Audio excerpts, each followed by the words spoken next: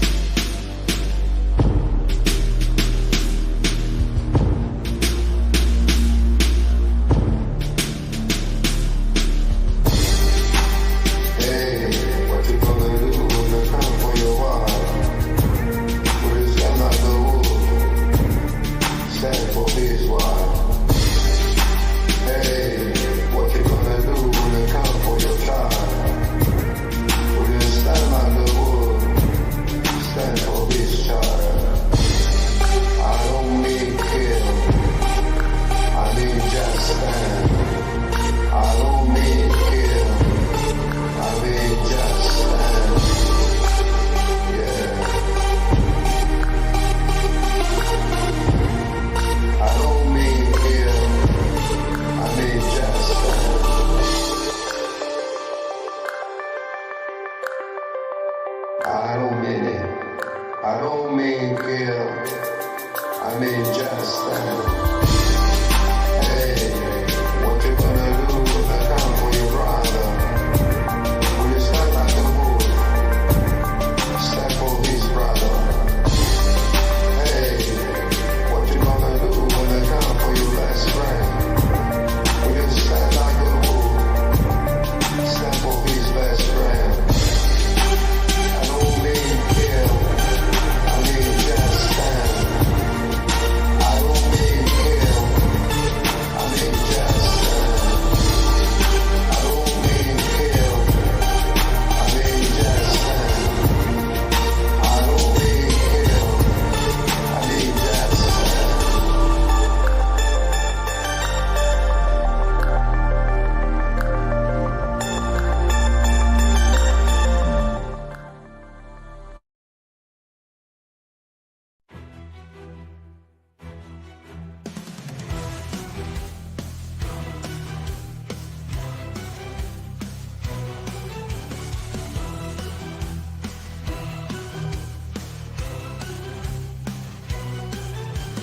Over the horizon, shadows take flight. F-16s rising, breaking the night. Easter has passed, the jets take the sky. Ukraine's Yugoslav keep on to fly. Under the watch of a distant throne, warnings cast in a solemn tone. Nuclear capable, reclaiming fear. Echoes of danger loud and clear. Can you hear the thunder? Can you feel the rain? Our watching caught up in the game. Each move calculated, every response weighed. In the dance of power, any price is paid. Silent wings over borders tread. Steel birds sing where angels fear to tread. Monster speaks of hidden fires, provocations on the wire. Can you hear the thunder? Can you feel the rain? Our watching caught up in the game. Each move calculated, every response weighed. In the dance of power, any price is paid. In the skies above, where eagles dare.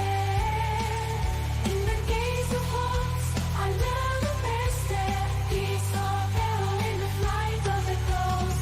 History watches, never to forget.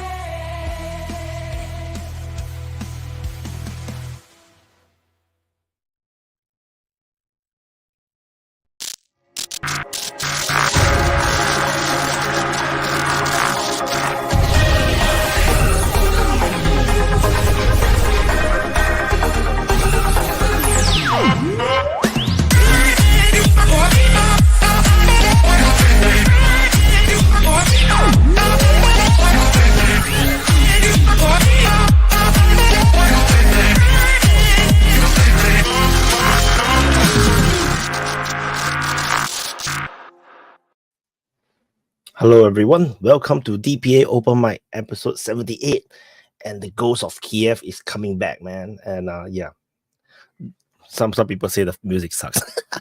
No, it's still better than Eurovision, right? No, so yeah, not sure if it's too loud. Okay, so we got to start. Okay.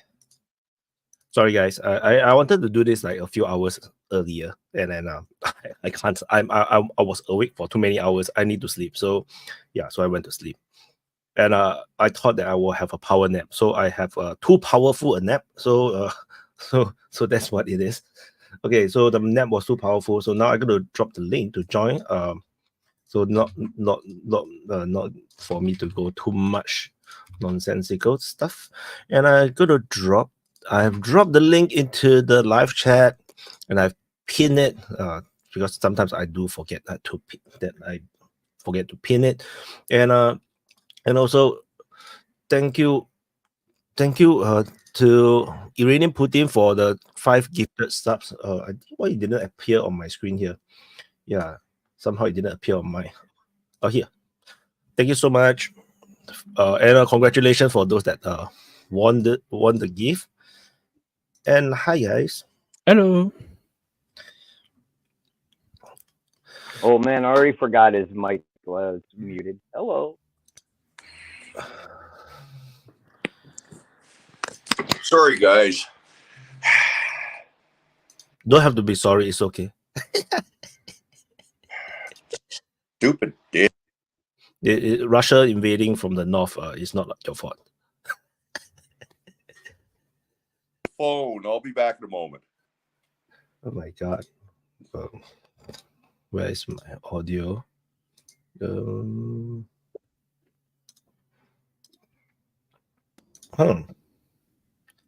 Hi. Hello. Give me a second. I need to adjust my audio as well. I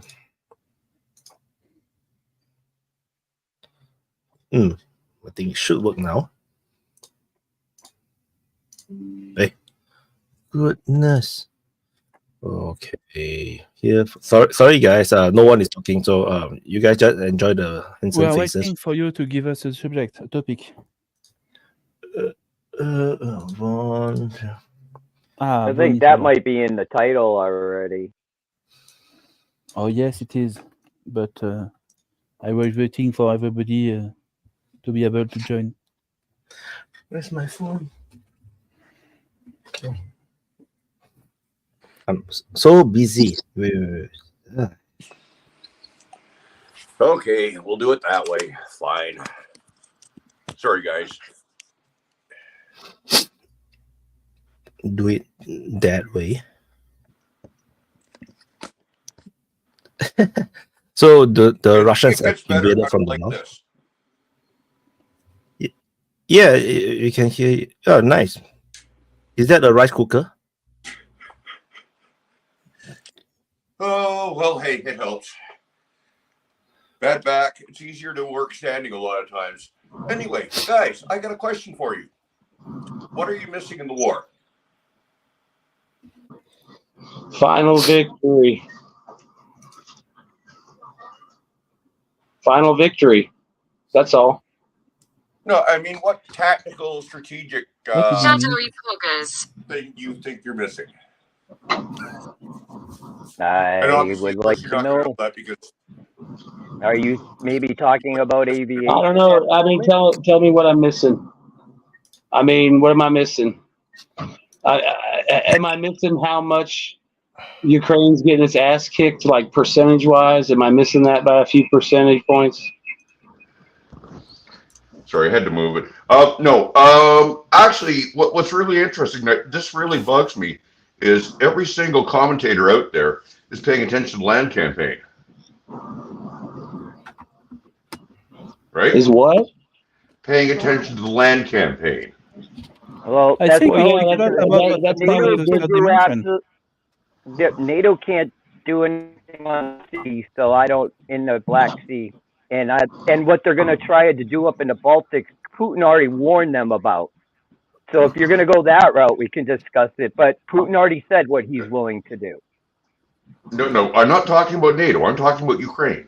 Well, talking about the air campaign, I was thinking last night, Russia launched this Kharkiv offensive, right? Like they launch it, they're using like hundreds of guided bombs, and like terrible timing, a solar storm happens right then. And of course, if you know anything about solar storms, what they do is they interfere with GPS signals, which is going to reduce the accuracy of the guided weapons that Russia's using. That's a bunch of horse shit. I mean, is there any report on that? Because I mean, all these motherfuckers talked about this solar storm being this big ass, worst solar storm in 165 years. If I didn't know there was a solar storm, because everybody told me, I wouldn't have known there was a solar storm. I had zero effect on me. And people could see the northern lights where I was at today all day. So yeah, I never had a fucking problem. So Well, yeah, but I don't know. Maybe it fucked this stuff closer to the poles, like since Russia's closer and Ukraine's closer. But oh no, the GPS got a bomb missed by 100 meters. Oh no, lucky me. You're dead. Well, what I was reading was that it can degrade the accuracy from like 1 meter to about 10 meters, so that could have some impact, I thought. Yeah, that would have an impact. A 10-meter difference. It may not. It's important for a drone, not for a bomb. Yeah. 10-meter difference that matters depending on the size of the blast and the object Maybe- it's trying to hit. Maybe if it was one of those small diameter bombs, it would matter because they're so weak. Yes, so for the But drone, a fab hitting 10 meters away from where it was supposed to, it doesn't matter. Wayne, I'd like to Can you guys hear address me? I'd like to address your question. Yes, we can hear you. So you are saying what are we missing? What are commentators that are commenting on the we're missing? And you're saying that everybody's focusing on the ground campaign, but there's a reason for that. The reason for that is because the war is being fought on the ground, right? Whenever the Ukrainians were taking back territory, that's what everybody was focused on. And now that the Russians are taking back territory, you know, that the Ukrainians were taking, so people are focused on that. The war isn't going to be won on the sea. You're right, and we can see that from how when the war began, one of the things that the Russians managed to do is they managed to take out Ukraine's navy. Ukraine doesn't have a navy anymore, really. So basically, what's going on is Ukraine is trying to get a propaganda victory more than anything else when it comes to the Black Sea campaign. That's the way I see it. There's not. Yeah, the whole naval campaign in the war is a sideshow. The only people who would benefit from it would be Ukraine if they happen to sink a bunch of Black Fleet ships. The Russians, you know, what do they use the Black Sea Fleet for? To launch cruise missiles. You know, they can always switch to land-based launchers and, you know, F off the fucking Black Sea Fleet. Yeah. And the air war is irrelevant unless you're Russian, because those are the only people that have planes that can help you. The Ukrainians, you know, oh yay, one Su-24 dropped a bomb for me yesterday. What up? I mean, there's nothing there. Yeah, the war is not being won or fought over, you know, over the Black Sea necessarily. The fight for the Black Sea is really a fight for the ports, right? Shadowy poggers. What were we gonna say? Just trying something new. So I'll try to make like super chats all be voiced out, but it's very manual for me. Yeah. But anyway, I think you guys are missing a point, though. Why did Russia cut off the Black Sea at the start of the? Okay, sorry, I'm doing this the wrong way. There's two types of war. There's a short victorious war, and there's all the rest. Short victorious war is Italian state decide to destroy the Vatican, not conquer it, destroy it. So they set their fleet offshore and they drop SM-6 missiles on the Vatican until it's dust. Over today. No problem. You send everybody home, issue the pre-printed citations and medals and all the pre-approved promotions. That's a short victorious war. Anything beyond one day gets into resources. And when you get into resources, you get into a transportation problem. The most efficient transportation method is sea. Russia cuts Ukraine off from the sea at the start of the war, which totally nerfed the Ukrainian agricultural sector. By taking out the Moskva and then making it too dangerous for the other Russian ships to stay in the western side of the Black Sea, they opened up the grain corridor, which helped. And they're now in the process of trying to get rid of the rest of the ships because that would totally free up the Black Sea for usage by them. Now, Ukraine has the capability to get a cruiser in service within, well, they could have actually had it in service already if they'd have wanted to. I don't know why they aren't. I know they have it. I know they can get it in service. And if you guys are wondering what the hell I'm talking about, the Moskva class was short 4 ships.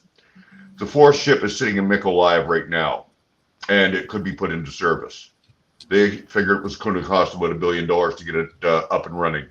And with all the money the United States is giving them and Canada and everybody else, they've got the money.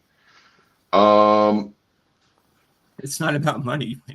Yeah, but the thing is, they've also got the equipment and the gear to do it. And yeah, but Wayne, let's say you're right.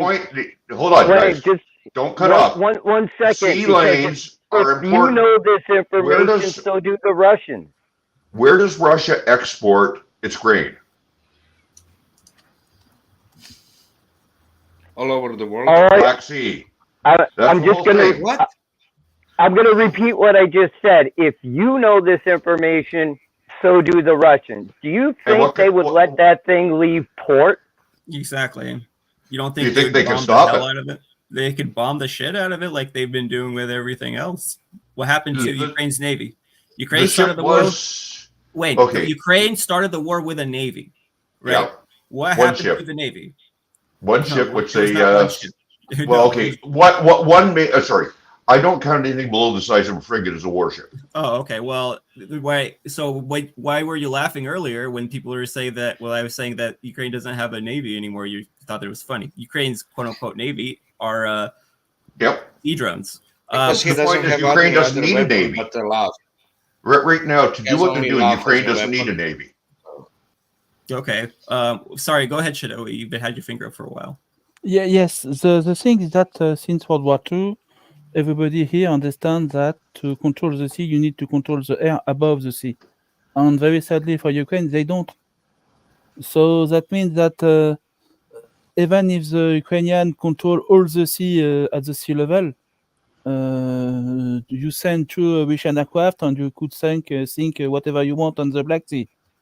So for Ukrainian, Black Sea is useless today. They cannot do anything with it except block the Russian traffic. But with the Dardanelles controlled, it's already done. So No, it isn't. The Dardanelles is only disallowing warships, not merchant ships. yes. I'd like to bring up this point, Wayne. I would say that, I think the Russians know it's there. And the best thing they could do is let the Ukraine put all their money in sinking it into this thing till it's just about ready to be put to sea and then bomb it, because that's all the resources you cannot get back and you have wasted all that time on it. Okay, So I don't see how one ship is going to change the war, though. Even still, if it could make it to sea. One There's ship a did change the Zircon war. missile that can hit 1,500 kilometers out, so it's not like they can't hit it. One ship did change the war. Moscow sank. It changed the war. No, it didn't. No, it didn't. Its sinking changed the war. After that, look at the Russian No, it didn't. naval. Sorry, it didn't. So the grain corridor It did was change the by 0.0000001%. Yeah, it did when change. you say it, so. yeah, when you say that oh God, I was going to say now. Never mind. But yeah, it's not going to make a huge difference, obviously. So go ahead, Vaughn. Yeah, I was gonna say the offense in Kharkov has started, so that's on the land, and I don't really know why we're talking about a non-existent navy and the aspect of a naval I'll war tell that you doesn't why. really matter. No, I'll tell you why. It doesn't matter because the offensive started. You know, if you want to talk about some ships down in the Black Sea that shot missiles into Kharkov's area or something, then that's fine. But we're getting wrapped up in this argument about a fucking ship Vacation that money doesn't for exist, Wyatt. you know, and a navy that doesn't exist.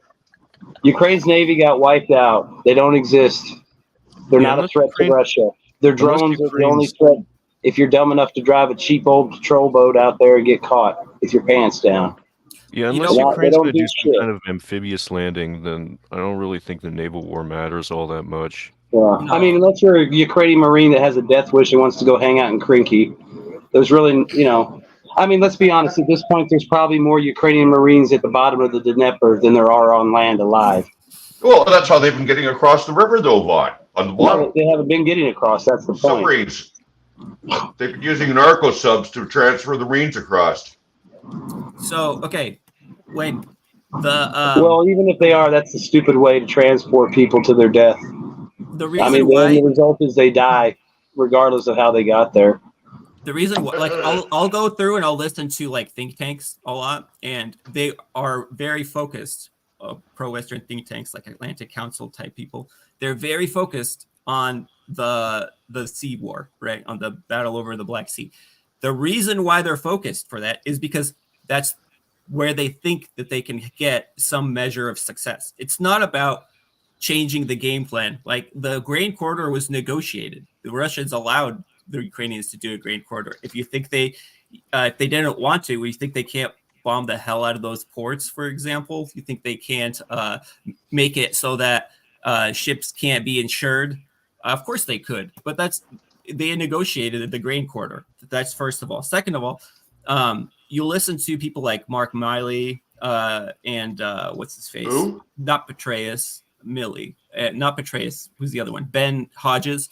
You listen to people like that. I know him. And they're going to, and they keep bringing up this thing about like, well, if the Ukrainians can take out the Crimean bridge, that would be a victory for them, right? So what that tells me is that they're moving the goalposts back to the point where they can say, oh, the Crimean bridge has been, I don't know, threatened, damaged, something, right? That's good enough for a win. We can wash our hands and say, okay, nobody saw that coming. Good job, Ukraine. But the war isn't over. If the Russians manage to capture Odessa, for example, that's going to give them control over the Black Sea. It's not what's going to give them control over the Black Sea isn't going to be, 5 more Moskva cruisers. So the focus on the quote unquote sea war, that is a focus that we are doing that out in the West. And that's because that is what we think is a propaganda victory. That's the one thing we think we can get. Sorry. No, guys, I'm not going for propaganda. I'm going for the kill. And the only way you can kill the enemy is to take care of their resources, their money. Where I'm that sorry, but the in Black Sea, Take turns. in Black Sea, the naval trade for the Russian is going on. Actually, just look at the link that I give you on the chat, and you are going to be able to follow in real time all the trade ship of going to Russia and from Russia in the Black Sea, and there is a lot of them. Wayne, I wanted to ask you a question. Well, before you do, I'm going to end my conversation on this right here, is that Russia is in a land war, and they have a border right next to where the battlefield is. They don't need to transfer shit across the sea. So I don't know how in the hell this would help Ukraine win the war. And it's not helping. The sea today, no, are at sea. Can The I ask trade Wayne my is question? going on. I'm sorry, but there is no blockade. Look at the map link, at the link. It's a real-time GPS map of the ship on the Black Sea, and there is a lot of traffic. Yeah, I know. I use G-Captain all the time. The only Everybody thing they does. are doing is they are avoiding to go near Ukraine, but that's obvious. Yeah. But the train is going. I'm sorry, Wayne, you are wrong. So Wayne, I assume you support Ukraine, right? Not precisely. Yeah, you do. Look, what I support is justice. Now, exactly what justice is in this situation? Me too. Basically, if Ukraine had invaded, said, "Oh, we're going to invade Moldova," I'd be supporting Moldova. Okay. Justice for whom? Well, that's the Justice question. for whom? That isn't the question I wanted to ask. And Justice for the West. You're talking about justice on for that. the West, I assume right? you think that Not about Ukraine. Justice for everybody. Guys, let Ryler speak. Justice for BlackRock. I assume you think that basically the investment that the U.S. gets in terms of supporting Ukraine as far as weakening Russia goes, you think that that's worth it, in terms of the amount of money the West puts into supporting Ukraine versus the payoff it gets in, defending Ukraine or weakening Russia. You think that that's worth it from a cost benefit perspective. Is that accurate?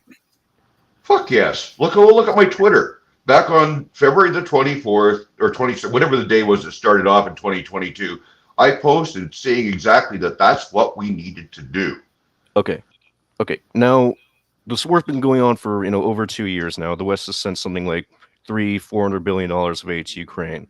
At what point does that investment not continue to be worth it from a cost benefit perspective? Like I said, if this war is going on for 5, 10, 15 years more, at what point do we just say, oh, that's enough, we just let it go? Is it $500 billion? Is it $1 trillion? Is it $2 trillion?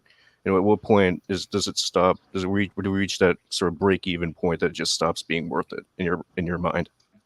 Well, at what point does it stop being worth it for Russia?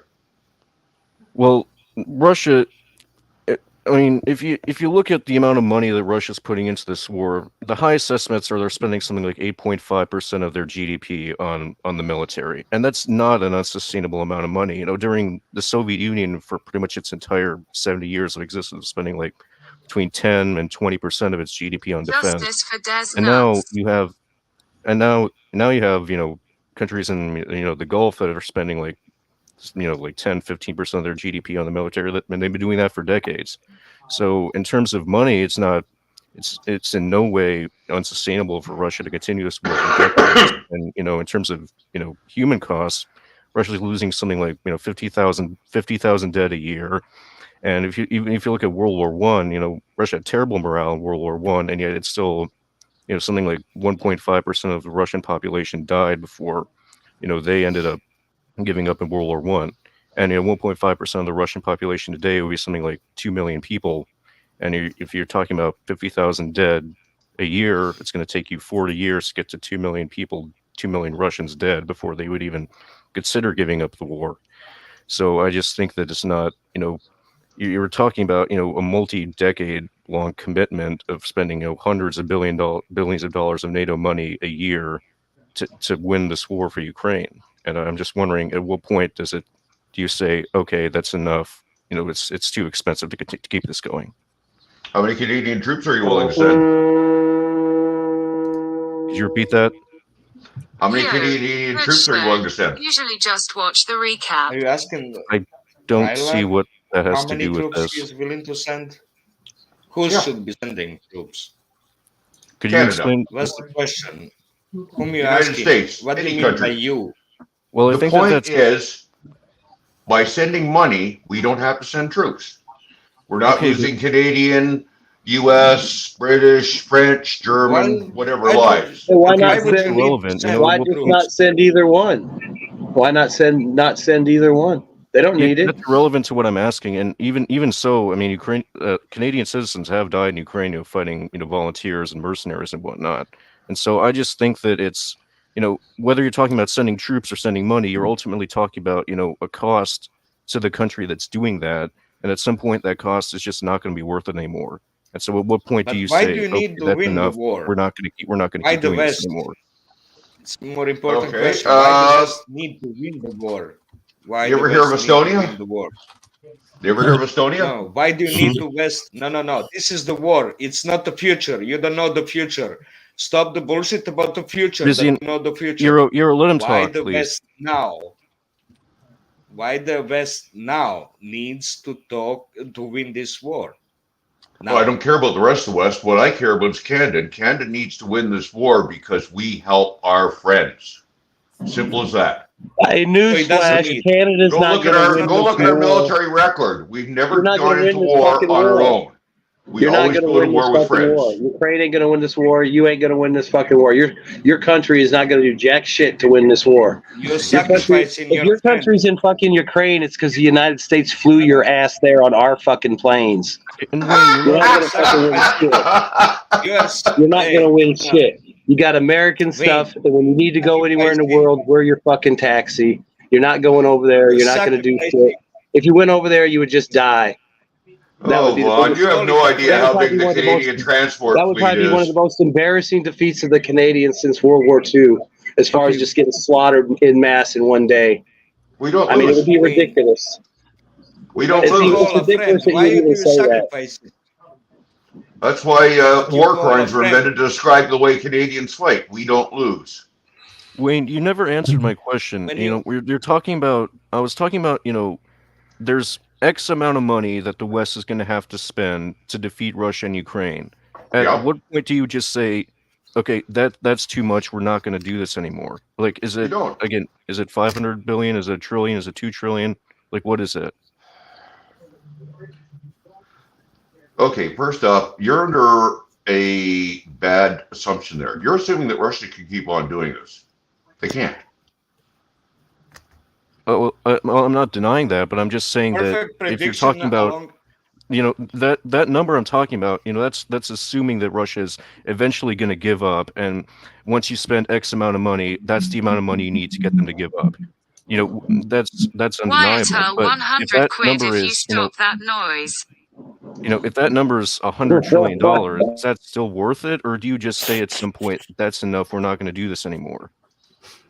Okay, how much is it worth it for you to let your friend get the shit beat out of them while you're I have standing a there? question for you, Wayne. It's not What worth my about life. Afghanistan? $1.50. US and I think Canadian too. You're sacrificing. You're are still not 3 answering my away question, from though. Afghanistan. And they were I did useful. answer your question. We support our friends. His to the answer end. is basically infinite. So why do you never sacrifice write what you down. call a friend? I mean, you're creating a relationship with the country that you don't have. They're not that good of a friend that you would die for them. I mean, if Why they're that do you good of a friend, sacrifice then why your don't you friends? why don't they send them over there to fight for their friend? A lot of Why us do you are over there. sacrifice your friends? Why do you sacrifice your friends? It's not a case of sacrificing You our said friends. It's a case of you care about legalities. I think that Oh, it's Canada not should have friends, actually it's sent legality. troops. I think Canada should have declared war and sent troops. Okay. But I'm an and aggressive Why- old why son of does a it need bitch. it? So I mean, like, Why does it you need know, I'm it? Why does Canada need to win that war? Again, because we're our coming greatest back to the same geopolitical rival is Russia. Look at the fucking How? map. Okay, that's Oh, fine. good but God. I mean, How? just- Where do you get The that? bastards are Where do trying you to get declare that they idea? own the entire Arctic. That's enough for me. They can go and fuck What? themselves if they think they can do. They've Well, tried to the way declare I that look they at own it- the entire Arctic. The way I look at it is, if you can You make the basically- ships to drive around in it, then you should be Okay, able to come claim on. what you want. So basically, geopolitical enemy is because it's taking some ice, right? Nope, geopolitical The enemy Russia is is because taking they all have the been ice. pushing us. Do you know how long those fuckers have been pushing us? They're flying bombers into our airspace. They're flying fighters into our airspace, including nuclear-capable ones. So They've been are doing we. this for 50 Oh. fucking years. Do you think we aren't it's not pissed your off at friend. them? We bloody well So it's not are. about your friend.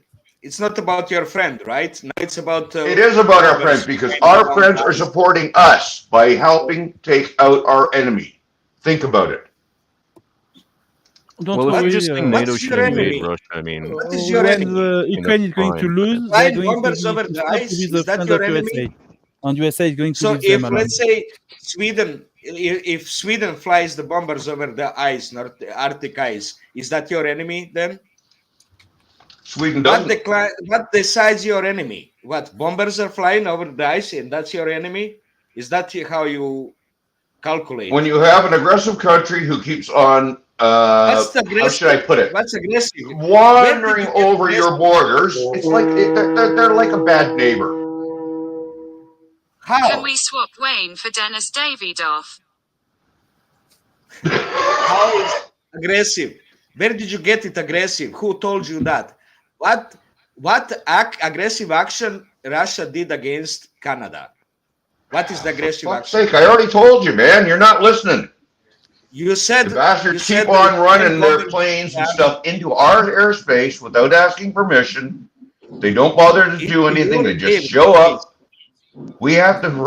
You're lying. Now you're lying. It's not your No. airspace. Arctic is not your airspace.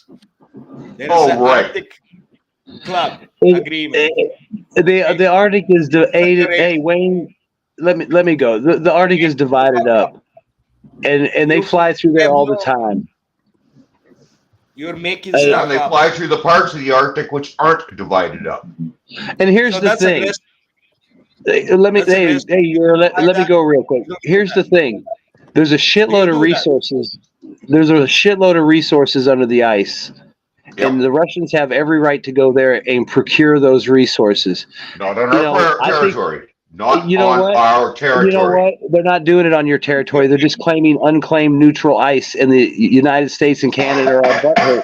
If you want the fucking ice, go Yeah, up right there and between drill our for the islands, fucking right. oil. Go up there and develop the resources. The only reason Canada's bitching and moaning and America bitches and moans is because somebody else went up there and is doing the work, and you're all too fucking lazy to do it, or you're afraid of Greta Thunberg, so that's why you don't do it. And you're mad because they're accessing resources that you're too chicken shit to go get yourself. I mean, go build fucking icebreakers and oil rigs and get it. It's right there. What's You the know, problem? Wayne, I mean, I don't know Yeah, the laugh details some more, about it. dude. Just assuming I you're mean, right. No, you know, they're no. not using it so You know where somebody Russia else gets their is. icebreakers? You know where Russia They buys their build them. icebreakers from? A Canadian yard in Finland. No, I'm sorry. No, they just built their own nuclear icebreaker, Wayne. You don't know what the fuck you are No, talking they about. bought the Let me hulls finish from this off. us. Let me finish this off. You know who owns the Arctic? Because all it is claims by whoever put a flag up on at one point or the other. Whoever owns the Arctic is going to be the one that can take it and keep it. And I don't see Canada being able to do any of that. I mean, you got such a badass army and navy. Go up there and take it. We I mean, are. seriously, it's your backyard. No, you're Let's not. send everyone to war, They're building said the bases up social there. security You're raisin. crying in the All UN. Putin has to do is sneeze and this guy keels over. I think Wayne's trolling. It's okay. It's okay, Alec. No, But don't yeah, ask Wayne. him. Don't Go ask ahead. him questions. If you think he's trolling, don't ask him question, please. You're taking 10 minutes for him to ask the question. It doesn't work. If he's trolling you, he's very successful because you take 10 minutes to ask one question. So Yeah, the let's thing is, not. I'm not trolling. interact with him. I'm serious. Let's not interact with Yeah, him. I mean, I please. kind of Russia agree. is I agree with your. It's kind of a waste of time. through a proxy I mean, in people want to know about the Kharkov Offensive and stuff. they were there. They don't want to hear about Would that have fantasies been on the smart? ice. Yeah. It started Wayne- with and a friend helping the friend, and they ended bombers flying over the ice. That's what it ended to. It changing, switching position because he doesn't have position, doesn't have any reasoning, just making stuff up, just like propaganda does. Giving the multiple reasoning for unexistent conditions and making stuff up. That's what the West does. That's what Wayne does. Let's not interact with him, please. We can talk about is that Kharkiv offensive really gonna No, I appreciate go Wayne. like I appreciate 10 Wayne. I times think it's more? good to have him here. Yes. I mean, we gotta have somebody that peddles the pro-Ukraine position. Wayne does it unapologetically. So. Well, you know what? In he Wayne's doesn't. line of thinking, maybe the Russian bombers are Just- friends with the penguins and the seals, and that's why they're flying over, so that their friends know that they're there to take care of them. They're dropping cat food for the penguins. Wow. They must be really Follow lost me. if they're looking for Run penguins in money for Canada. Wyatt. So Wayne, I just like I don't know the details about the whole drilling in the Canadian territory thing, but just assuming that that's true, wouldn't the most prudent choice for Canada in that situation just be to go tit for tat and like drill in Russian territory or whatever? Why would you need to just declare war on Russia in that scenario? We're not declaring war. We're just basically pushing back. That's what we've been doing. We've been pushing back. And every time we push back, they keep on pushing us. So we keep pushing back. And as I said, over the period of years, it has led to a certain anger within the geopolitical parts of, say, geopolitically minded parts of Canada, because people are aware of how dangerous it could be. We know our history. I mean, we've been in too many wars. And you ever hear of the concept of maiden aunt? They exist because we lost too many men. Well, but I mean, unless Russia's just going to go over the Arctic with paratroopers or something and take Canadian territory, I don't see why you would need to really escalate that much with Russia over this. And plus, you just said a minute ago you wanted Canada to send troops to Ukraine, so I consider that to be declaring war on Russia for all intents and purposes. So I mean, my point is, they declared war on us as far as we're concerned. If Canada places the foot soldiers in contradicts what you Ukraine, said a that's minute ago. pushing bombers. That's pushing bombers over the Arctic. By placing the troops in Ukraine, they will push the bombers from the Arctic. That's very. You could say we're returning the favor. Yeah. I mean, if such a big problem, why doesn't Canada just go up there and start drilling for their own oil in the same areas? I mean, there's plenty of places where there's multiple oil companies operating oil fields. Look at the Persian Gulf. They're all nobody's actually drilling there yet, Vaughn. Nobody's drilling there yet. It's more a case of they keep on basically, they're like the Chinese. Every time you turn around, their borders expand. Yeah, I'm just saying. I mean, if the best way to claim the land is to put an oil rig on it and a flag, why don't you just do that? And that's the end of the problem, ain't it? The best way I mean, not if you to don't piss do off it, your the neighbors Russians are is going to to do try it, not and then to you're claim going to their find out land. the Russians getting the oil.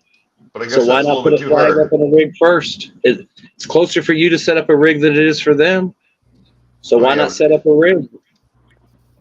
The point is that That's you a don't smarter know these escalation bastards. than sending troops to Ukraine or Yeah, declaring you set, war you on set up a Russia. rig, you set up a base, just like Philippines did. Next thing you know, they're bumping into your ships.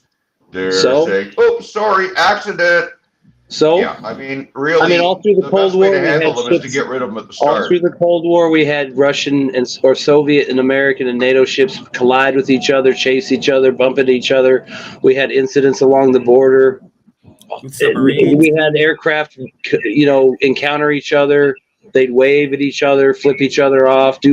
Encounters with the Soviets or the Russians or any other enemy are commonplace throughout history. And there's plenty of examples, even in World War II, of Nazi pilots escorting damaged bombers back and showing, So the idea that, this isn't going to happen is ridiculous.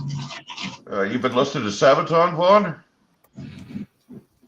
Why? Huh? Why are we talking about? Oh, because there was a Sabaton song about the one verified case of a German pilot. I'm just saying. Escorting a Allied pilot back, and it just so happened that he was living in Vancouver when the song was produced. That German pilot, and his grandson happened to be a Sabaton fan. What I'm saying is they're professionals. They run into each other all the time. They're not going to start a war or World War III over running into each other or crossing the border. Look at Africa. You have Wagner. They're fucking idiots. Look at Wagner. You have Wagner troops sitting on a U.S. made air base, and you have U.S. troops. They are not commingling. They are professionals. They're both aware of each other's presence, and they're not fighting. Even though everyone knows that base is a Russian base now as soon as the American leaves. But guess what? Because they're there and there's tension between America and Russia, that doesn't mean they're going to start fighting over an air base with a bunch of fucking Russians and a bunch of Air Force guys. It's just not going to happen. You're worried about shit that professional soldiers and sailors deal with every day. Remember a few years ago when the jets were flying over the Russian jets were flying over the American destroyers in the Black Sea? They didn't bomb anybody. Nobody freaked out and shot at them. They just took videos of it and reported what they were doing. There was no big deal. That happened to be international waters, Vaughn. Different matter. International waters are a totally different matter. I want to jump on. Also, Russians are running Uber to International Space Station for Americans. So what's about that? That's really aggressive, right? So I want to jump on two things that Wayne brought up. Number one, I think Wayne kind of showed his hand a little bit when he said, because the Russians are fucking idiots, right? So I feel like that is Wayne's true position. I think Wayne's true position is what I like to call the fuck Russia position. It's like the favorite drug of our foreign policy establishment. It's fuck Russia, and just because you can come up with a lot of different reasons why fuck Russia. You could say, you can make up BS like, oh, they don't value or don't follow their signed agreements, which is not true, right? But people that start from the position of fuck Russia, they're going to try to find a way to make that, to justify that position. So that's first of all. And second of all, it sounds like you get your history lessons from listening to cheesy metal bands, but not everybody gets their history lessons from listening to Sabaton. Other people I wouldn't call them a cheesy metal band. I think they're pretty damn good myself.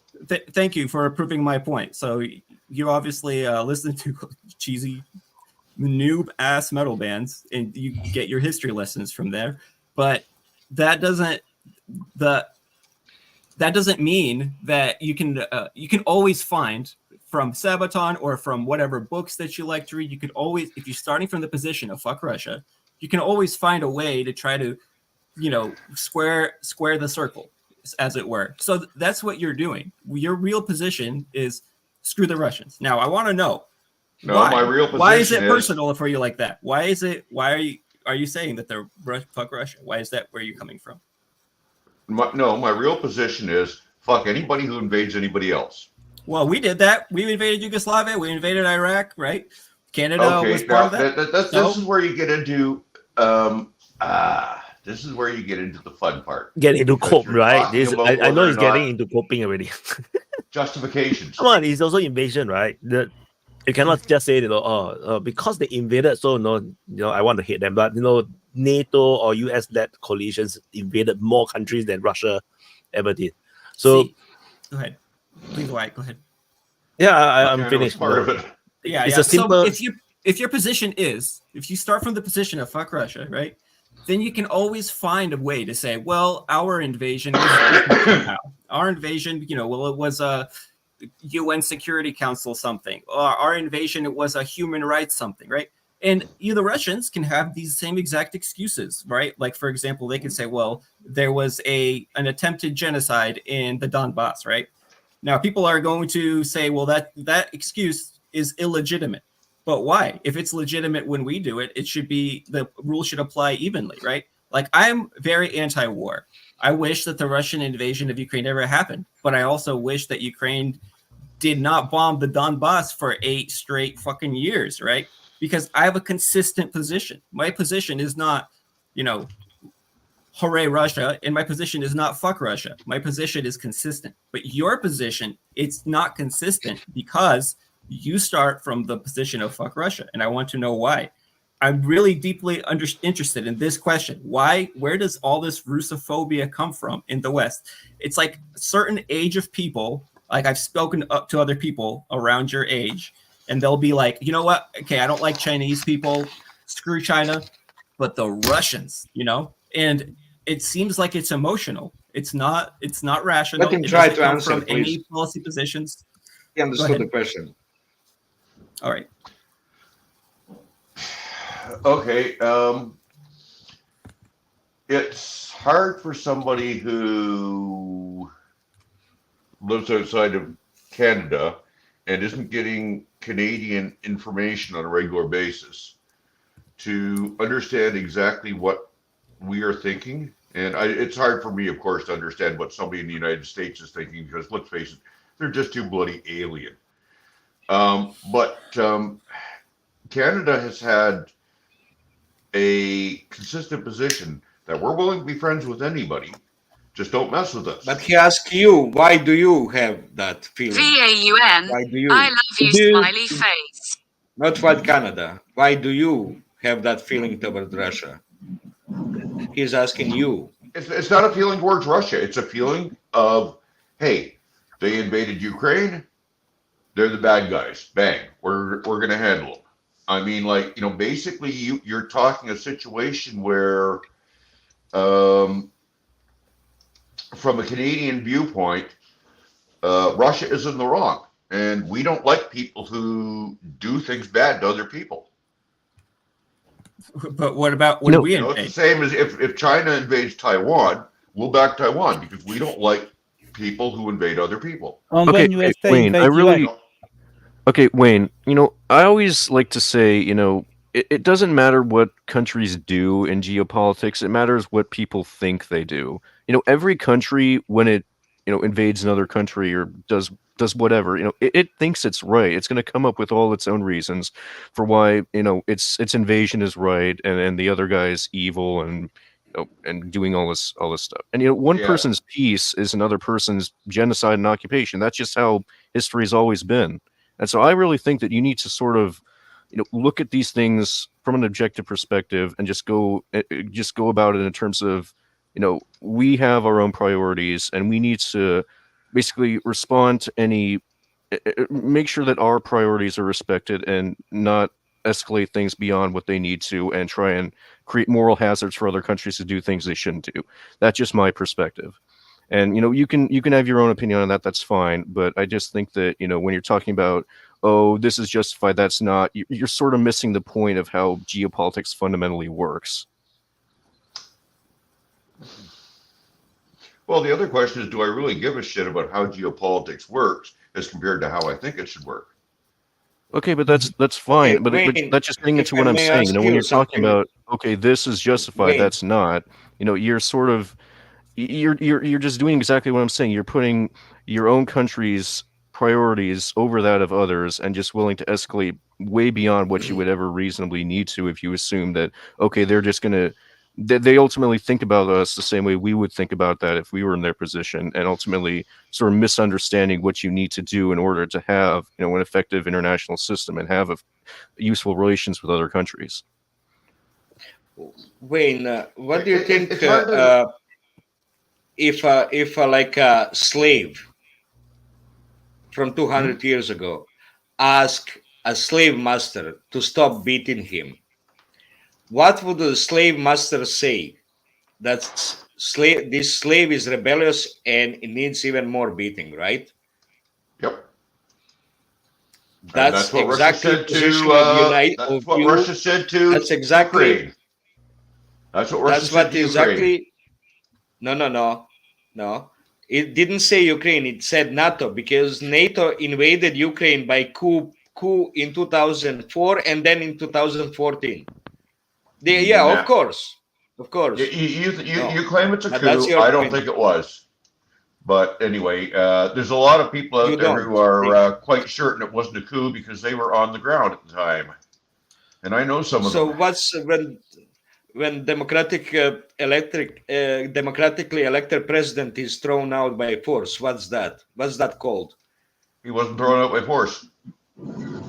Yeah, Then was. what? He was legally fuck, removed dude? by the I Rada. mean, really, dude, what the fuck? Did you even watch They Maidan? begged him, right? I mean, Begged god him, damn. right? He was legally removed by Parliament. No, he wasn't. Yep. That's not true. They didn't have Parliament- enough votes to throw him out. That vote was below the count necessary. So, okay, Wayne's I mean, come on, position. dude. Did you even follow that shit? Wayne's position doesn't make sense, right? Unless you start from the perspective of fuck Russia. That's where he's starting from, and I want to understand why. I deeply want to know. Slave master. What is it? How much time are we going to waste on this? I just want to know. I'll be back. Yeah, I mean, seriously. I mean, why don't we find out why a third doesn't talk? I'd love to know. I just love to know where the Russophobia comes from. But okay, if we can't get it, I think you already It's not Russophobia. We got a lot of Russian citizens here, and quite frankly, most of them are backing Ukraine. I Bradley, have I a think you already question. I'm interested on your guys' opinion. Is this Russian offensive towards Kharkiv from north, is it going to develop into something more? Are the Russians ready to actually put like real force into it? Or is this is just like making a buffer I don't know. to prevent the bombing of the Wait, this is no longer directed towards They you. don't have enough. They don't have enough Wait, troops there, according to reporting, to make you've a done enough serious He trolling. can offensive. answer everyone. Bradley, Okay. let him speak. Okay. Let him That, speak. that's the way I see it. I don't know. I mean, maybe they've got something I don't know. But looking at what's been reported, they don't have enough troops there to make a serious offensive. They So need what I've close to seen- 100,000, and they supposedly have 50,000. So what I've seen from Ukrainian sources is that they had about 50,000 troops based on the northern part of the front line there, meant to basically do these sorts of offensives. And now that's not going to be enough to say take a city like Sumy or Kharkiv, but it's entirely possible that those estimates are simply wrong, and that ultimately Russia does have more troops than that in those regions. If you look at the amount of troops they've been recruiting, something like over 1 million ever since the start of 2023. So if they have that many troops there, or that many troops in total that they've recruited into their armed forces, it could be that they have more than 50,000 troops in those regions of Russia that they can send into the northern part of Ukraine there. It's really hard for anyone to tell at this point, I think, how this is going to play out. Yeah, I mean, I'm only going to what's reported. What's reported makes me think that they can't do anything, but who knows? Reller, can you name who's gonna next? Mehdi. Reller, name. Guys, Hey, Wyatt, can you bring up the screenshots yet from what I sent earlier? He's not even where paying you send it? attention. Where you send it? I said, can you bring up the screenshots that I sent? Remember I put it into the commander's office or whatever? Well, how long was that ago? We can. Forget it. Okay. The only reason I wanted is just to show what I'm saying, but in a way, I hate to say it, but I agree with Wayne. I think taking Kharkov would be a waste of time and effort and men and equipment. I think what they really intend to do is come up, fix it in place, contain it, and bypass it and roll on beyond it. If you look at it, if you look at that front right there, I measured it out, and if we talk about mobile battle groups, and I'm saying this is a possibility, not a certainty, not even close, but we could see for the first time a mobile battle group actually entering into the battle. And what they may do is actually engulf Kharkov and just keep moving on and let the follow-on forces actually dissolve it, because once they can't get bombs or beans or bullets, they're done. They can't resist anymore. So they'll let that fall on its own and move beyond it, I think. But can you bring up the one with how dense Kharkov is? How dense? Yeah, you'll see it. It's in that same chat. Well, forget it. Anyway. I need to remove because there is a lot of real names inside that. Yeah. It's very dense, and if they were going to take it, they would want to take it from the north, because if they came down from the north, they would actually be getting the high ground all the way down to the water that splits in Kharkov itself. So they would actually be able to visually keep an eye on the southern part of Kharkov. So there's a lot that they can do, but I just don't think they have the men. And yeah, that's it. That's how dense it is in the Kharkov region. And if you also see, if you look at the highways around it and outside of it, there is concentric circles of natural places for defenses. So they would have a defense that, yeah, right there. That would be, a way that they would be able to be maintain, put up a resistance, but they would keep falling back into these rings, which would keep on. The Russians would have to keep on fighting a defense against a man defense all the way through. And I just don't think they want that. I think they don't want the death that would happen by taking Kharkov. I think it's just going to get bypassed. Or they're going to make an example of it and they're going to pound the shit out of it. That's the other thing they could do. Yeah, and Kharkiv has something like 20 times as many people as Yeah, we Bakhmut. got that. Russia needed to use like about 60,000 troops to take Bakhmut. So, I mean, I don't think it's going to be proportionally as large, but yeah, they're probably going to need more than they have. The cope is real. Anyone that says they are the good guys can't be trusted. It's about actions, not what gov propaganda says. I agree Well, with that. It was. I was just going to say on the Kharkov thing, what it is it's just a feint. It's just to keep all those guys up there. If something opens up and they can take territory or advance and create a new space to operate from, yeah, they'll do that. You can see some small areas where they've kind of fingered out in front of the main advance. But honestly, I think that's just there to hold the Ukrainians' attention, force them to move troops around so they can be targeted, force them to use artillery so it can be targeted. All the action is on the Avdiivka front. That's where the action is going to be.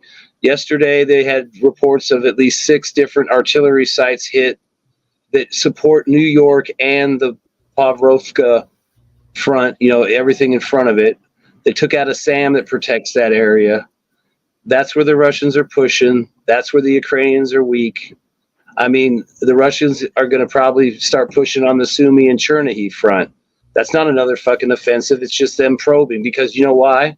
Because like you said, they have a shitload of troops and they can literally start fake offensives anywhere they want to draw Ukrainians to wherever they want, and they have to respond to it. And that's what Kharkov is. If they pick up shit, great. If they don't care. All they want to do is kill them.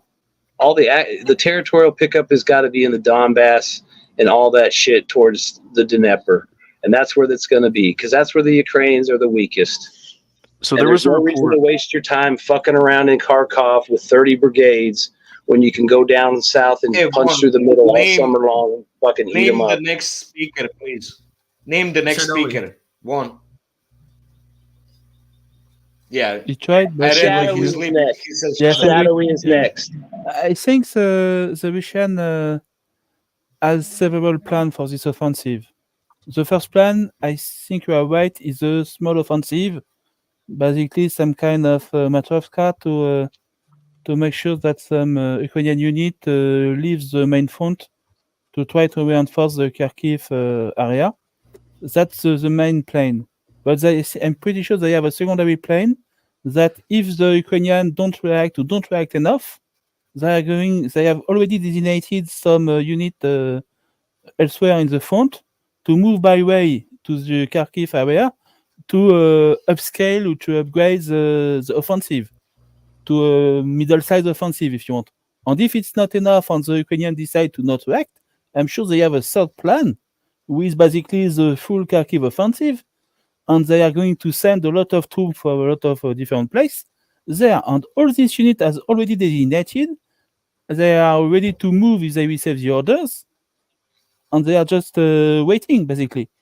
But I'm sure about one thing.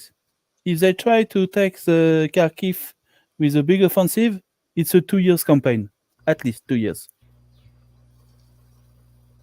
Next one, Next. I think it was Waila.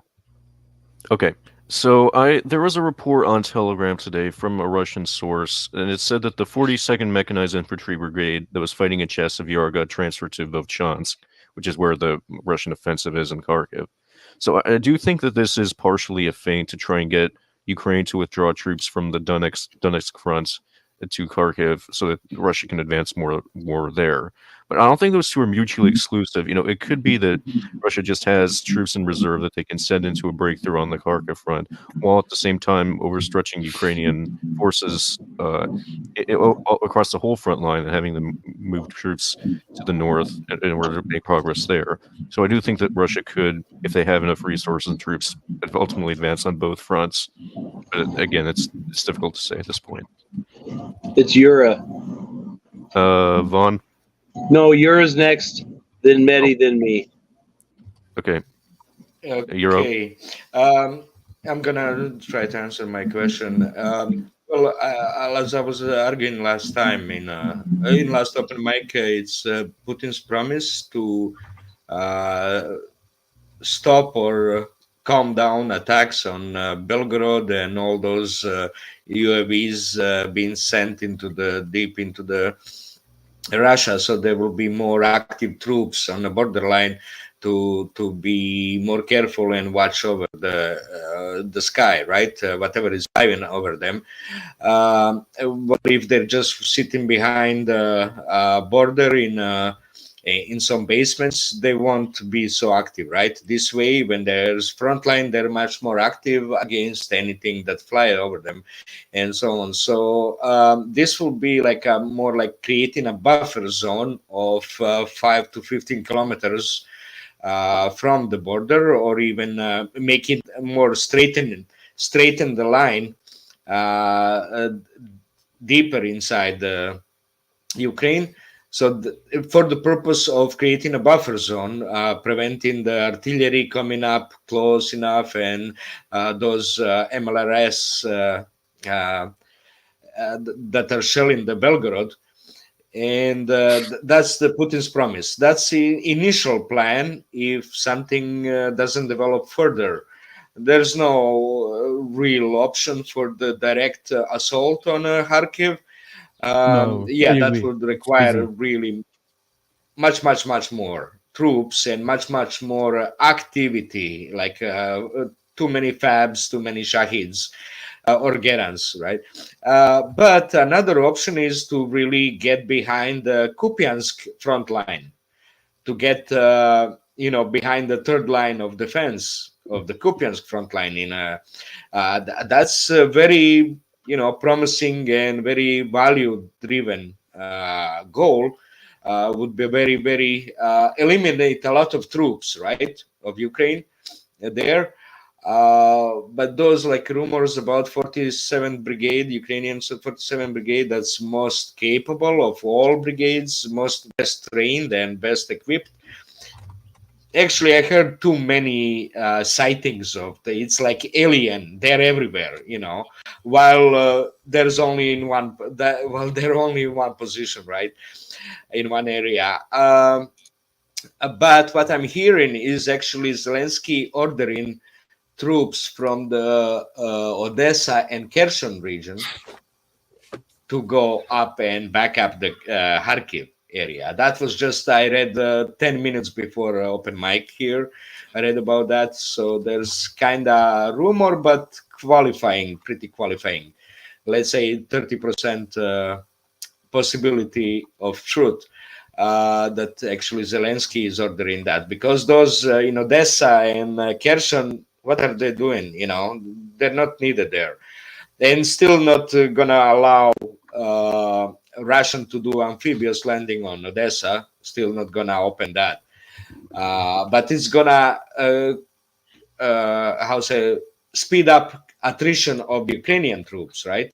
Army capability. So it's a worthy goal to post it there. And but it could be, if the Ukrainians are weakened sufficiently, they can go and surround the Kharkiv or bypass and block off Kharkiv. That will be really successful, big success. That's my opinion. Vaughn, you go. Or no, it's Mehdi. Mehdi than me. But you can let the Mehdi. Well, I will directly argue against. I think it is possible they may crash in Kherson, the region, and specifically because of all the action they're forcing up north and all the troops, the shift of troops that they're forced to bring up into this area. Back in the day in World War II, there was a question: where is the Fifth Army? Because Maskarovka is a big part of Russian planning operations from grand scale to just a small scale. And, the information about, like, they did say there's 50,000 troops that were transferred towards the Kharkov area, but we don't know what it was in addition to that was already there. We don't know where a lot of troops are, and I've been saying this for a long time. The Crimea, there was units stationed there long before the SMO began. When Russia took over the Crimea, they've been there forever. So there are units down there that can get the job done.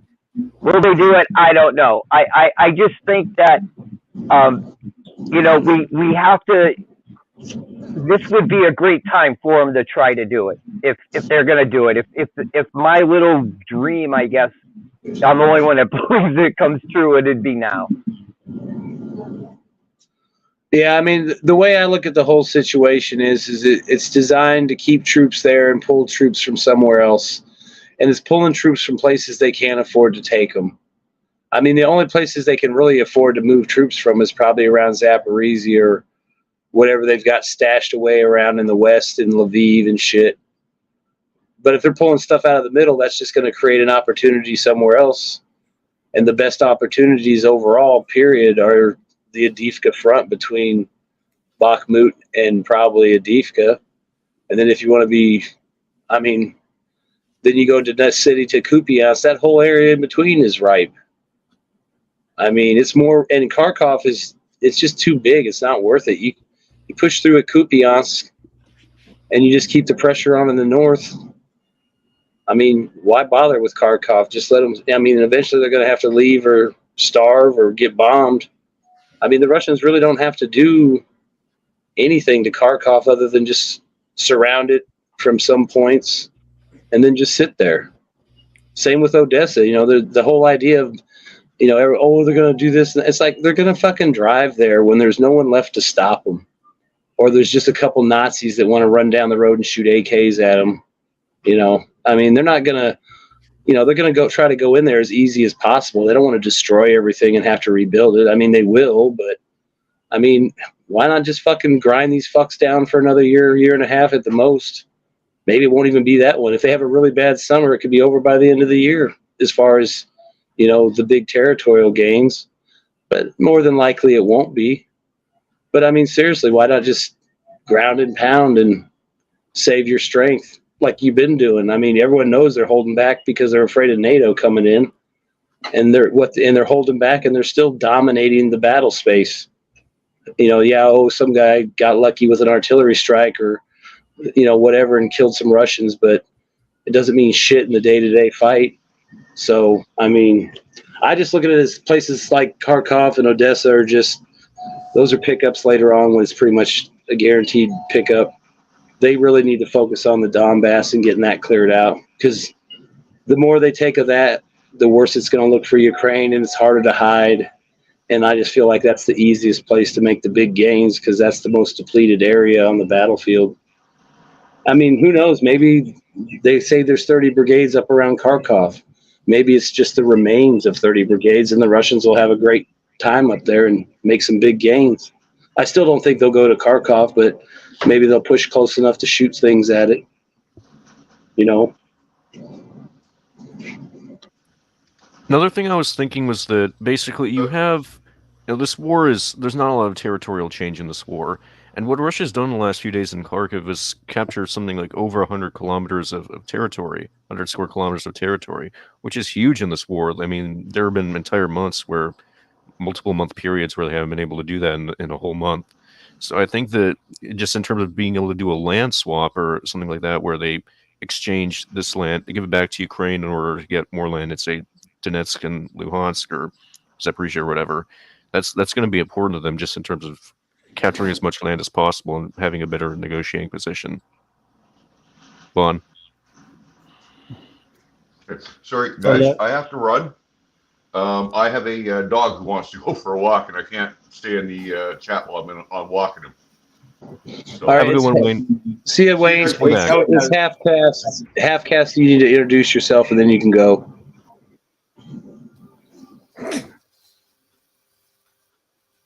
Hello. Halfcast, your turn. Can you hear me? Yeah. Yes. You can hear me. Yeah, well, I was listening to what Vaughn was saying. I reckon he's pretty much on the money there. I think Russia's chewing up ground pretty good. I don't think they're sort of like, you know, they might be going slow, but not just chewing up ground, but they're chewing up a lot of whatever's being put in there by NATO and everybody else. And as far as Kharkov, I don't think they would want to try and hold a city like that unless they wanted to have it, which I think they do want to change the regime there, but I don't think they want to take over. It's pointless them trying to take over all of Ukraine. It's too big. They'll never do it. So eventually I think they're going to end up fighting NATO somewhere. I don't know where, but whether it's probably going to be in Ukraine. And NATO's going to be in for a bit of a surprise, I think, because, you know, I think Russia's holding back too. I think they're holding back big time, because where's all this new shit that they've been showing? You see bits of it, but disappears. And after what's happened in Gaza, no one can really go say, oh, look what Russia's doing. They're bombing the shit out of here and there and everywhere. No one can say that anymore, because it's just be like hypocrites. So it's just the West has basically shot them, or the US are the saying, and the Brits, the French, the Germans, they shot themselves in the foot. So, yeah. Wyatt Anyway, Holiday Fund. Happy Mother's Day, and this is from New Zealand, and I'll let you go. That's all I wanted to say. So, yeah. Cool. Now, I was going to say one thing real quick. Good to have you on the show. Huh? Oh, I was just going to say, should call out speaker. Next speaker. Vaughn. Sorry. I didn't see. Yeah, I was just going to say. Also, I kind of wondered if up in those areas where the Russians captured quick, you know, how many of these guys allowed the Russians to bypass them so they could surrender? Because it doesn't seem like it's a lot of guys, but it's kind of a hodgepodge of guys, like old and young. You know, they always talk about 30 brigades, and it's like, well, is it the remains of 30 brigades? They just slap all these guys together into these hodgepodge units. But I do wonder if you might see some surrenders or some big gains, because this is a unit's time or chance to surrender without getting shot in the back, maybe. I heard the number of 40 surrendering. I haven't heard any number of casualties that Russians reported, but 40 Ukrainians that surrendered in that area. Yeah, But obviously they weren't having it as really defensive line, but first yeah. buffer line, right? Well, I was going to say real quick here, I think too that, like you said, it's the first defensive line. So I wouldn't think there's a lot of guys there, and the guys they put there are probably the cannon fodder guys. The better guys are probably hanging back towards Kharkov. So that's why I'm saying I wonder if that's why they may have picked up it, because they're just running into guys that are pretty much ready to throw their gun down and give up anyway. They don't, they're survivors from Zaporizhzhia last summer or whatever, and they know what's up. So it's like, as soon as these guys show up, we're putting a flag up and surrendering, because that's a 40 is probably probably what's left of a company. Yeah. Can I say one thing? I mean, Kharkov is a perfect city to do a siege, isn't it? It's only have a few roads, so to starve them out. I mean, Kharkov is a perfect city to do a siege, right? And since everyone is expecting that, the Russian could do a surprise attack, as Mehdi said. But hey, that's the situation, isn't it? Wayne's dog is the open mic MVP. Yeah, he saved Wayne's dog saved the open mic.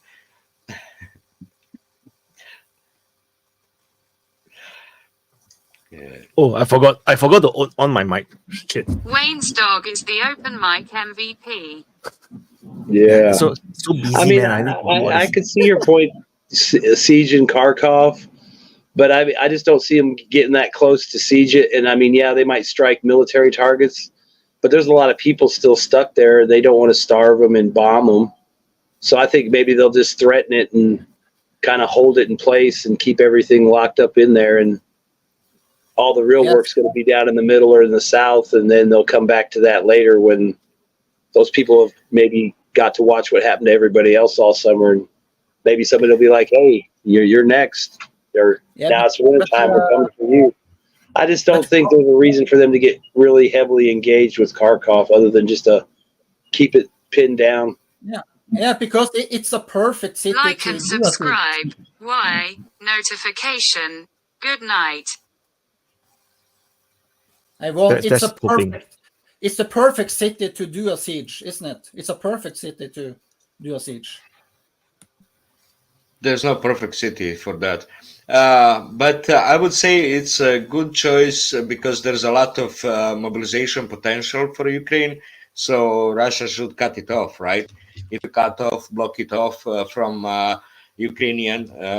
from Kiev, then they cannot mobilize more people, right? I mean, they will be mobilized, but quickly put in the.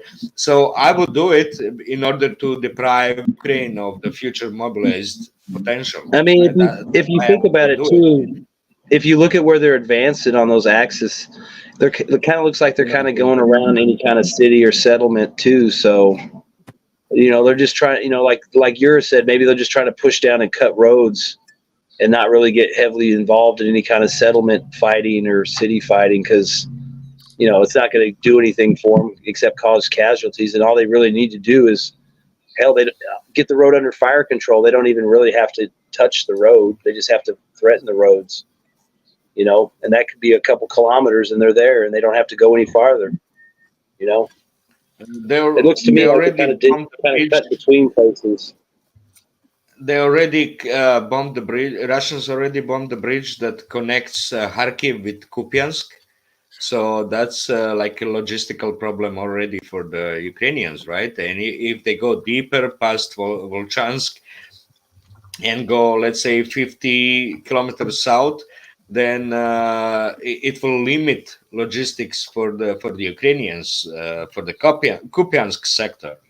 And we know that the Russians really struggled with Kupiansk area for a long time. And their desire to reach the Asgil River as natural defensive point have failed for after 1 year, right? So it's Yeah, but I it mean, will be like, really quick solution.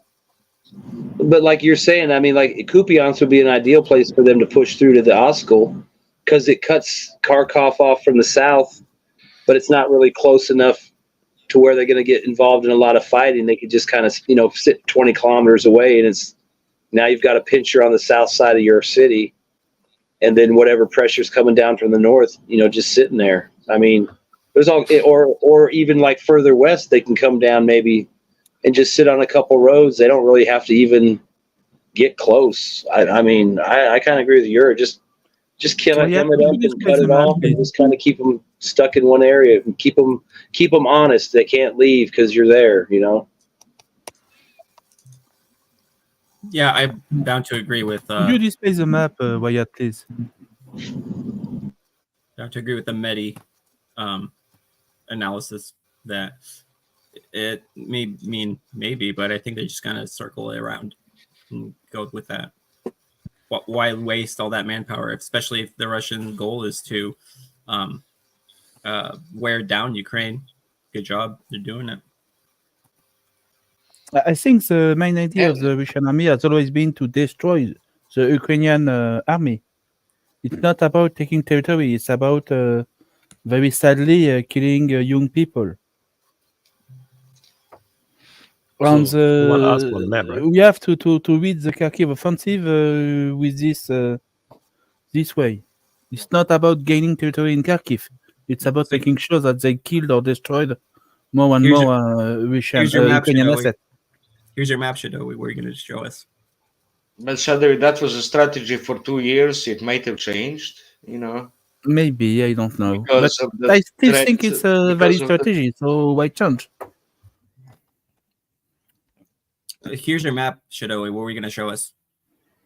No, it's just about when you were speaking to take Kupiansk, if they want to reach If you Kupiansk or take to the threaten territory, Kupiansk let's say from you the take north, the Kharkiv, maybe now it has 150,000 people left. yes, but So you have to you cut block it off. the road You to don't have to Kupiansk. take it, but you block it, and it's out of electricity, out of supplies. I don't see how it can last for too long, right? By itself, if you block it without directly attacking it and destroying the buildings. So that's, to me, you remove the potential, right? So my hypothesis is that now we are seeing the attack coming from these directions, right? So these are the few. So the main thing is, if you look at the previous line, the O line, it looks something like this, all the way down to Balaglia, something like this. So there is a good chance that the Russians may go back to the same line, maybe, if they really want to go into an offensive mode. Then they will cut off this. This is the main road that to cut off because it's a highway all the way to the eastern front. So they will probably take some of this. They will take the Seversky Donetsk. They cut off this road, maybe capture Chuhuiv. Then they can actually go back to Balaglia around here, which is you cannot see. Let me go. Oops. Yeah. So Balaglia around here, and so once you have all these roads blocked off, and the Ukrainians will not be able to resupply the Kupiansk front, it's going to be very difficult. And when it's too difficult, the troops will just give it up. I agree with you. That's what I think. But Wyatt, this is going to take a long time to reach. This is exactly. like at least That's what, 6 more months? than a month. 6 months at least, I think. It could be, it's possible, because we do not know how strong is the defenses in the Kharkiv region right now, because it is not the first month of war. So the Ukrainians could just lay guerrilla warfare, and this could take forever. So yeah, so which is why I'm not so bullish about this being this kind of Kharkiv offensive. Don't even talk about capturing the whole of Kharkiv, because if you try to capture it, Kharkiv will be flattened. Yeah, it's going to be like Popasna, it could be like Mariupol. It's just going to be flattened. So if I'm Russian, I know Kharkiv is a so-called Russian city. I want to preserve the city, so I would not attack the city, because it's easier to just go around it and just cut it off. So that's just what I think. Exactly.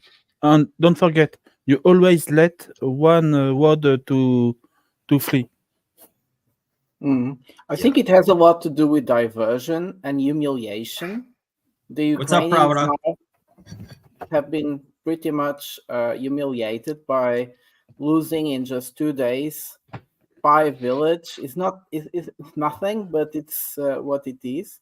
But I think, you see, Shadow, it's also about conquest. It's not about the fast conquest. They are right because the goals are bigger, but on the one side, it's also about conquest. We see this is a diversion for some other actions. In Chasty Yar, they have this canal, and it's becoming really difficult to cross this canal. I think they already did it 1 or 2 points, but it's very dangerous. And whatever you do, you're always exposed through this canal to try to cross the canal. And so it's a good way to move troops, to make the Ukrainians move troops to the north in a way that they can have more easy hand in the Chasiyar. But it's also about humiliation, I think. I think it's a good point they managed to do. Maybe that I don't know. But if you listen to what Mehdi said, which is one of the experts, he mentioned that or they will do a surprise attack because everyone will. It's such a given that they will do a surge and bypass it, since everyone will expect it to. So if you paid attention to what Mehdi said, he underlined, or they might do a surprise attack, a big one, because everyone will suspect. But Mehdi said it, not me. No, it's okay. You see, we are in the moment of the war. I presume, in terms of political visibility of this war, that is very heated, and the Russians have the upper hand, and they have to keep this circus of having the upper hand. And this, for instance, this is a genius move on the 9th of May, that they conquest 5 villages in a completely different part of the front, showing the strength they showed in that parade, and now the strength they show in the field. And also there are many things happening diplomatically. Well, we have FCS from Africa. At this moment, the Portuguese-speaking countries are making special deals with Russia. They did it in the last 2 days. We're still on Kharkiv. Yes, I know. I'm just saying that like many things are happening all the time. And for instance, in the Portuguese-speaking countries, the whole country is like, how could this happening? So it's about the surprise. It's about keeping the show running. And as much as you, yes, and like head biotech sitting, Mehdi said, the element of surprise is now the best element on the field as well. So a big attack could come in the next days. But we don't. I think at this moment is random. But where they're attacking now is actually between Kharkiv and Kupiansk. It's not toward Kharkiv. So, and somehow this switched towards talk about Kharkiv, but they're actually going in between. That's where the main attack is success is now. Yeah, there's a talk that there's gonna spread more west, but we're not seeing much of it. And if this is going more straight down south from that area, you could consider it as really flanking the Kupiansk front line. No, it doesn't have to be more than that. But that will be development much bigger than just buffer zone of 15 kilometers from the border. So this is what initially everyone expects to be. Nothing more than a buffer zone, which is what Putin was promising. And that's majority of the Ukrainians are talking now. And also Russians are convincing them that's what it is. It's not going to be more than that, which might, of course, proper strategy is to do that, right? To convince them it's not going to be really nothing bigger than that. But if you just do flanking of the Kupiansk front line It's a big thing, right? You just keep going south, which is there's only Volchansk as a bigger city. Rest of it is just small, towns in a hilly, wooded areas. I mean, semi-wooded, but hilly area, a slightly hilly area. So it's not easy to travel through for the army. But if you just keep flanking and the Kupiansk front line is pulling back, it's a big deal. To me, that will be a big deal, right? It will really humiliate Ukrainians and the West if they keep flanking and pushing down the Kupiansk front line, if they lose in that. And then you have a lot of Russian army that's around Kupiansk up north that's now available to keep pushing more south, right? That's to connect with the present offensive, Kharkiv Offensive or North Group, Army Group North, right? So you connect them, put them together, and they keep flanking the Kupiansk front, or that's called Lugansk front line, right? Whatever it's called. Someone is calling Lugansk, someone is calling Kupiansk. So that will be a higher development. And even though nobody cares about embarrassing Ukrainians, they're embarrassed enough, I think, and they don't care about that. And they always hide their losses and failures. So, I don't think it's about embarrassing someone, but about really successfully eliminating capacity of Ukrainian army. Quicker elimination of the capacity. That's what's about attrition, right? If we go talking about attrition. So if it's successful enough, if there's no reserves pulled back up to the around Kharkiv to stop Russians, they will keep going. They will keep going, even though just maybe the plan is initially to have a buffer zone, or and we know that the Russians have somewhere around million available troops for the war in Ukraine or against NATO. So about 1 million. And I'm not talking about conscripts. So where they are exactly? Are they gonna be plugged in to really quicken the failure of Ukrainians? Because now plan is to provide more available mobilized by throwing out the refugees, Ukrainian refugees from Europe.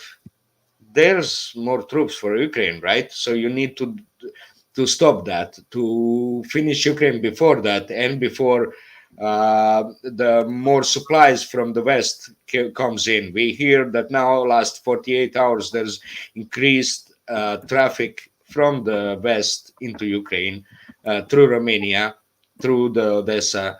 There's increased traffic of the arms and weapons, and also continuing attacks or getting or calibrating those supplies as much as possible. So anyone wants to continue after me? Yeah, it was shadowy. Yes, I'm going to try. You wanted to? Yes. The problem with the large-scale attack is that you have to mass a lot of soldiers and a lot of vehicles, and NATO intelligence is immediately going to know about it. So you cannot have a large surprise attack. And if you try just a large classical attack, you are going to be really hurt, because NATO is going to warn the Ukrainians, and they are going to wait for you. And if they wait for you, they destroy you. So the only way for the Russian to do things, there is two ways basically. There is what history legend told us about the Bakhmut, when they use Bakhmut cities as a hideout for their troops, and the troops go very quickly out of the city and hide themselves in the city to avoid detection, and they could create the attack from the Bakhmut city. I don't know if you watch History Legend, but you should. And the second thing is to start with a small-scale offensive, like we are seeing today. Today it's a small-scale offensive. But this small-scale offensive will allow the Russian to move other assets, other units in this area without creating too much alert in the NATO intelligence system. That means that they are step by step, they are going to be able to increase the size of the offensive if they want to do it. Maybe they are going to use these assets somewhere else in the front to make another breakthrough. If the Ukrainian make the mistake to remove K asset, K units in the other area, maybe the Russian is going to use this gap in the front line somewhere else. We don't know. But I'm pretty sure that they have planned to make this offensive larger if they want to do it. Mm-hmm. Pretty much should agree I- with you. And also, go on, head biotech. Okay. Thank you, Prato. This week, the Poland's counterintelligence service warned that Russia planned to invade the NATO nations, parts of Estonia and Sweden, to just test the West. But so how Russia treats the Kharkiv situation could indicate. I mean, if they do attack Kharkiv, they will probably not test NATO countries. Do you see my point? I mean, if they attack Kharkiv instead of surging it, they will probably not do as the Poland's counterintelligence warned, that they will try to test the West by annexing parts of Estonia and Sweden. It's very interesting point. It's pretty safe to say that if they do attack Kharkiv, they will probably not have plans to invade NATO countries. Okay. No, brother, quick. Hold on. Sorry. Yeah, before I say anything first, Kharkiv holds. But yeah, my things is my point I'm trying to make earlier was concerning this Kharkiv thing. I think the Russian is doing the same thing the Ukrainian did when Ukraine took over Kharkiv. I think they see a loophole, they see some lapses, they see some minimalist manpower presence, and they take advantage of it, just rush in and just cover it. But I believe once Ukraine resists getting to the Kharkiv city itself, I think they'll stop. I don't think they're going to push, continue on the way. I think they're taking advantage of less presence of Ukrainian forces and just to bomb rush Kharkiv. That's just my own take on it. Yeah, brother. I was going to answer to head biotech, so what he just said. I actually saw a very interesting discussion group with the Indian strategist, geopolitical strategist that belongs to the government. And somewhere in time, the Europeans or the Westerns, let's call it like this, ask him, yeah, but India still buys a lot of equipment to Russia. Don't you think that after the poor development or the poor use of Russian military equipment, that you should abandon Russian equipment? And he said, well, the Russians haven't yet used the good stuff. They are keeping the good stuff for other areas, and we know they have it. And I also talk with generals in Russia and so on, and they keep it very quiet for the best days. So there you go. I hope I give you a hint, head BioNTech, that Russia is not unprepared for an attack from NATO. Because I don't believe it would be NATO those stories about the Polish and the British intelligence. This is all bullshit. We know that Russia is not going to attack any of these countries, but they might do that. And also, we have had reports of drones flying from Lithuania to targets in Belarus, or drones in the north, in the refineries in Leningrad that probably were attacked by drones coming from Estonia. So they are probing the Russians as well. But the Russians are there to keep things quiet. Let's say, like to maintain a group of maintained, trained soldiers and very good equipment, in the case that one of these countries decides to do something stupid and they have to react publicly. because the thing is that we shouldn't be naive not to think that any of these countries haven't been testing the Russians for a while. They have, but they haven't. It didn't turn out to be public, so they didn't have to answer. But if it is something big that they have to answer, then things will be different. Who has the finger up? No one. Keep going. Oh, go on. Back to biotech. Could I just reply, Piotr?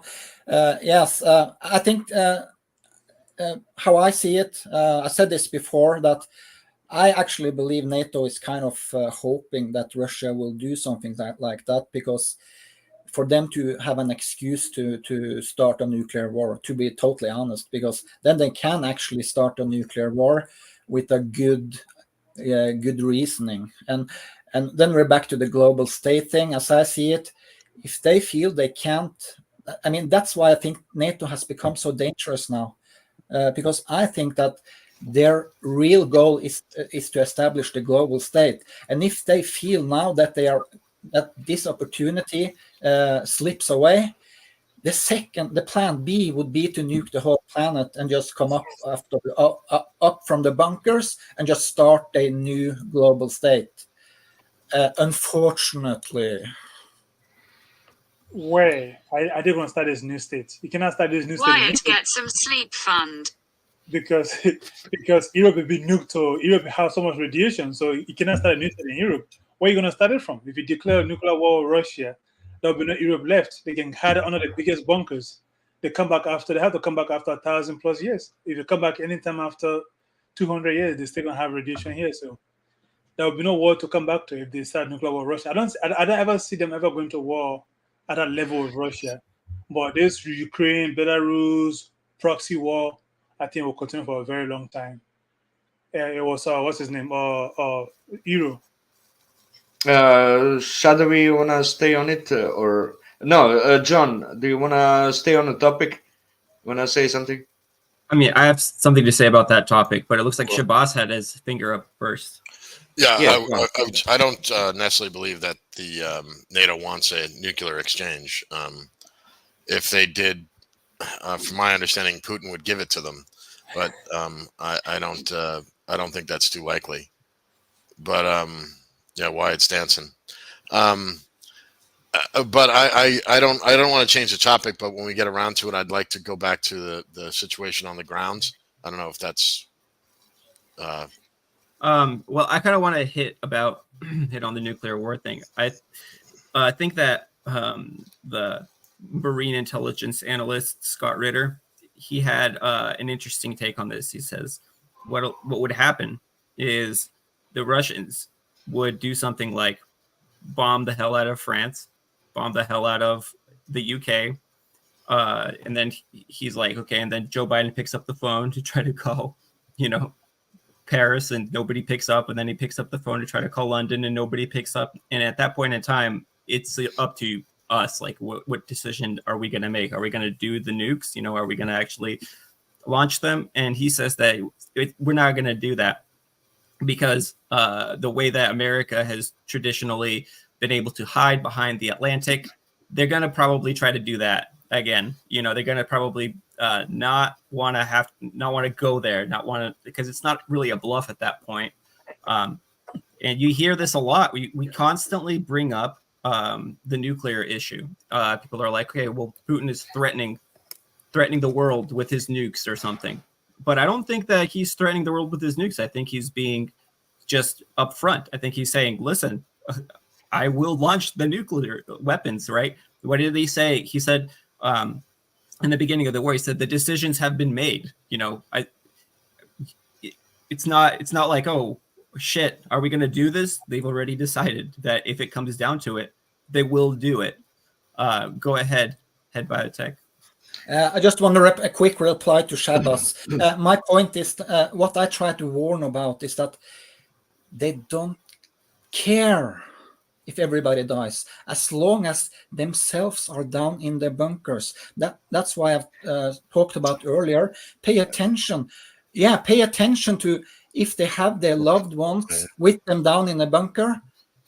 As long as their loved ones is still on the ground, they won't do this. But I just warn them, because this will be a quick route to establishing the global state in. Yeah, but there won't be much of a globe left. Was just my point. Oh yes. We see Eventually, it will. Eventually they will start their own global state with only socialists on it. we've seen that Putin threatened with tactical nuclear weapons if the NATO sends the troops inside Ukraine, right? But I think it's and NATO pulled back. They pulled back on that aggressive talk, right? They got scared, but I think it's much more different reason. It seems like there's a discovery of how the Ukrainians were able to shut down A-50 and that Ilyushin 76 above the Rostov region, above the Azov Sea. It seems like the revelation came out that there was a picture of that submarine, marine UAV boats, right, with welded pylons on it that carried air-to-air missiles. So it seems like the Ukrainians were sneaking those boats with air-to-air missiles with a considerable range, around 70 miles, I think, 80 miles, sneaking close to the Kerch bridge, somewhere in that area. And by using either British RC-130 or Global Hawk that were flying on the Black Sea, being used to target those planes, A-50, and sending a message to the air-to-air missile that's on the boat, firing it, and retransmitting targets. And that's why I think the Putin got really mad about it when they figured it out, and that's why I placed the pictures of that boat with, unless it's AI generated, but the Russians publicized those pictures of the UAVs with air-to-air missile. So that's what I think is behind all that threat. Not really about NATO troops, because that's internal politics of EU, all against Germany. But that's my idea. It's more conspiracy, but I would like to point out something else about NATO and who is pushing against Russia, who is so threatening, who is promising, who is actually escalating, and the talk and the message and sending the weapons and all of that. Those same ones that were pushing COVID vaccine, same ones that ordered double doses than necessary for EU, the same ones that are now scared that so many revelations about dangers of that Pfizer vaccine are revealed. Pfizer pulled back the use of vaccine. So I think it's the same people that pushed that really, really damaging. And now that revelation about how bad that is, they want to hide it. They want to push, they want to escalate, and they want to stay in power and get more rich. It's the same people. Hey, Shadowy, can I only have 10 seconds and I give it to you, Yes, okay? yes, go. Yeah, Vision, what you said, exactly what I'm saying. It's all about the global state. If you pay attention to the global state, all the pieces... It's personal greed. It's not global state, personal greed. Yeah, it's greed, but the global state is greed. Because then they have full control. All the rivals are gone. So if you just pay attention to the issue of global state, all the pieces comes crumbling down in place. Go ahead, Shadowy. In addition to the nuclear war situation, as I just mentioned, the same thing.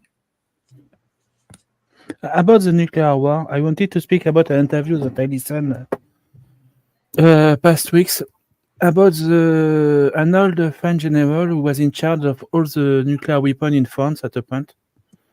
And he was one of the last high-ranking officer in France to have watched a live nuclear explosion in Mururoa in the Pacific when the French were making a live test of nuclear weapon.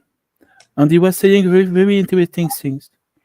The old school political leaders in France, at least, I don't know in USA or in the Soviet Union or in Russia, but Chirac and Mitterrand has watched live nuclear explosion. They were on site at a point of their political career near the nuclear test site, and they look at the nuclear explosion in front. You have to understand one thing about nuclear explosion. The guys, the officers, were saying that he was at, I think it was 12 miles of the nuclear explosion. The first thing you see is the flashlight. Then you have the heat wave. Then you have the wind. And these three effects, he say, it's something very special, very unique. We know about the shell shock effect from World War I, and the nuclear effect is something else. If you use a nuclear weapon on a battlefield, you have to understand that in a radius of 20 miles around this nuclear weapon explosion, there is no longer any soldiers able to fight. Because the shock of the nuclear explosion on a human is just too important, too big, to be able to do anything for at least a few weeks. It's some kind of a special effect that totally misunderstanding by a lot of people. Many And people will be another blind thing that for he a said, lot I of think, would hours. be very interesting. He thinks that if the actual political leaders were able to watch a live nuclear explosion, there will be a lot less talk about nuclear warfare because they would be just too afraid of it. Prata. So I agree with you, Shadovin. I also never really heard Putin saying nuclear weapons. He said the country is ready, especially during the speech on the another moments. What he says that the country is ready to answer in the case the country is attacked. It's something different. Actually, Putin is very well measured. Propaganda does say that he talks about nuclear weapons all the time. Well, we can apprehend that he's talking about nuclear weapons because he says we are ready, and all these people that are caring about are ready for that. Because we were talking about the pandemic and what Head BioNTech was saying, it's very interesting. There is a new treaty for the World Health Organization that in case of a new pandemic, they will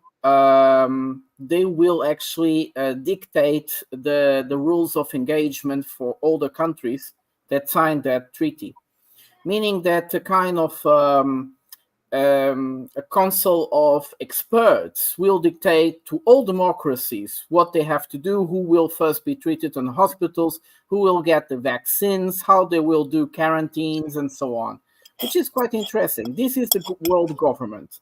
It's this idea that a bunch of experts internationally can actually dictate the rules over democracy, over the rule of law, or whatever. And we see that also happening in Europe. How many times protocol is put aside, or even and just for the sake of some kind of well-informed, well-guessed opinion, and they do that way. So it's a sad thing. I think many countries which in Europe, we should think a bit again what does democracy means. In a way, what does it mean to have media? What's the role of the media instead of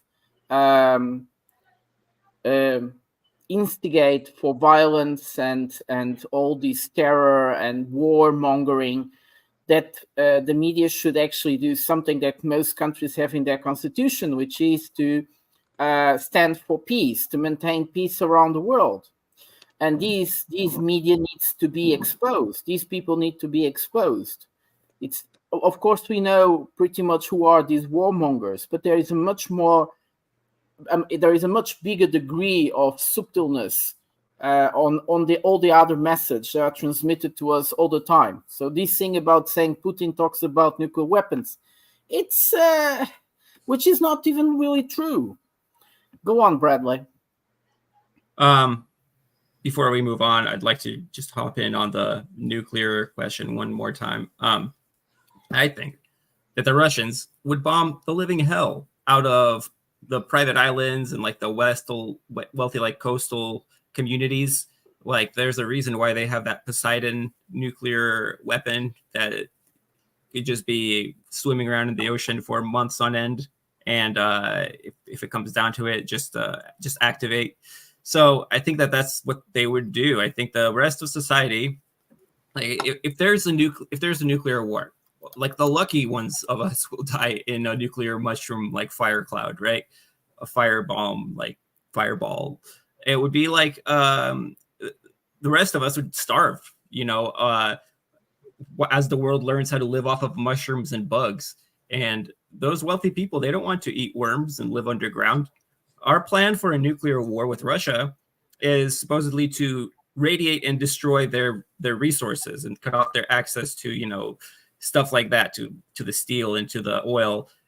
There's a reason why, as far back as the T-64, the Russians have taken radiation into account when they designed their tanks. Their tanks are radiation proof. Nukes wouldn't necessarily be the end of the war. The plan is to continue fighting, right? You're not gonna just leave the job half done unless you're making a statement. And I think if the Russians were going to make a statement, they would do the Scott Ritter scenario where they would bomb the hell out of, you know, Europe, bomb the hell out of England, and then they would look at the Americans and they'd be like, what are you guys going to do? Are you guys going to go for it? Because we have a lot of nukes left, you know. We could also bomb the hell out of you. And who knows what, at that point in time, what's going to be going on with China and all that other stuff. Go ahead, Biotech. No, what's next? Yeah, this one is. Oh, sorry. Oh, sorry. My bad. Go ahead. No, looks like FCS was next. I didn't know he had his finger up. Okay, sorry. Go ahead. Okay, thank you. So to Prata, yes, exactly. Also, people need to. I mean, seriously, people need to start to wake up about this global state thing. If that's happening, it's a total catastrophe for the humanity, I promise you. So when they make these new rules, for example, this is just another example, as Prata told us now, they are making these new rules that prepare everything. If it comes another virus, the global list will just feast on controlling us. We are now a more and more global network, right? So, and just by enforcing these new rules, that's just a sign. It's just a sign that, because they understand that this will increase the chance of somebody out there to launch another virus. Because now they see, okay, if it's another virus, the global state is almost a certain thing. And like pretending to be stupid, as if they don't see that this will actually increase the chance of another virus. A real leader who really loved and care for the people, they would take this into consideration and make sure they will not make it tempt to launch another virus by giving the power to the people to spread the power in case of another virus, attaching the government from control, because then it wouldn't be so advantage. It wouldn't be, it wouldn't become an advantage to plant a second virus. It's just another example of this global state thing is always luring in the back. Just 10 more seconds. And The same thing with a global security about the aliens. Now Stoltenberg and NATO is going to talk about they're so scared about the aliens, so we need a global protection network. The same thing. It's the beginning of a global state. Yeah. The reason why okay, just my quick comment on Russia, Putin's and nuclear weapons. Putin have not said anything about nukes that any other country that has a nuke have not said. Every time you mention their country's security at threat, the very first response to it is we will use nuclear weapons in self-defense. America have said it, and many times in another way. Every time we question them, what if it's an accident? Putin said the same thing. Every time Putin mentioned a nuclear weapon, our journalists asked him about something NATO doing to his country, and he responded us, we will use nuke in self-defense. So that's nothing new about that. But about the global whatever I want to call these people that want to destroy the world. If they nuke the world, any poor person that survive it, it's not going to work for them. It's going to finish them off. So if they were to nuke the world and go hide in the bunkers and comes back out after everything is done, any poor person that survived that nuclear radiation know exactly they're responsible and will finish them off. Because one, they can fight, and two, they have no skills of what the real world feels like. They leave that bunker, they'll be murdered. So the best way they can have the global dominance thing is what they are doing. Time is definitely working in favor. The world is getting dumber. The world is getting more disorganized. The world is getting more how you call it, focus on whatever is in front of them. That's it. Just keep swiping left and right. They never look beyond the screen to see who else is behind it. What about running to? If they continue this way, they are completely standing to win. They are gradually stripping away every constitution, every protection. As I said, like what you guys, you and Prata just mentioned about the WHO new order of controlling medicine around the world. This is how that process is a very easy process. Gradually take away every right and liberties you have willingly from the people without resisting anything.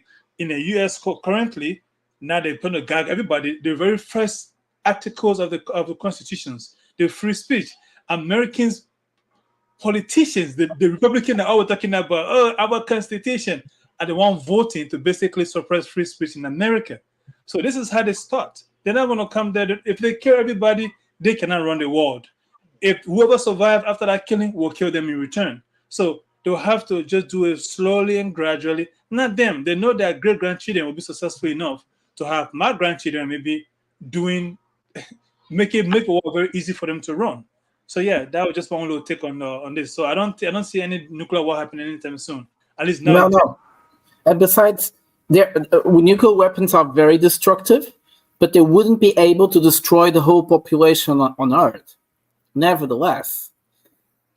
But Shadovi was saying something very interesting about the effects of a nuclear weapon, nuclear war. Even if we had a nuclear war, the civilians would be actually the ones really being killed.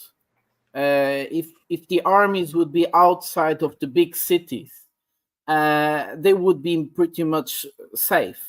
So it's the civilians, and it's the ability to reconstruct the armies that would be in danger. So some people have been asking, what if NATO decides a war with Russia, hand to hand? Most probably, the Russians would kill as much of the European population. Well, this is strategic. It doesn't mean it is really on their heads to do this. But this was like, so, well, if we do that, the Russians would kill as much of European population, at least the half, in order to cut the ability for them to reconstruct their armies, to be in the same parity. So there are 500 European Union citizens, 500 million European Union citizens, and there are 140 Russians.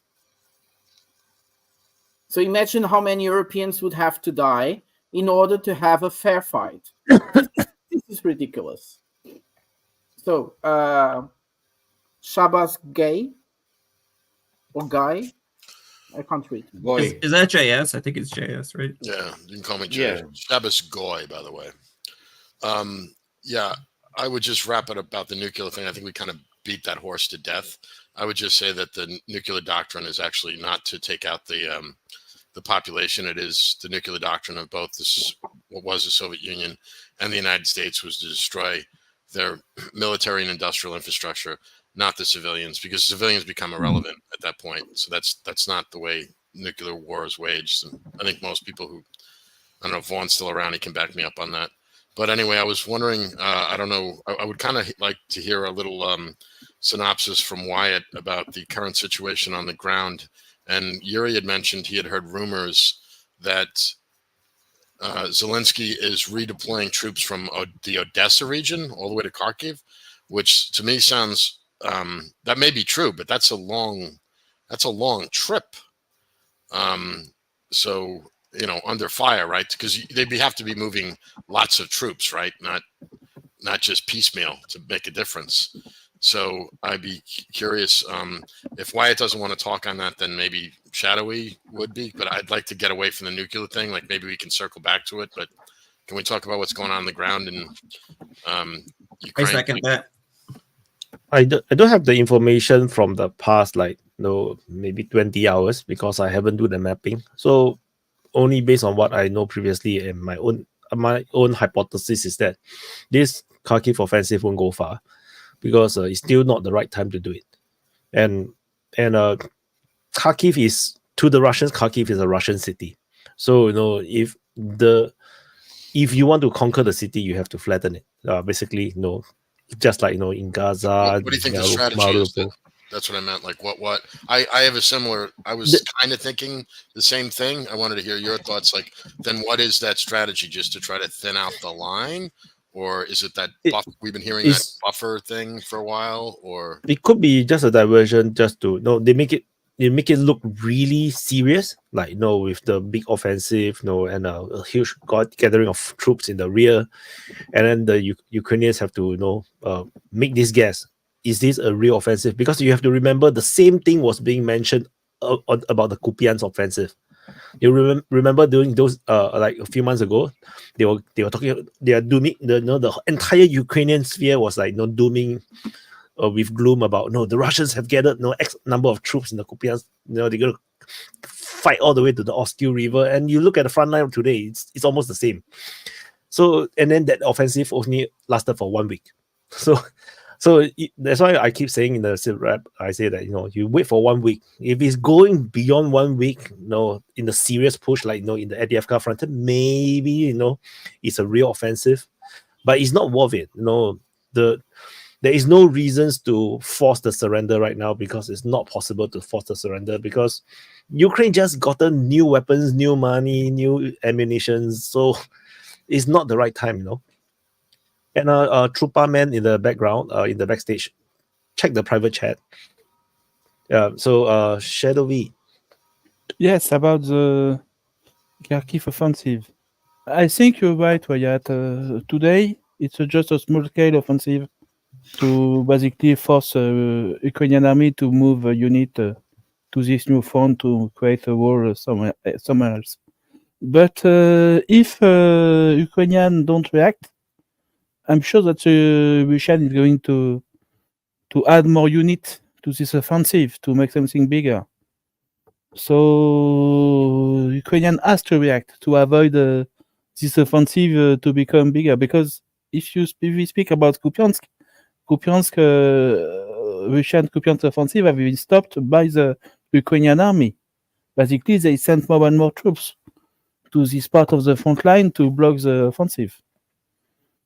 They are going to have to do the same thing in Kharkiv.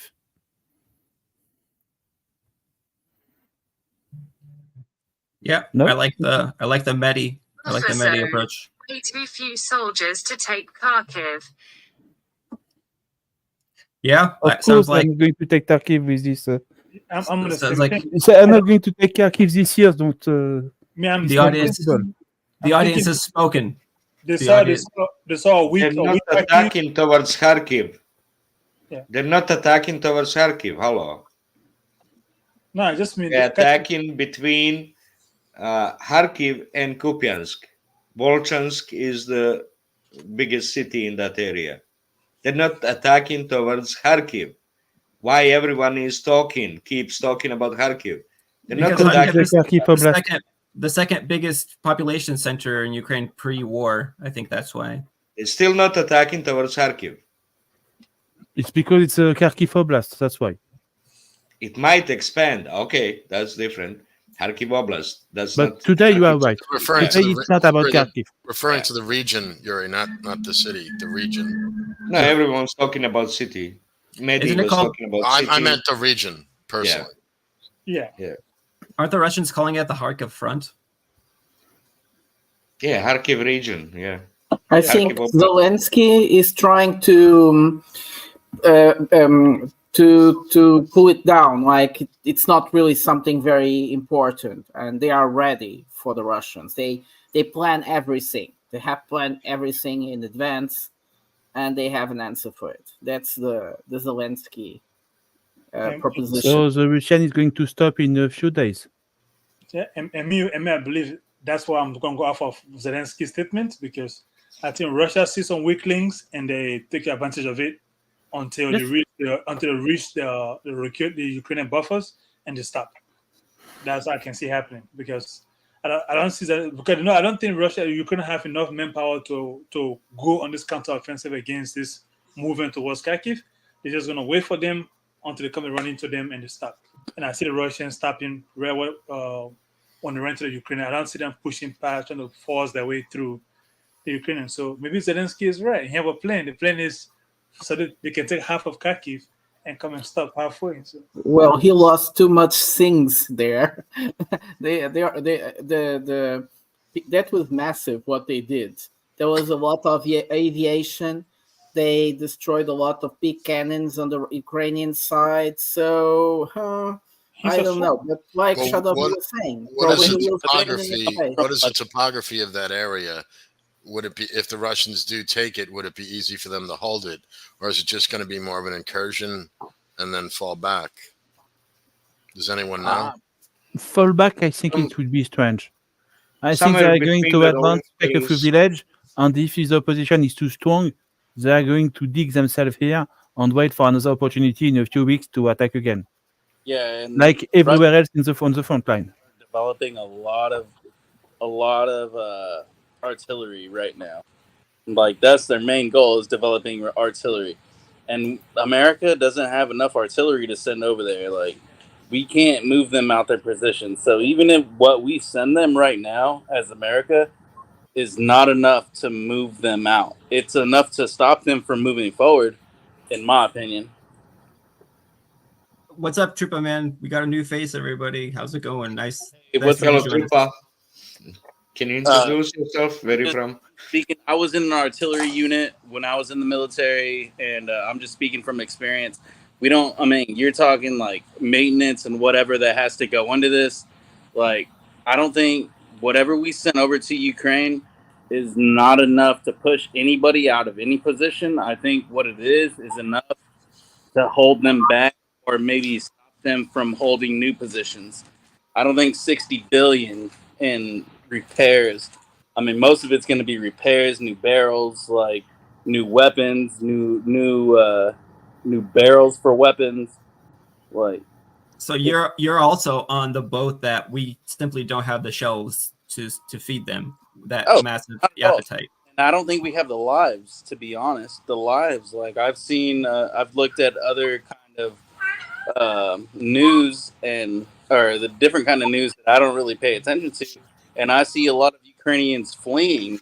I don't see people staying to fight. Mm-hmm. Yeah, I mean, this is what I hear too. I hear that part of the problem that we have, and we were making fun of the Russians and the North Koreans for this, is that the 155 millimeter artillery shell, for example, is a masterpiece of metallurgy. That when it explodes, it's designed it has a bigger kill radius than like some rocket artillery, because it's designed to fragment in such a way that it's a really lethal round. But that has a huge impact on how many we can make and how quickly they can be made and what kind of corners we can cut. Can't cut. The thing is, America is not going to switch over to a war. America's not going to, the U.S., the United States, not America. I know a lot of people hate that. Yeah. But the U.S. is not going to switch to a wartime economy just for Ukraine. And so, I mean, that right there just says it all. Like, we're not going to supply all you need. You're going to have to get that from Europe. Well, Not Europeans going to who are happen, man. Not Europeans going to who happen. are investing on more Phase production. extremely well defended. Huge res. Requa. The Europeans are investing a lot in the production. They probably will get some big production. The thing is that I believe the Americans are preparing to leave this battlefield because there are other battlefields developing around the world or could emerge around the world. They are much more dangerous for the whole stability of the system, and that's what they're going to do. They are probably they are probing the field in order to get out of it slowly, and especially if it depends a lot on the success of the peace conference in Switzerland, which probably won't have any success, but we have to wait until the 15th. In my opinion, I think Poland itself, with all its war at the moment, I think they could push Russia all the way back. But come on, the Poles are big talk. The Poles are just big talk. The Poles are not stupid. They have a big army. Yeah, they have a big army, and they have modern tanks. They have modern capabilities. They have not only do they have cruise missiles and whatnot, they have like, I think they have more than what Russia has. And I think Russia really needs to be careful about pushing too close to Poland. Oh, come on, the Poles are just big mouth. They always have been big mouth.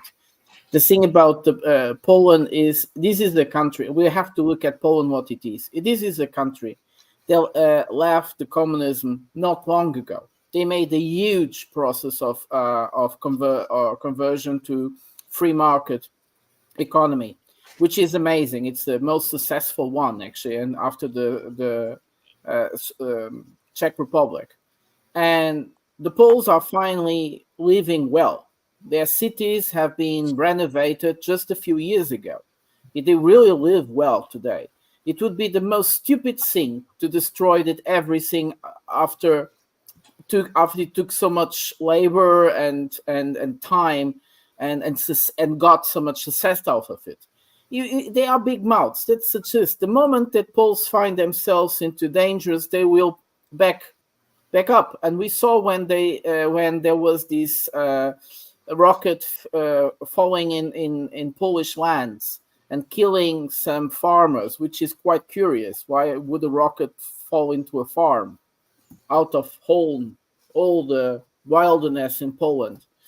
And they were very quiet into reacting after they did, because they didn't want to have what I was talking about later, a public event where you have to answer. They were very careful. Are they supposed to attack Russia if it was from Russia, or are they supposed to attack Ukraine? Like, who are they supposed to attack if the missile fell in there? Well, they hushed it up, to make it seem like they really didn't want that to become an incident. And I kind of want to say that I like where Parada's coming at this question, because you're right, Trooperman, that Poland does have a huge military potential, but that's a huge military potential, right? That you only have while you still have it. If you dedicate huge portions of that into the fight, you're going to end up not having that military potential anymore. You know, what is it? What do they say? Power is only power until you use it, then it becomes force. So you have Poland is probably eyeing this like they're going to be in a position to be a big player in the EU now. They're gonna be in a position to be a bigger army than Germany. You know, they're going to be in a position. Go ahead. Poland wants war. Like, I think Poland is that one economy, and it may not be the people but I believe the government is building up for that. Yeah, they definitely they're definitely huffing the fuck Russia, that's for sure. But I don't know. I don't think that they want to lose that potential. I think you want to accrue that and be in a position to be, a bigger army than Turkey if you can, be a more technologically advanced army, because that means you have a potential, right? You have a massive fist, all potential energy. I don't know who was next, Shadowy or Euro. No, it's not me. Okay, you go ahead, Yuri. I think it's Euro. It's not me. No, I'm just kidding. Well then Shadowy. I'm just kidding. Okay. Poland was switching from Eastern industry and also Eastern weapon industry. So it didn't finish that transition. It's Strani Poland, right? So they have some. They have to have like a weapon industry that's fit for NATO, right? Standardized NATO weaponry, and they don't have a huge production. They don't have capability for. They're building it, right? But that's why they're buying mostly American-produced weapons, because you're didn't transition. right, because they did give all their Soviet era equipment to Ukraine. Well, not all of it, but a huge amount of it. And you're right, a lot of them, their army hasn't been trained on the NATO standardized weaponry. That's my understanding, unless someone knows something I don't. So they are, just making big mouth proclamations to have like a prospect of leading the Europe. They want to lead the Europe because that's what Americans are promising them, to take over that bastion against the East from Germany into Poland. And that's why a lot of investment from EU is like 180% of their estimated share of EU investments are going to Poland. 180% of estimated, right? But they are, because probably US is pushing to get as much money as possible to help them out, but they still didn't get much of the standard of living improvement. They are somewhere around a little bit just above Croatian Poland standard. will not fare any better than Ukraine. Yeah. So that's what it is. They aiming for it. They bad mouthing, just like those Chihuahua countries. They are presenting themselves as the bastions against Europe, demanding more investment from the West. It's mostly about that than anything else, right? Demanding more money. That's a game. It's a lot of internal politics, what we hear, some bombastic, but also the real leaders are those, von der Leyen, Macron, Scholz, and of course, Americans are over them. Those are the real leaders. These are just, small chihuahuas in front yard. Even Behind Macron is a chihuahua. Macron, little Napoleon. He's weak, but weaker than von der Leyen or Scholz, but he's trying to get on the level. Yeah. So that's my take on it. Okay, Shadowy, go ahead. I wanted to add something about the comparison between the Polish army and the Russian army. The Russian army really evolved during these 2 years wars. The army before the wars is very different from the today's army in Russia. Maybe you were right that before the wars, the Polish army would have been a serious opponent for the Russian army. But today's Russian army, with the experience they have today, with a lot of drone and everything, I'm sorry, but the Polish army would be destroyed. And their industry, and the Russian military. And that's my second point. The second point is about logistics.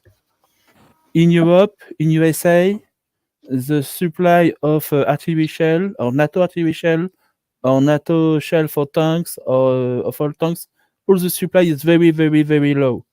So basically, Polish would receive no weapon and no supply from the NATO country, and that would be very bad for them because they don't have an industry, like Pata was going to say. And I agree with him. Like the U.S. doesn't want to become. Doesn't want to become what? It doesn't want to get stuck. The U.S. is getting stuck in Ukraine and needs urgently to get out of the stuck in the mud. And that's what they are doing now. We're going through a cultural war right now, and as terrible as I hate it. I hate this fucking cultural war. But it is what it is, and we're not going to be able to supply it until the U.S. is on a single mind, and we're not going to be able to have that unless we're in World War III. And you know, that's why Europe is going to have to stand for what's going on in Ukraine. It's up to y'all. Like, it literally is. Like, we're going to supply y'all with money, you know, and that's about it. But we're not going to be able to supply you. We're not going to turn it into. We're not going to bring manufacturing back. Yeah, that's what I think too. I think that we're not in a political space to do that. Like, we thought that would be That's better for a the challenge world. for Putin. That's better for the world. Not to increase capacity of arms production. That's better for the world. If you think about, you shouldn't be asking for better capabilities of the U.S. You know, to have more massive production. You shouldn't be asking for it. Yeah, you know, because when that is created, just like Russia created huge capacity for the arms production, they're gonna keep going after the war. So are they gonna use it? So just like Hitler was tempted to use the weapon that he wanted to improve the economy by building up the arms, so they used it. That's that's the danger of having that capacity, and then we have that, let's use it. There's no country in the world that can keep up with the U.S. economy and when it's in wartime. Especially if you look at World War II and in World War I, what we did, we are able to turn the tide of everything, especially with our production. Yeah, well, yeah, I want to go. Go on. I'll go after you. Okay. Yeah, I mean, what you're saying is true to a point, but those people don't exist anymore in the United States. That mindset does not exist anymore in the United States. The United States would have to go through some very catastrophic events to get people's fucking head out of their ass to have the World War II mindset to have that kind of production. I mean, yeah, you're right. We have all kinds of advantages and shit like that. We have unlimited resources. We could fucking rule all kinds of shit, but we don't. And the reason is that our shitty leaders, our shitty culture, and we let all that shit slide away. The United States Army that could have fought Russia and actually maybe fought Russia existed in 1991. It doesn't exist anymore. And the government and the people and and that whole culture of America First doesn't exist anymore. Not at the federal government level. It's a cancer that's rotted us out. So until that cancer is removed, it's pointless to talk about all these fantastical production numbers because the will to do it isn't there, and the politicians there aren't going to do it. It's just like when they say they're going to increase all this artillery production. Yeah, that's great. Then the next administration comes in and they cut the funding and there is no production. So that's the problem. Just a quick, hold on. Just a quick response to him. We talk about cultural war. I think during the Vietnam War and the wars, there'll be more cultural war than it is today. That was actually a physical threat back then than it is today. Today is more a bunch of hype and woke moment. Just back in the 60s and 50s, they were ready to fight for what they believe in.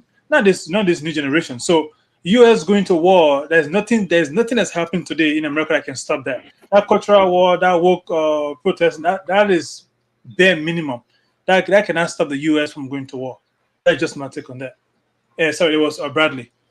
I was going to say that the difference between World War II America and even Vietnam America and today's America is not just that you'd have to find a way to mobilize industry and the population. Okay, but the fact of the matter is the weapons are different now. It's not like you can take a bicycle shop and turn it into something that makes grease guns. we're not there anymore. You're not going to go to a bicycle shop and stamp together an M16, rifle. You're not going to go to a bicycle shop and stamp together an M777 howitzer. You're going to have to. Some of this equipment is high end. It's high tech, and it requires time and logistic supply chains that are dependent on a lot of different stuff. Like we're going to need to get sites from the French in order so that we could up how many Abrams tanks that we're making, for example. So there's a difference in the equipment itself. I think it was Shadowy after me. Yes, I wanted to say, I think the true problem of the industrial war capacity of USA is about the ideology. In World War II and after that, when USA need to mobilize the industry, his industry, basically what they did that the US federal government give orders to the industry, and the industry obey, of course. Today, do you imagine the federal US government giving orders to private industry in USA? That would be very strange. Maybe the opposite, actually, that the private industry will give order to the US government. So I don't think it's possible for the USA to rearm, basically. They are going to continue to produce a very high-tech weapon with we allow the shareholder of the military complex industry to earn a lot of money. They are not going to build very cheap stuff who earns them nothing, but allow the country army to become stronger. Yeah, Yes, Prata. Von, I think. Yeah. Yes, Prata Von then. or Prata? Prata Okay, first? so well, what Trupman said, it's interesting, but it's not true at all. The fact that the US was so good on the First and Second World War, most and foremost, is because the US came late in these wars. It was fighting away from home, so they were not having the destruction at home. It didn't have population being moved from one place to another.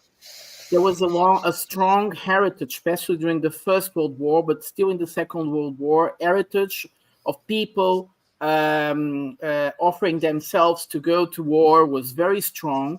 And third and foremost, which was very important during the Second World War, was about Black people trying to say they also belong to this society, and they understood that going to the military, they were able to go up in life and have recognition. So identity politics and national identity was very important in the Second World War. After the Second World War, the Americans know they are Americans, everybody. And this was a very important phenomenon. Now today, that this doesn't exist. Heritage is very different. And also, if the war arrives, the US, if something like that happened, the US wouldn't be far away from the war. The war would come to them. So, I think the Americans are administration, even if they have all these woke stories and all these warmongers, they do have very intelligent people there making all these plans, and they know that this is nothing what they want. This is, and they make calculations, and they know how things would go.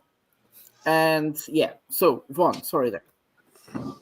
Yeah, I mean, the other thing is too, like if you look at the M1 tank, they have not built a brand new turret or hull since 1993.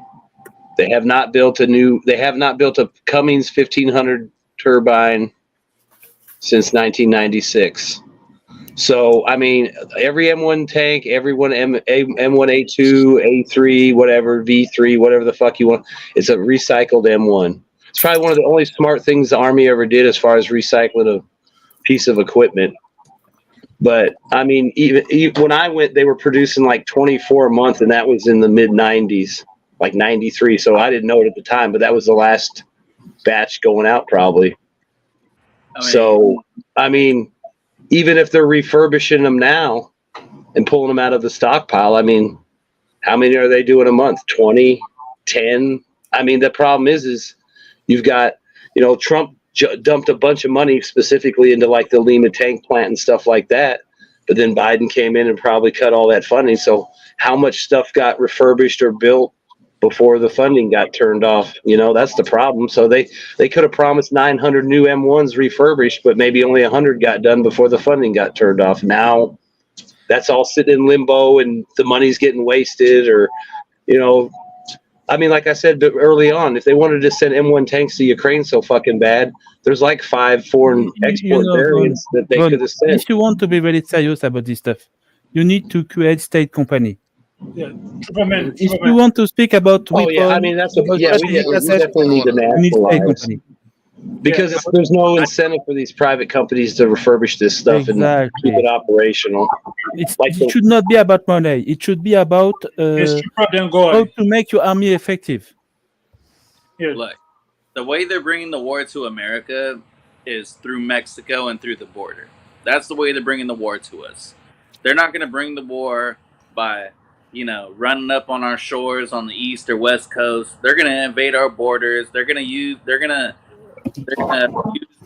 abuse our immigration plan. Like that's the way to attack. They will use. They're going to do let somebody else do all the hard work, and they'll just come in and save the day. They will use drones. You see, what we saw now in Ukraine is a nightmare. Drones, because we're gonna shoot them down. Everybody's got shotguns. Everybody's got this. Look, they're gonna use legal laws to go into our nation, and they're gonna do what they're doing now, and everybody knows it. And this everybody knows it. That's why there's like 30,000 Chinese coming in, and they're undocumented. Well, I mean, think about it. I mean, all they have to do is induce enough of a collapse in the United States to where we break apart, or we just don't have the global reach anymore because we're broke, or all our money's being spent on a burned down city or something like that. I mean, like you said, all they have to do is weaken us from the inside to the point to where we don't really have the means to go outside our borders, and then they accomplish what they want without firing a shot. They don't have to worry about us coming out and fucking around because we can't. It's really their only option. We have nuclear weapons that'll blow the shit out of everybody. And they're not trying to do that. And then conventional warfare will kill anybody. Will wreck anybody. It doesn't matter. Hey, sorry. This is conversation. I mean, I don't really want to get into all this what if. I'm just saying. Yeah, go ahead. This is not what if. Bar conversation. Come on, guys. This is a bar conversation. The US is not going to nuke nobody. It's not going to kill everybody. Stop. Okay. This is a waste of time. I think Shodi Goy has been trying to have his finger for a long time. But let me ask you a question. You think this is a drunk Get conversation. back on Ukraine. Let's not go there.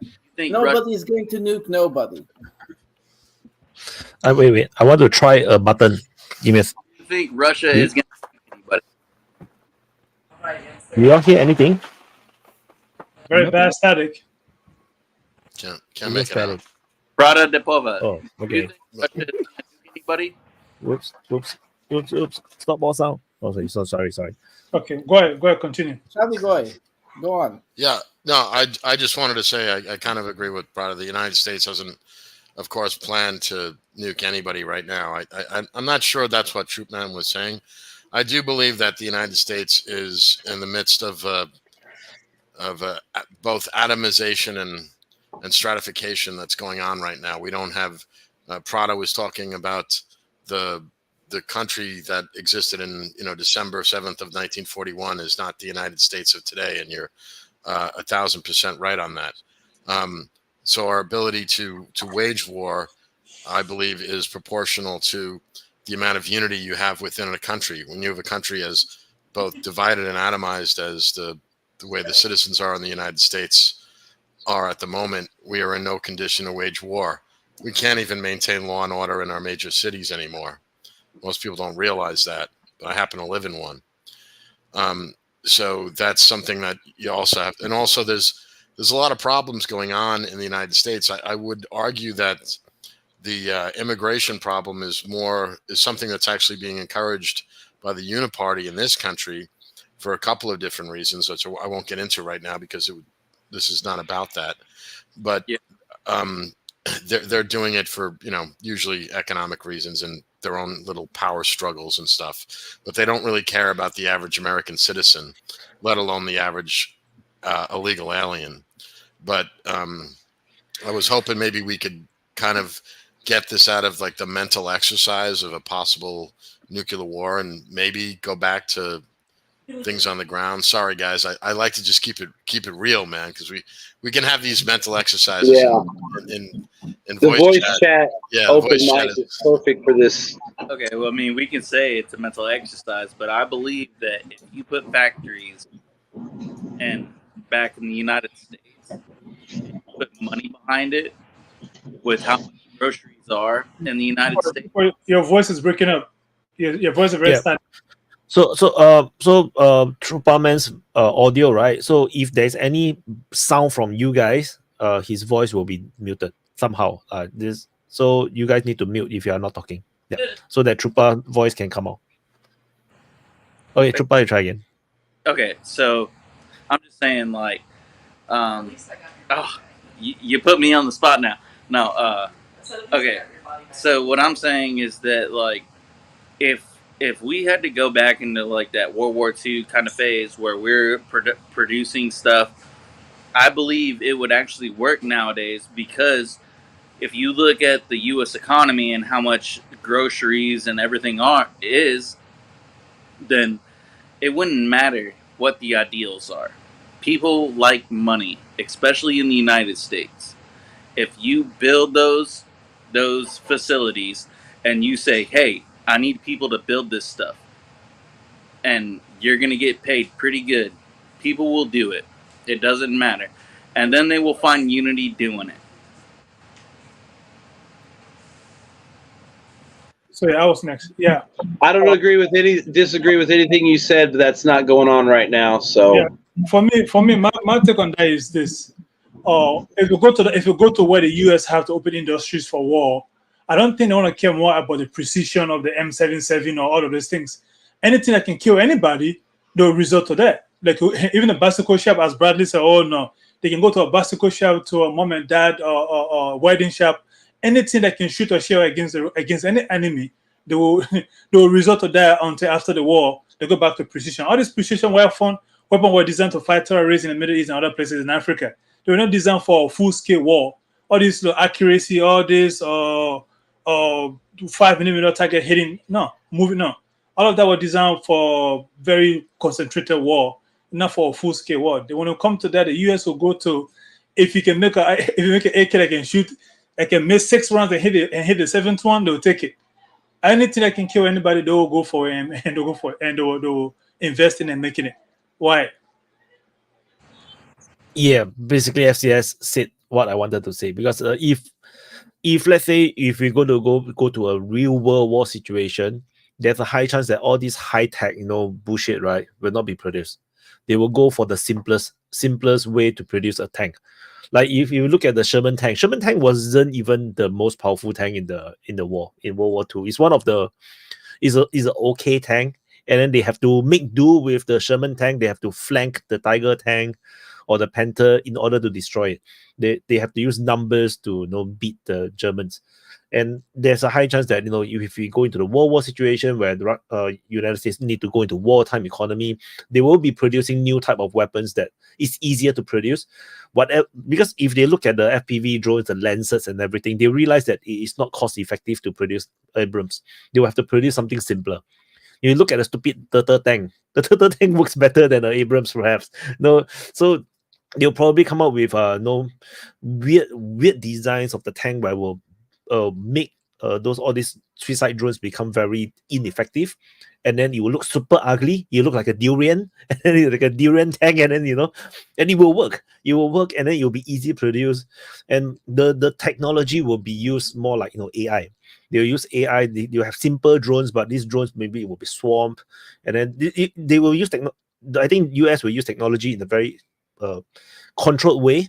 I think it's different because the peacetime United States is a bit different. I think the military industrial complex need to earn money.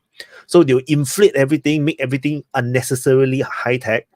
so that they can make the money, they can drag the project on, they can make everything overdue, and then they can earn more money. But in a wartime situation, you're talking about like a design cycle of 3 months and production cycle another 3 months, and then by half a year to 1 year's time, you need to have like 1,000 to 10,000 or 100,000 of these equipments produced. So you can't over engineer the thing. You have to keep it as simple as possible. As many factories can able to produce it as possible. So the technology that come out of it will look very, very, very ugly. And that's why FCS is correct. Just now, actually, I wanted to raise my hand to talk about another thing, but someone also said something I want to say. I was like, okay, forget it. I don't need to say anything. The next will be. How do we find? Okay, Trupa. I'm sorry, I didn't mean to cut you off, but I just have like a thing. Like, how do you find the fine line between like sending the right amount of AI, or not AI, but how do you find the right amount of technology to send to Ukraine or Europe to keep Russia back, right? Because that's our main goal. Oh no, I'm talking about USA entering the war. You all will produce it for yourself. It's not for Ukraine. Ukraine is just a place to scam money. They're just selling all the old stuff, and maybe some new stuff so that they can actually drag on the war. But when you really go into a world war situation, Europe will definitely produce their own shit. So they will let Europe fight like World War I and World War II until Europe is like totally drained out. Then the United States will come in the white shining horse and it's like, we are here to save the day. And then after that, subjugate Europe for another 100 years. So that's not true. Bergman, if I may, I think you are still a bit in the Cold War mentality. I'm sorry for saying that. It's not about keeping the Russians there or here. It's about finding a border between Russia and NATO that is workable, that keeps peace, and that's what the Russians want. And that's what we have to understand. The US understands it very well. Perhaps not the people in the streets, perhaps not the main media, but the other guys know. It's about finding a stable border with Russia that doesn't implode anytime soon. For that, the Russians are making conditions that they will impose their will. The Americans are trying to make their conditions to impose their will. It's also about economical visibility in Eastern Europe, because before we were talking about Poland and the Chihuahuas in the Baltics. And the problem is that these countries made a big mistake. Their main markets to export their production was Russia. Their energy and their commodities were coming from Russia. Now they're isolated. Even Poland, if it doesn't have a market to export their products like Ukraine or like they used to have Russia, they will be in a serious problems in a few years. Right now they are okay because the depression in other European countries is enabled their economical growth, and I hope they will keep growing because otherwise they would be dangerous. But that's the point. It's not about, Europe will keep having Russia as a neighbor. This Cold War mentality doesn't work. It's obsolete. Russia will keep there in the border. They will have to deal with Russia. So sorry there. It's about finding a border deal. How many people can be on one side of the border and so on? How can you make military exercises like that just on the other people's border, trying to humiliate the other country or the other side around? So this is the point. So you have to have a situation where Russia is not humiliated. Macron said that many times. Then what do you think about Georgia? What about Georgia? What kind of a lie are you going to tell me about Georgia? I'm not going to ask you a lie. Oh, but Georgia doesn't want to open a second front, like the Americans have been trying. Georgia wants to keep Georgia doesn't fall into the Western lies anymore. Georgia, after the 2008, until 2008, the Western European, especially United States, invested a lot of money in Georgia. After 2008, they lost interest in Georgia. It almost nothing improved in Georgia anymore. All those promises from the European Union didn't develop. Georgia is still far away from Europe in terms of economical output. Their trade is it's not so remarkable. Away from Russia. Georgia, did they want to be a part of Russia? No, they don't have to be a part of Russia. This is a What's lie. Russia doing? This is a lie. They also realize that most of the trade they do is actually with countries in Central Asia, with China, and with Russia. It's about trade. It's about money. It's about interests. The Europeans are lying. The Georgians, they won't be able to give them the economical security they need. And that's the point. Trupa, And you have to choose Trupa, you need to let Trupa talk so that because he cannot override you. Once any one of us talk, his voice cannot come out. Well, it's So- his problem. I was speaking. I apologize. I'm sorry. Yeah, no. Sorry, what Trupa, what about Georgia? Apologize, Pablo.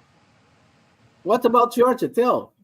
No, in my opinion, Georgia was trying to vote to be part of NATO, and then did they not? No, so they did not vote to be part of NATO. They were forced to be part of NATO. They're not part. You're They talking were about. invited. You're talking about 2008. When are you talking about? When the vote happened, and then when Russia invaded. No, there is no vote. There was The Americans invited Ukraine in 2008, invited Ukraine and Georgia to NATO, and the other countries of NATO refused to make that invitation. What happened in 2008 was that Georgia invaded Ossetia. And by invading South Ossetia, they killed a lot of Russian young peacekeepers that were there. And the Russians got really pissed and wanted to hang Saakashvili by their balls. And that's how they invaded. That's how they The invaded. Russian half of- soldiers were killed were under the blue helmet. It was a peace mission under the United Nations. And they were killed by Georgian soldiers. Continue, Pata. Yeah, that's what happened. This is a lie that you keep repeating, that Russia invaded. I'm not Georgia. That Russia invaded Georgia. No, Russia didn't invade Georgia. Russia punished Georgia military, which is something different. They cut the country in half. They destroyed their military capability. And when the Saakashvili was finally agreeing to stop their attacks in South Ossetia, the Russians left the country. That's it. Well, in fairness, Prado, though, he had no choice because they literally rolled up the tanks to Tbilisi. So, I mean, it wasn't like he had a change of heart. It's like his army threw their weapons down and ran. So, The European leaders were flying to Tbilisi so that meeting Saakashvili like day and night. It's not a lie. They were like sleeping with him in order for Russia not to bomb wherever he was hiding. There was actually a video where I think they were in some perimeter, some compound, and Russia actually nearly hit the compound, but he was hiding behind the wall during the incident, the President Saakashvili. But yeah, what Trupa mentioned, I think, I don't know where he's getting the information from, but I believe even the current protests going on is all being pushed as Russia trying to seize Georgia from the European Union and from NATO. But even this protest is going on, it's a very ridiculous protest. They're protesting against election interference. The same thing the West and the whole American have been pushing around the whole world. No election interference. They are protesting for election interference in their country. And so they say, it's a pro-Russia bill. It's a Russian sponsor. It's a Russian law. All kind of nonsense. The same law America is passing, the EU is passing, every other country is passing. They are pushing Georgian citizens to basically protest against that law that they are passing in that country. So again, I just like to say FCS. I just want everybody that's listening, the NSA, the FBI, and all the other three-letter agencies, that I do not believe there was any interference in the last election. So take me off that list. So okay, I'm FCS. I'm one of the three letters agencies. So I got you. Too late. They got your face. So we have to understand that the geopolitics during those days of the Georgian War, the lead up to the Georgian War, is very different. And during those days, the USSR just collapsed, and every Eastern European country, because it's a totally different economic system, so they are very poor when you compare to the Western world. So everybody wanted to join the Western world. And which is what, and then the Western world quick dangle the carrot, join the EU, join NATO, and then get away from the evil Russia, which is valid, because the Soviet Union is not exactly a kind place. So everybody is they love it. So the Baltic states, and Poland and whatever, everyone quickly joined the NATO when it was offered to them. So then the next step was to invite Ukraine and Georgia because they want to totally encircle Russia or totally push the border all the way to the Russian border. It was working. And why the Russians didn't do anything about the Baltics was that Putin just got into power. So when they were accepted the Baltics in, Putin was still in his first term. He was still busy trying to consolidate power within Russia. He was not able to deal with the geopolitics because he has no power to deal with geopolitics. He needs to settle internal problems first. When he can control the entire country, then he can deal with the geopolitics. So what happened was that on the very year that Georgia and Ukraine is supposed to join NATO, what happened in Russia? Putin actually had his re-election. He won his re-election in the landslide. Immediately, within a few months, he invaded Georgia. And of course, again, he didn't invade because immediately he just decided to invade, like Ukraine. It's not that kind of situation. It's a bit different. Georgia attacked first. And Russia was they attacked through the rebel territories and went out and spread out. And then they fought towards the Georgian capital, and the Georgian capitulated. They basically gave up. They surrendered before the Russians reached the capital, because once they reach the capital, I think it's a totally different game. And the Russians okay, they pull back. So and of course Putin wanted to trade with Europe. They want to trade with the West. So that's why Russia did not want to annex Georgia as well, because they if you look at what the Russians have been doing, they have been trying to expand trade with Europe. They're trying to make the trade ties so tight that it doesn't make sense to break up. So which is why they have all these Russia invested so much in the pipelines with Germany and everything, to make it together, to be one economic body, or at least be very, very good friends. However, to the surprise now that the Europeans willing to cut their own risk just to get away from Russia, they chop their own hands and legs, So that's why Putin is very puzzled. It's he don't understand what these people are doing, because it don't make sense. No one is in their own national interest. The master did it across the ocean. Can I quickly add? Same thing happened in Ukraine as well. The same thing happened in Ukraine as well. To that time period that you were talking about, I don't know if those. Yeah. Remember how high the energy prices were? Remember they had that huge spike, so they needed the cheap energy from Russia. It was essential to keep the economy afloat in Europe, and globally, right? Because it's all interconnected, the energy prices. So that had to happen. They needed that Russian oil to be coming in, and that Russian natural gas. That was essential, because I think it almost hit $150 a barrel in the U.S. I don't know if you guys remember that. Yeah. But it's something very interesting that Wyatt just said, because the Baltics are the example. The Russians will do everything to stop it repeating. The Baltic anti-Russian stake, the way they dealt with the Russian-speaking communities, was an example why Putin would never allow Ukraine or Belarus to become what the Baltics become.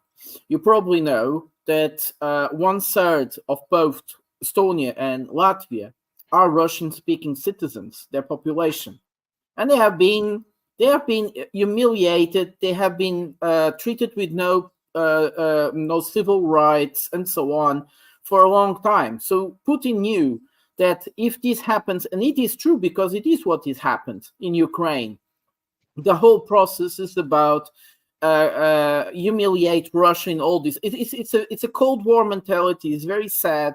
It is followed not just by the United States officials, it's also followed by many European officials. This Cold War mentality, this hate for the Russians. You see, like Wyatt was saying, the Russians created everything so interconnected economically that these countries would never go to war. And Europeans got so fanatic so easily, they were ready to cut their fists just in order to be free, to be Eurovision champions. Trooper. I mean, isn't that important to be free on your own? Like, I knew a Latvian who saved my life when I was in the military. Like, he would tell me about it. He was like, yeah, they hate us.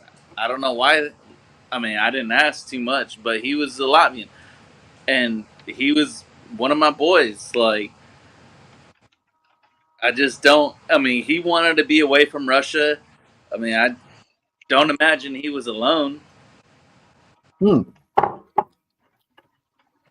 Definitely, there's a huge amount that want to be, that don't have nothing to do with Russia. Even in Russia, the Russians in Russia that don't want to do what's happening in Russia. That's different. That nobody's arguing that.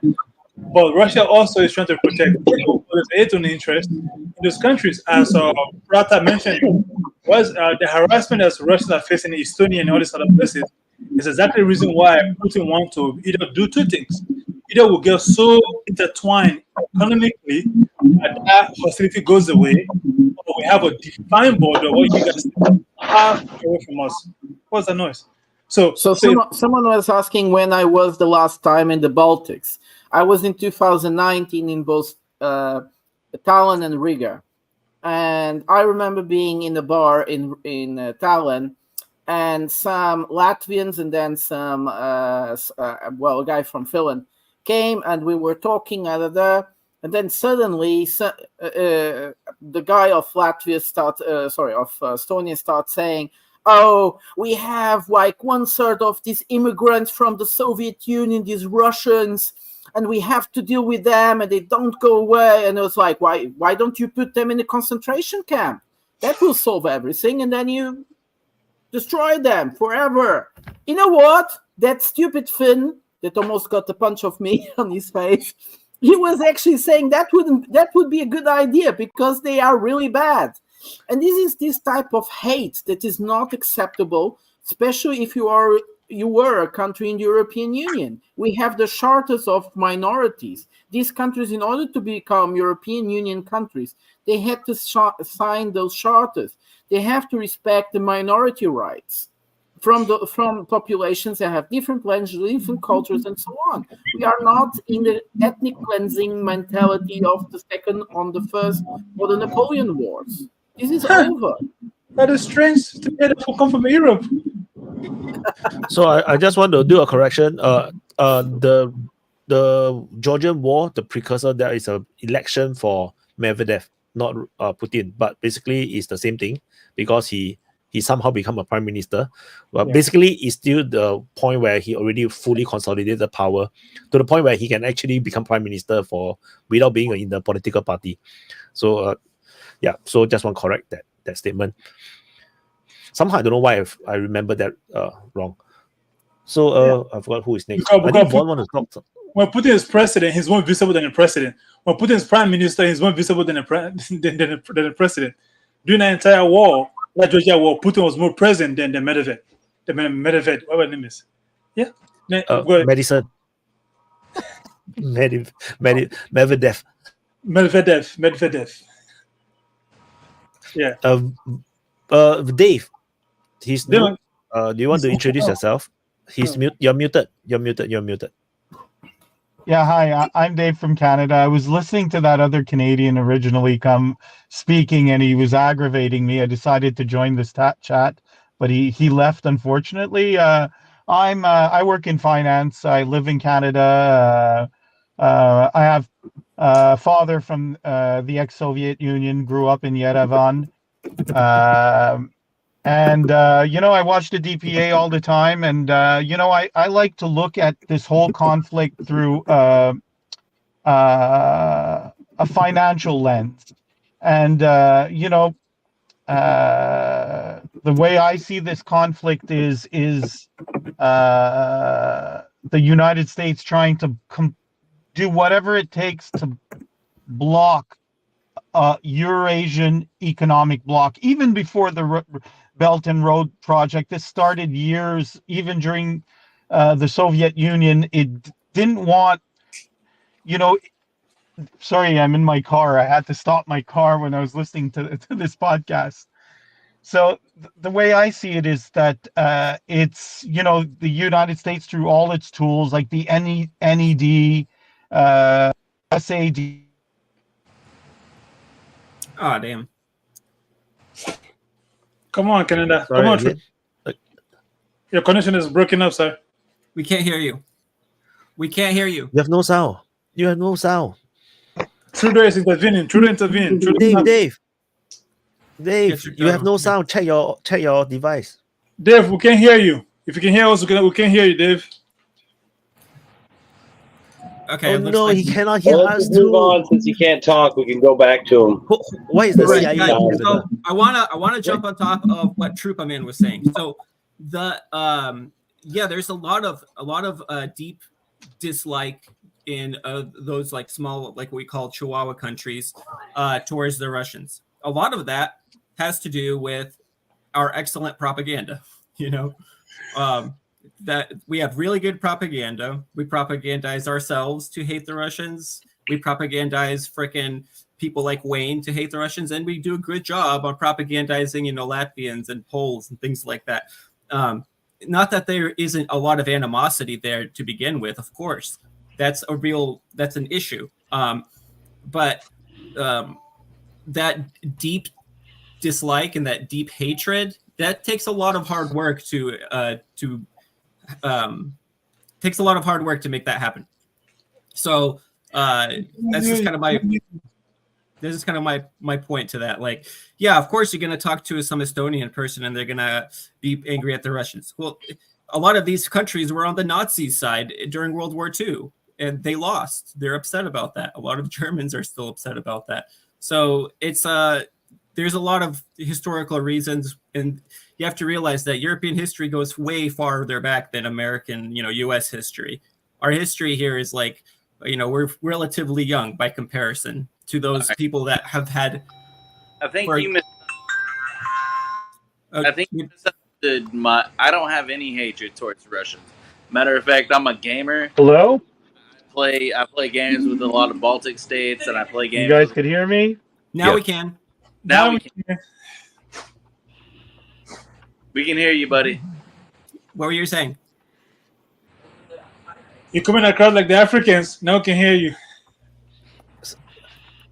Troopa continue first, then after that Dave continue. Yeah, Troopa continue. Oh, I was just saying, look, I'm a gamer. I play a lot of games. I like talking to a lot of Russians. I like talking to a lot of Baltics. Look, I was a soldier. So those people... Can you hear me now? Yeah? Yes. I think so. Hold on. Yes, we can hear you. Can you hear us? Hello? You could still hear me? Yes, we can hear you. Can you hear us? Okay, now I can't hear you guys. Okay, can I? Yeah, I could hear you now, I think. All right, Dave. Could somebody speak to make sure I could hear you guys? Okay. Trooper is talking. That's weird. Now I can't hear you guys. Okay, then you can leave and come back. Trooper is talking. All right. Hello? Dave? If you can hear us, go. Go. We're listening. We can hear you. Okay. Poor Troopa. Look, I'm a big gamer, and I connect to a lot of people. So I have no hate towards anybody. You know what I mean? I play games with everybody, especially Helldivers. I play a lot of the games, you know, once I get on my computer and whatnot. But I have no hate towards anybody. I just want to speak reality. You know what I mean? Especially, like, whenever I meet a Russian person, I'm, for some reason, we have so much in common. And it's only our governments that have these issues. And I know this probably has nothing to do with anything, but I just want to put that out there. When Dave is ready, put him out there. He's not ready. You can Not continue. ready. He's not ready. But yeah, just to CIA, jump on top of what the Canadian CIA got him. Yeah, I was gonna just jump on top of what Trooperman is saying. Yeah, a lot of, if I talk to regular everyday Poles, right, Polish people, they usually don't particularly, you know, quote unquote, hate the Russians either. They don't. they don't have that kind of necessarily. Not everybody has that kind of a hatred, that racist hatred or something. But that the policy of those countries, of those like Baltic Chihuahua states, if you just take a look at how they treat their Russian populations, if you take a look at what they're doing with like destroying World War II monuments, not allowing the celebration of Victory Day, things like that, it's an overreaction. It's an overreaction to try to undo, years of Russification, and that's understandable, of course. The Russian Empire before the Soviet Union. So I have a liberal heart in that way. I believe that individual rights matter and stuff. But the issue in Georgia is literally the opposite of what it looks like. The Georgians who are protesting against the so-called quote unquote Russian law, they're not protesting against Georgia becoming part of Russia. They're protesting for election. Yeah, literally for interference in their politics by Western NGOs. Yeah, it wouldn't just be Western NGOs; it'd be any NGOs. If you get more than 20% of your money from Russia, you'd have to put that onto your documents as well. So it's not. They know the liberals. They know the liberals will never win in fair elections. The Saakashvili party is not coming to power with fair elections. They need interference. And that's what they want. And the other ones have intelligence and know what they are preparing. That's they don't want to go into a Russian meat grinder. People can see that. Nobody wants to have any part of that. You know who does want to have a part of that? Who would love to shove Georgians into the Russian meat grinder? We would. We want our asses to be bailed out in Ukraine so bad. Ukraine is going to be an epic fail. It's going to be a huge debacle. It's going to make Afghanistan look like patty cakes. So we're trying to do anything we can to put it off as much as we can, and shoving Georgians into the meat grinder would work. I mean, I don't think you're going to shove French soldiers into a meat grinder the same way. I don't think that those super liberal Western European countries are going to be doing that. I guess Maddie, you can go. Well, in a way, I bring this back to what Wayne said, like, fighting till the last Ukrainian is benefiting the United States. To him, it's cost effective for us. And the thing is that we've already claimed it as a proxy war. All it does is it makes us look pathetic and weak. And you're right. What is going to happen to American population when they see the true numbers of AFU killed? What are they going to do when they see what actually happened in Bucha? It's the thing about it is that our government never even thought about it because they expected they would win the whole time and they could just cover it up and not report about it. Just like they do with everything else. I mean, if they wanted to solve the 2020 election, then have a fair investigation, shut everybody up. But they don't do it because they know which way it leads. And that's what I think part of the problem is that these corrupt, bloodthirsty fools have got themselves in so deep they don't know how to get out now. And like you said, it's just they're flailing right now. And that's what's scary is Russia doesn't know. To me, the Russian MOD, matter of fact, the Russian population, for Christ's sakes, doesn't know what our leadership could do at any moment. You can't trust us. We can tell you one thing, and we'll do the exact opposite thing the next day, even though we told you wouldn't. So where does discussion begin with an entity you can't trust? But agreement capable. Yeah, and that's the thing is nobody's coming to bail them out, and so they only got one way to go. So I don't know. I mean, the world sees it differently than the average American, I think, and there's the problem. It's going to be a shock to many of them. And Prada. Yeah. So that's quite true, Maddie. But taking into account what Bradley was saying, you see, Bradley, the identity, the collective identity of the Poles is based on victimization, historical victimization of somewhere in points. So it's pretty much anti-German, anti-Russian, and it's very easy for stereotypes against Russians within the Polish society, with anyone, even the most open-minded person. It's very easy to come out. The same with the Finns. Well, let's not talking about Chihuahuas because they have become ridiculous. You're muted. Elites, the Chihuahuas, their elites have become rabid, crazy. But actually, it was interesting when I was several times I was never in Lithuania, but I was several times in Riga and in Tallinn. Actually, the population doesn't hate the Russians, which is very interesting because the Chihuahuas are the Baltics, but it's their leadership. The population doesn't. In the case of Poland, is more deep inside in their national identity, and it is what it is. But you see, the Russophobia, and what I mean with Russophobia is racism and xenophobia that has been legitimized by the normalization of hate. And this is pretty much hate, and we see it everywhere in the comments of people. It's really very deep all over Europe, and it's very deep even in the Portuguese society that doesn't care much about Ukraine war. If we talk about Russia, it can like something really hateful out of it, because you see, the problem is that we are constructing our European identity. If we should talk about this, we are constructing this idea of European identity that the Russians are the opposite of us. They are illiberal, they are anti-gay, they are militaristic, they are these and that and brutal, untrustworthy. Yes, But exactly. it is just like the Polish. When you say you're gonna nuke somebody every fucking Hey, mister, I'm still talking. Sorry. Okay.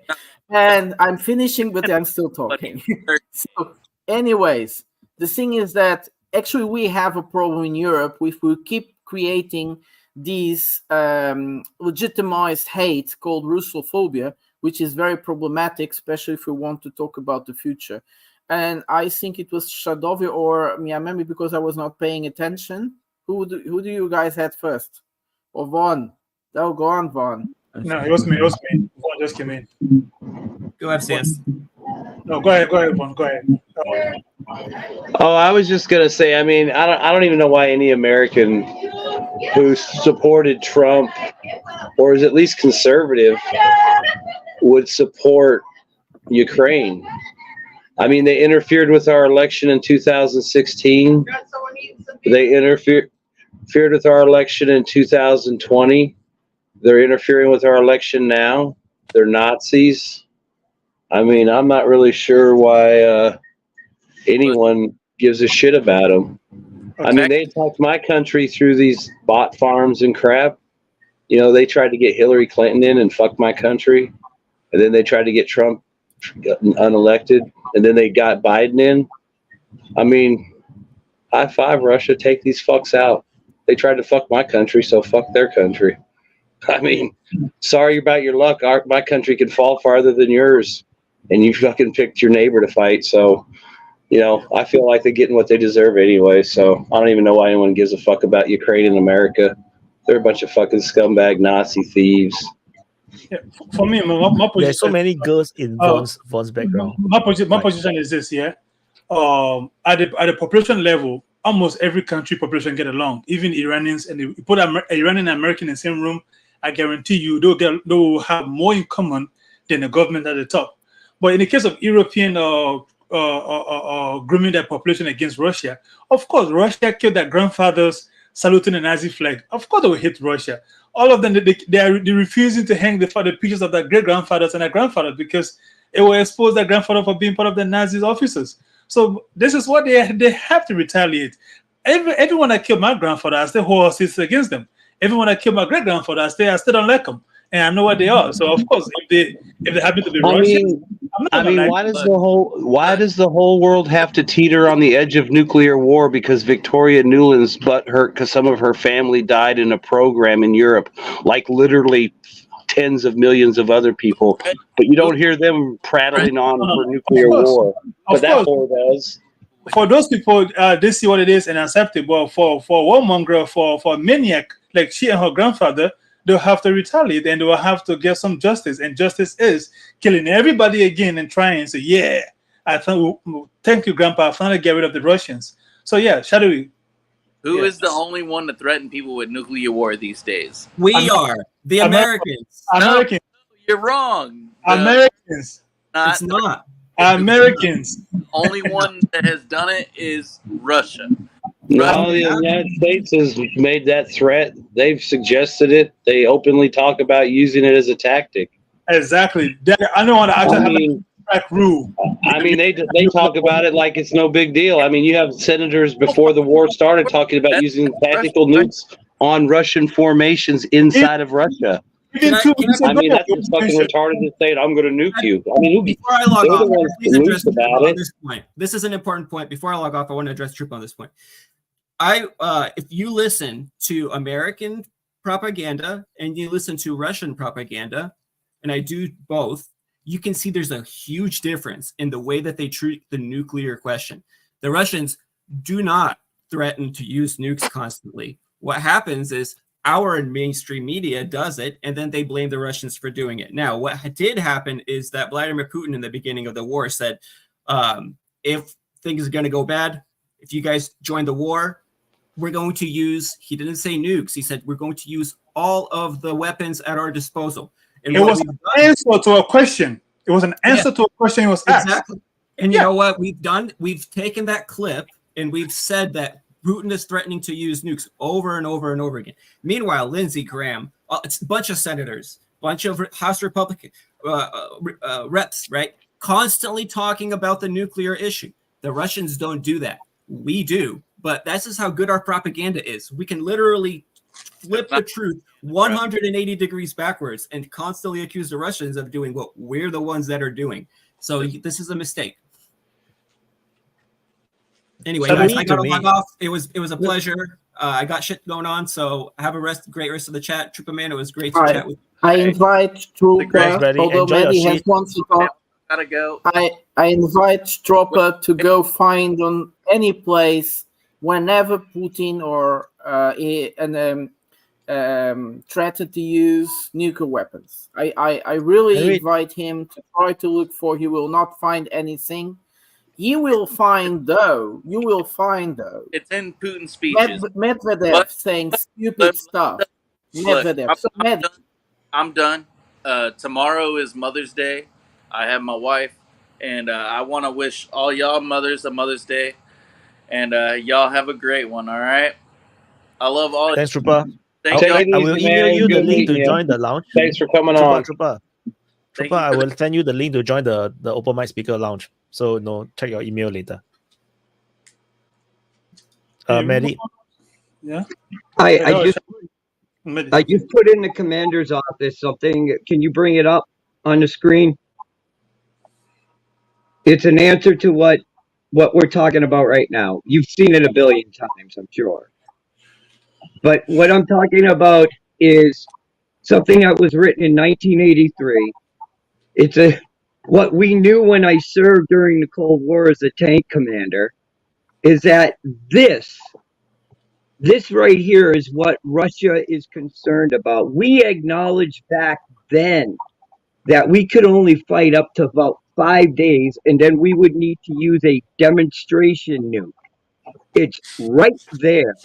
I've been posting that since the beginning of the war, and look where we are. And there's a reason I brought it up. And this is a reason why I brought up about being at least an enemy you can trust not to go into this far. But they can't. And that's part of the problem, too, with Russia.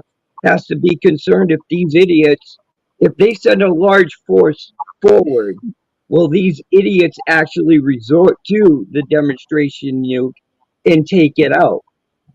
You know, they have to put that into the equation. You know, so, you know, this is what's been concerning me since the very beginning. And it's right there for us all to see. And to say that Russia is the one that's threatening it, no, it's always been a threat there.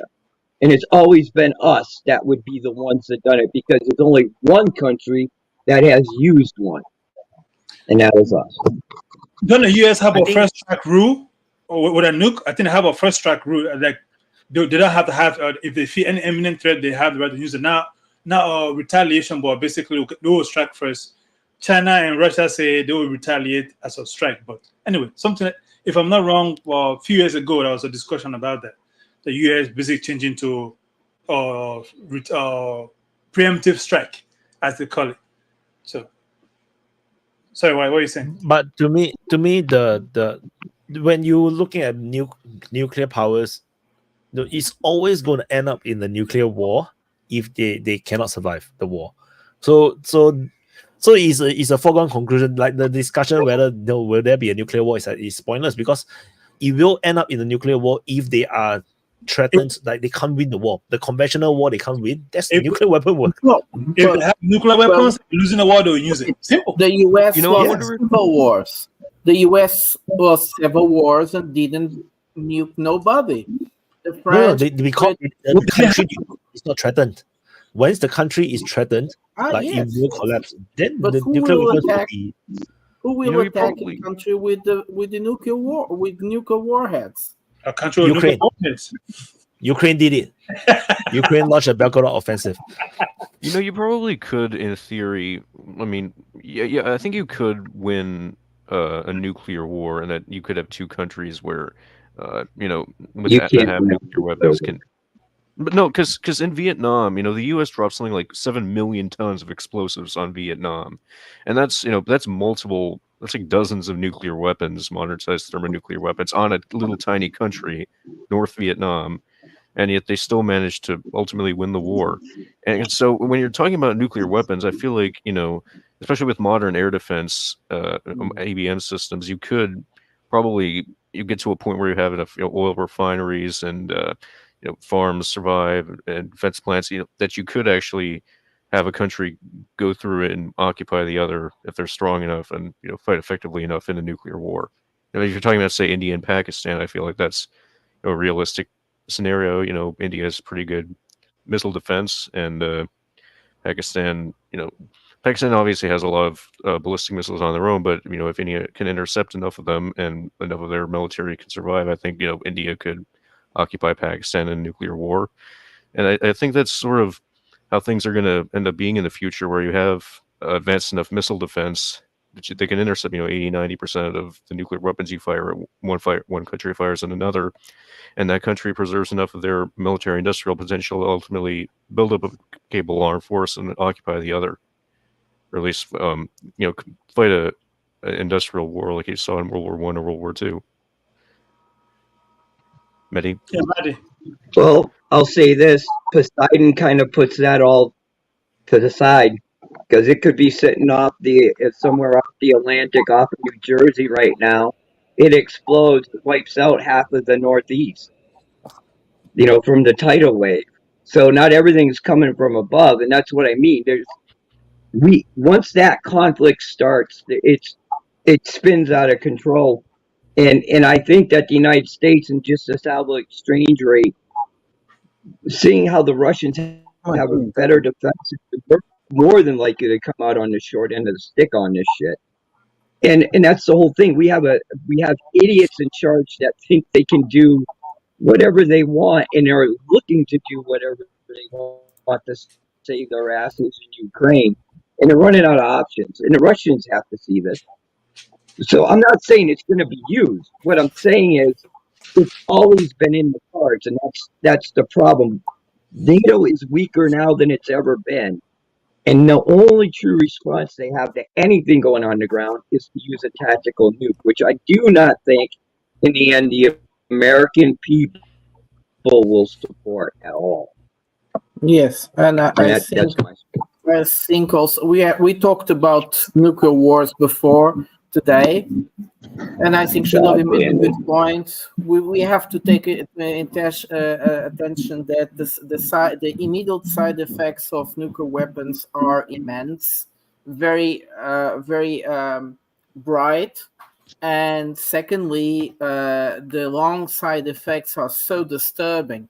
It's not compared in any ways to what was done to Laos and Vietnam, or even Cambodia, what happened. Yes. Go on. So Damn. to answer Ryan, it's like getting shot in a car with 1,000 round AKs and dropping 3 rounds of RPG in the same car. You can shoot up a car 9 times and a person survive, but RPG running that car, survival is very different. So yeah, they may have dropped about 10,000 missiles, but that will not only equal all those can even maybe even the destruction can even equal the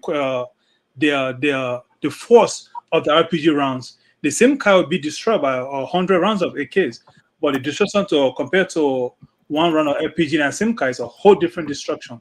So yes, it may be equal, the explosive power may be equal, but how do we drop in the concentration of force is completely different, and that's where I'm coming from. So, damn. I feel that Russia cannot lose a nuclear war because I think these people are about that life. Like, I think Russians are more prepared to be nuked than American societies. I think that Russians have the mentality that they're already in post-apocalyptic world anyway. So if the nukes came, there's enough land that at least 2 or 3 Russians will survive and they'll fight. But Americans, I feel like my society, there's no way in their mind that they think that they could be nuked. And if it were to happen, it wouldn't be like solidarity. It would be like every man for himself. Texas would probably be like, we told you guys not to F around, and people would be going crazy. I feel that Russians are they're a little bit more tight knit. As far as a possibility, like that other guy who left, who was talking about Russia saying that it's going to nuke the world, like that guy was a little bit of a clown, because in reality, Russia's always saying, yes, we will defend ourselves with everything we have, and you guys know we have nukes. So that's what they're saying. That's what they've always been saying, that they'll defend themselves to the best of their ability. And it's just strange that we kind of keep poking the bear because we know they have nukes. And just like Prada said, yeah, then the West says, look, they said they'll nuke, they said they'll do it. And it's the game that they're always playing, man. It's a little bit of annoying. I just want to know, have we talked about the offensive or like the possible offensive in Kharkiv, whatever the fuck you want to call it? We did it at the start. Yeah. What did you guys decide on? What's going to happen? Nothing, Burger. I mean, we just sort of talked about, the different possibilities, how it might be a feint, how they might bring in more troops, that kind of thing, what the different outcomes might be. I feel that Russia should attack in the north because they have the numbers, they have the population in this fucking country is insane. Their ability to mobilize the people, especially this year, a lot of people have been wanting to join. They have more than enough people to actually open a new front. And if they were wanting to end this war and actually land grab, then Kharkov would be a really good objective. Ukraine would have to choose which side to defend, and it would be the 3rd major battle of the war. And this would just be sped up significantly. Russia has, in my opinion, Russia has enough men. I mean, you guys can disagree, but you guys got to come here and see these motherfuckers. They dress up in their uniform and they come on trains and airplanes, and they really, really are about that life. Go ahead, Prada. Nigga, you muted. I was just going to remember that most of all those richness, although that potential economical potential of Ukraine in the future after the war is around Kharkiv. The gas, all those rare earths and so on, they're all in Kharkiv. So Ukraine, in order to defend the U.S. multinationals, sales bots, purchasers in Ukraine will have to keep Kharkiv at all costs. Mehdi. Wyatt put up the pictures of what I was describing earlier. Dan's there, a man on the scene, and I'm not going to dispute what he's saying. I just think that the cost of human life to take Kharkov right now wouldn't be worth it. I think that what they're doing, they're building a force to come down, but they're going to contain it and bypass it and move on to other objectives, or hold in front of it and just contain it and work on it maybe grind it out. But I don't think they'll go directly in. But if they do, it will be from the north because that's where the high ground is, in the northern part of Kherson, of Kharkov. If you go into Kharkov, there is a river that runs through it that splits in a Y. And the high ground is actually where that split is and can cover all of southern Kharkov for the most part of it, if you looked at it on a topo map. Yeah. Yeah, by the way, I think they should envelop it. Then just to comment on what you're saying, right? I know, as you said, I believe Russia currently has the potential to actually end this war quicker. And I don't know what game they're playing, but you don't dictate time. Nobody control times. And if what you said back on, it says strike when the iron is hot. Now to me, the Russian has the iron is ripe for striking, and they should just stress the Ukrainian and just end this war as soon as possible. They keep playing games until Putin fall over and die tomorrow. They're gonna have a serious problem on their hand. So yeah, it was what's his name, Vozin.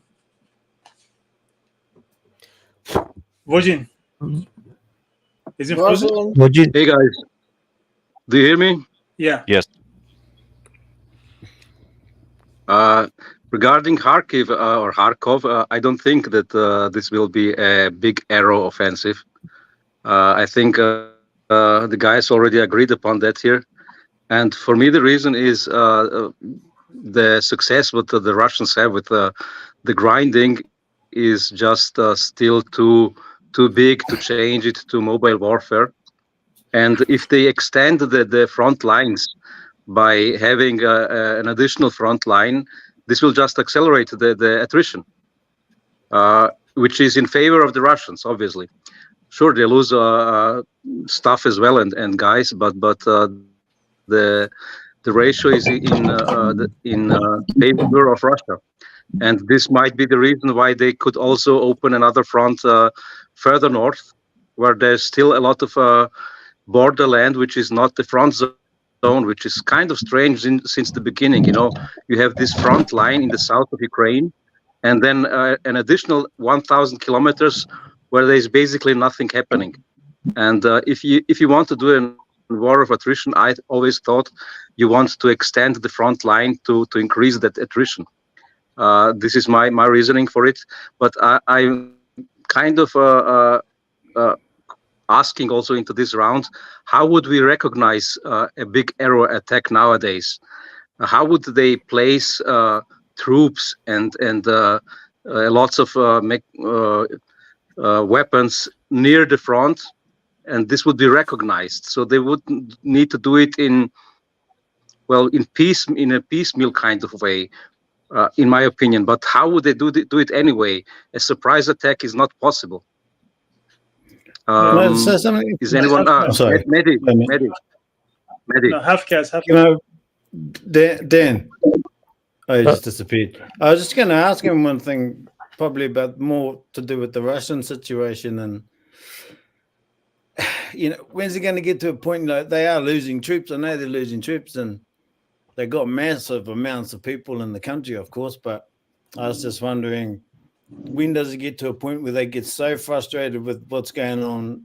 Well, I'm pretty sure they must be past the point, that they're so frustrated at the moment with what's going on with NATO, with all the shit that they're loading in there, all the men they're losing. They're losing a lot of men. From the videos I'm seeing, they're losing a lot, and that's they're getting eaten up. They might not be like massive, like in like hundreds of thousands or something, but it's going to be close, because over this long term that it's been going, Ukraine's definitely lost that much at least. But yeah, I just wonder when it starts to hit Russia, or if political things might change there. I don't really know much. I know someone who lives there is sort of not really. They weren't too keen on what Ukraine did at the beginning and how it sort of went down, but I don't think they're like wholly for the war, but a lot of them are down for it. I know that for a fact too, but at the same time, I know Russia's pretty much oppressed, it's suppressed or whatever it is. But Dan would have a better eye on the situation there, but I'm just wondering, it seems to me from what I see, everything just people are partying, life seems to be going on in the streets in both places, even in Kiev and stuff like that. So it seems like that in Russia as well. But you know, is that really what it's really like? Or because I watched, even though it's off topic, I watched some of these fights and stuff, and I know if Americans were at war, they'll be like, after everyone, they'll be going, by the way, go for our troops, make sure we win, and blah blah blah blah blah. I don't know if the Russians are like that. I don't, you know, because I don't know if they're so, because all the fighters from different regions and stuff, but you don't see that sort of thing. It's not as provocative in terms of the war. I'm not sure if they're not allowed to say it, or they're just scared of saying the wrong thing, or what it is. But yeah, Wyatt. Wait. Gringo, you are in the backstage. Please check the private chat. I need to do verification before I can put you in. Yeah. Who's next? Mehdi. I wanted to respond to the ability to build up forces, because it's one thing to know what your enemy is doing. It's another thing to have the means to do anything about it. And if you just don't have the manpower to do anything about it, you're kind of screwed. You know what I mean? And they could be, matter of fact, if you really thought about it, if the Russians had the manpower, they could be plopping, you know, armor, anyway, like troops here, and say their ISR can pick up all of them. Then what do? How many logistics lines can they support and extend out to get in front of these groups of troops? So, you know, I do not think that Ukraine is getting as good as ISR as we think they are. So I think the Russians are able to build up in some places. You know, will they do anything? I don't know, but you know, I think now I'm babbling, but basically what I'm trying to say is that once again, if you can see it is one thing. If you can do something about it now, that's a totally different story. Have you guys talked about the Israeli offensive in Rafa yet? No, we haven't got there yet. I want to talk about Ukraine. I had my finger up for like 5 fucking minutes now. Okay, go ahead. Yeah, I mean, this whole thing with Kharkov, I mean, you know, I mean, everybody's got their opinions. You know, I think it's an offensive, you know, but the idea that there's nothing going on in the South, every day there's shit going on in the South, every single day. Every day there's an advance. I mean, the idea that there's this big glorious plan and to siege Kharkiv and surround Kharkiv, assault Kharkiv. Why the fuck would you waste your fucking time doing that when you could pin them down right there for the next year and kill them all day long and not even have to send a Russian down the road? It's fucking 6 minutes to drive up the road right now from Avdiivka and cut off New York. It's a 41-minute drive from Okoturny to Pavlovsk. Okay, so what's more likely to happen in the next 6 months to a year? A 1-minute drive up the fucking road to a big city, or 6-minute drive down the road to fucking cut off New York, or some glorious fantasy about assaulting Kharkov because it's great for sieges. It's already up there surrounded. I mean, why the fuck would you send your army into a city full of fucking dudes that want to kill you and Nazis and the guys that survived everything else when you can literally just go around the sides of them, underneath them, and sit there like a big fucking hammer on them, and then work your magic in the Donbass and in the South where it's already been ripped open like an anus, and it's just, you know, guts falling out all over the place. I mean, seriously, that's where the action's going to be. I mean, the idea that there's nothing going on because they didn't catch a tree line today, well, big deal. They caught stuff somewhere else. They're always moving. And the Kharkiv offensive is a nice distraction.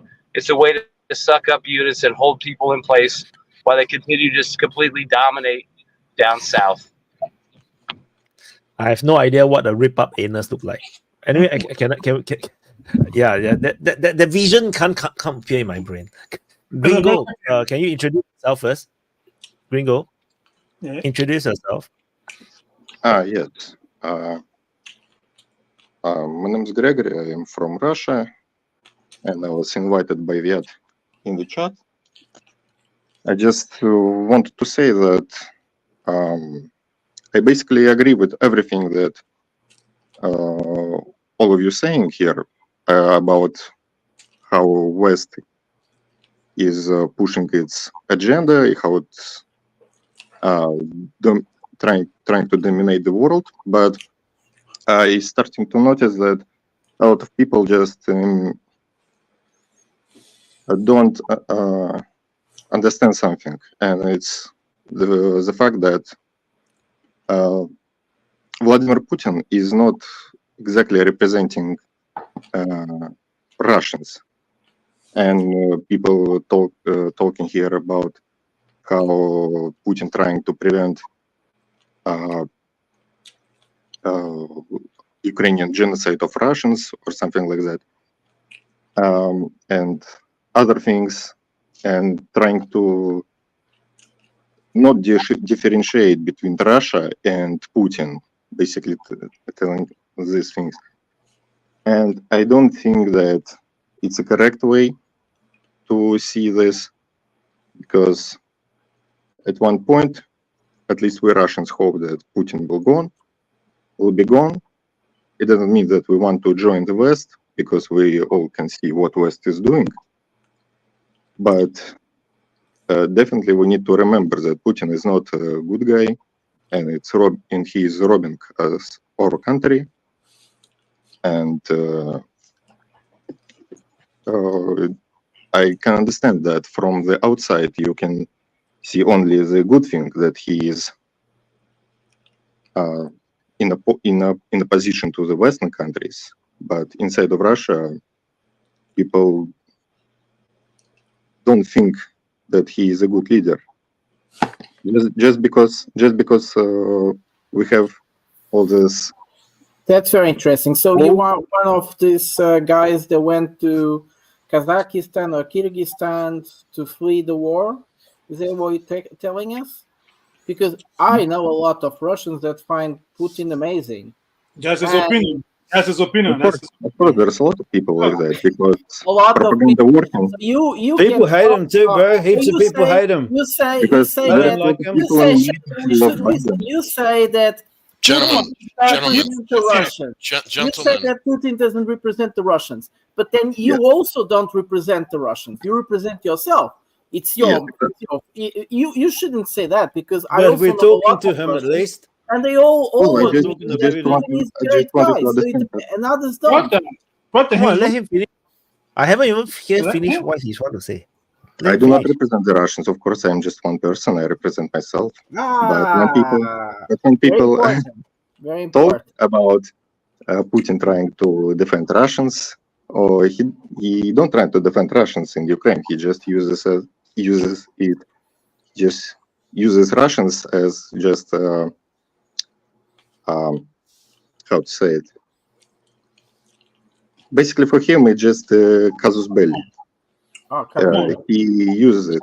Of course, he does it to prevent NATO expansion. I understand that, because what do you Americans base don't. What do you base this accusation on about Putin, saying that he's simply using the Russians? You base this on what?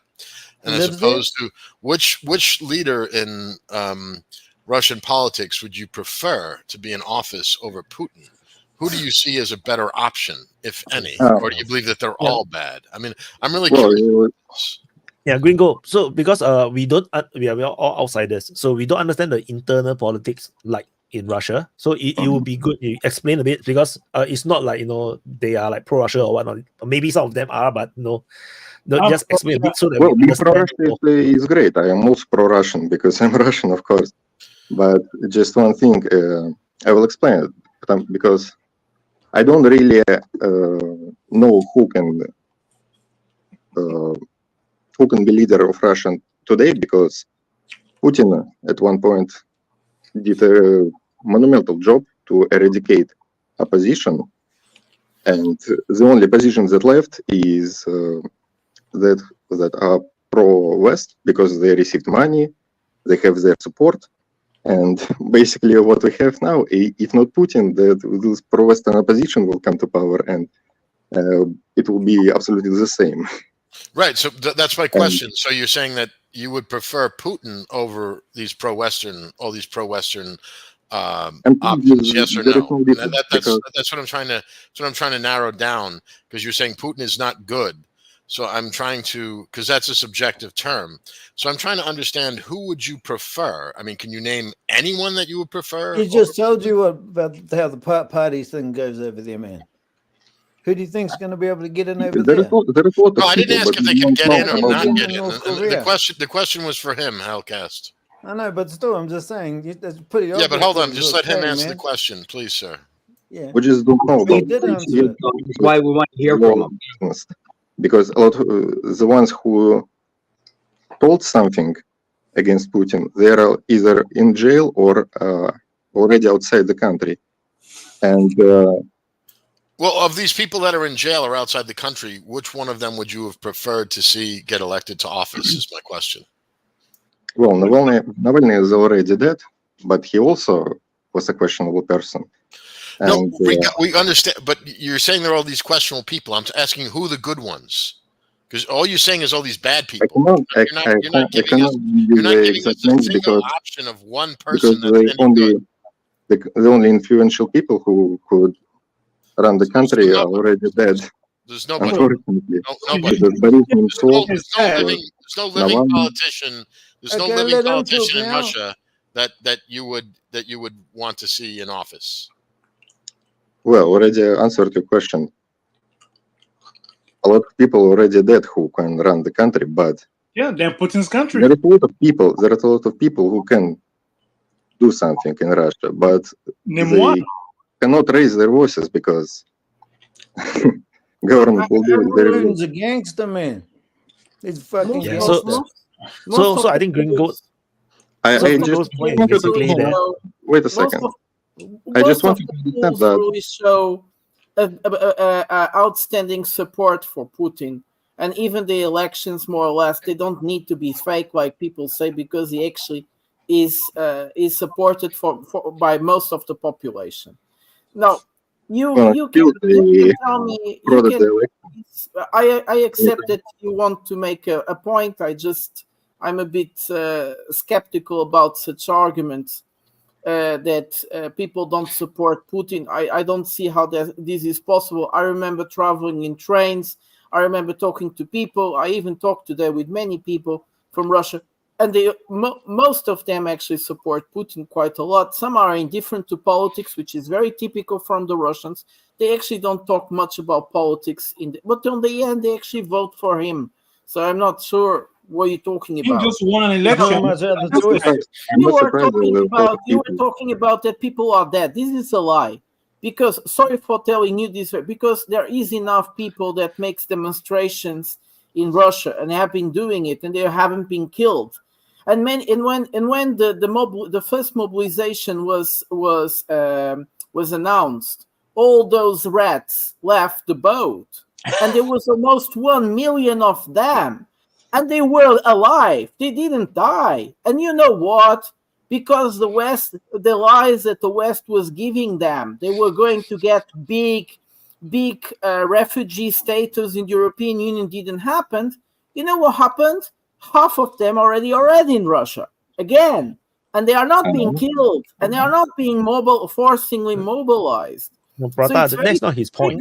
You think it like West is actually caring for Russians, and like you want to say that West is promised something like, I don't know. West is an ally of Putin because a lot of assets of Russian oligarchs are in the West. Their kids are in the West.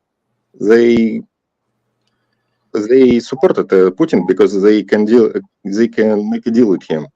And that was for a long time. In Germany, Angela Merkel was dealing with Putin.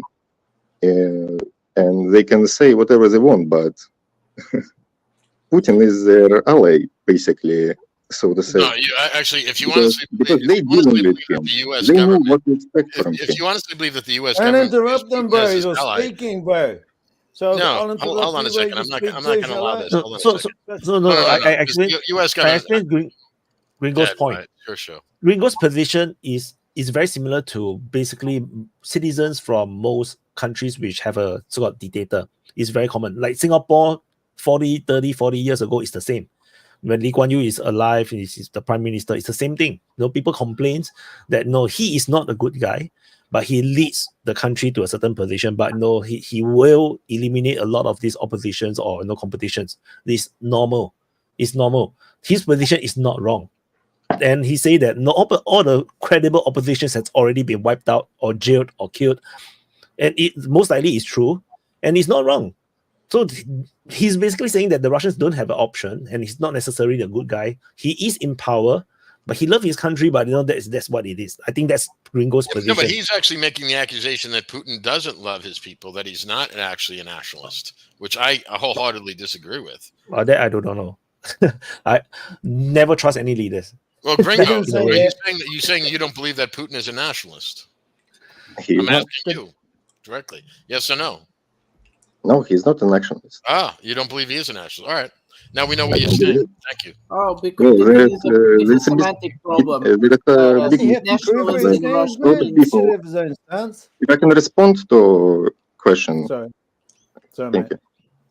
That's a big misconception. A lot of people make a lot of assumptions about Russia, that Putin is a nationalist, that we traditional countries, that everything is great here, that Christianity is prospering and whatever else.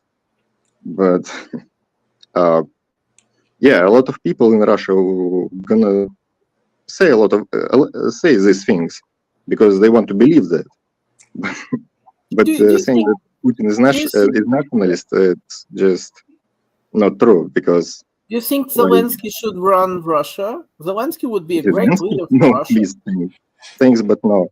Why not? We don't need this kind of cloning. Saying that, bro. That's a stupid thing to say. It's just a stupid thing to say. I think this guy's Ukrainian posing as Russian. I don't know why I feel like that. Yeah, I feel that. I mean, I get what you're saying. I think you guys are just one-sided. Fucking, that's a real Russian there talking to you. Come on, man, listen to him. Oh, we had many Russians. Yeah, we have all kinds of Russians. No, I mean, I kind of get what he's saying in a way, but you may say maybe you feel like the Putin government is disingenuous about what they claim and what they claim Russia is, but I look at it as why can't you just accept the fact that maybe your country's on the right track and they're starting to do the right things, and even though it's not perfect, they are trying to become more maybe nationalistic and protective of their interest. Maybe they're really trying to let me finish. Yeah, I think maybe they're trying to encourage families and community and country and God. And, maybe you don't believe it. Maybe it's not that great. Maybe it's still in the fledgling days. Maybe it'll turn into something better. I don't know. I mean, at least your government ain't trying to fucking cut your kid's dick off. I mean, that's a plus, dude. I mean, your army is full of men, like with penises, not like that say they're men. Not like the United States. I mean, it may not be great, but you're definitely on the right track in a lot of ways, probably, even if you don't think you are. Let me know when I can respond. Gringo, before you answer, can you respond first to this? Gringo, I will respond to what he said, okay? Admin response. I will forget what he said. Can I please respond first? Just one question. Compared to which Western leader is Putin bad for his country? So, Western leaders. That's hypothetical. They all the same, like Putin. What you're talking about? And to respond to what one said, I have nothing against what Russian government is promoting in terms of tradition and all of these things. I'm against the fact that these people are robbing my country and building mansions and buying cars and yachts and whatever else for our money. Yeah, dude, but that's the same thing in the West and in America. But our politicians take money and do that bullshit too. I mean, you have a problem. It's one of the most corrupt countries in the world. Only Ukraine is the most corrupt. The United States is the most corrupt. No, hold on. I heard this bullshit argument a million times. The United States is by far the most corrupt country in the world. Oh hell no! Bullshit that goes on in Ukraine, Russia. The amount of money that they steal from the people I is refuse. pennies Liberia is the compared most to what's corrupt country stolen in in the the world. United States. You have I'm not no saying that idea Russia of the is the level of most corrupt corruption country. in the United States. It's one of the most corrupt countries, Well, Russia, and our money is this stolen thing by. you say about the people that steal, it's very interesting because, of course, in Russia there's many people that steal, but I remember from ever in the Russian news there is always one official that end up in prison. Actually, it happens all the time. So it's incredible. How does these people that were stealing and enjoying the system end up in prison? So there might be something there. So let's recapitulate. The Yeltsin comes to power. The oligarchs are formed. Putin comes to power and says to the oligarchs, "You are over with oligarchs. You can keep your money. You can keep your source of money, but you'll stop intervening in politics." And what Putin did most has been to limitate oligarchs' power. And if you noticed how many there were in the 90s, how many are left? How many are left? They are being killed. They are being expelled out of the country. Plenty now. Putin even rejoice when oligarchs lose their money, and we saw him saying it. Yeah, oligarchs not under his control. Yes, oligarchs not under his control, but they're getting plenty now. But they're under his control. And now let's take another example of oligarchy, which is Ukraine, the worst kind of oligarchy.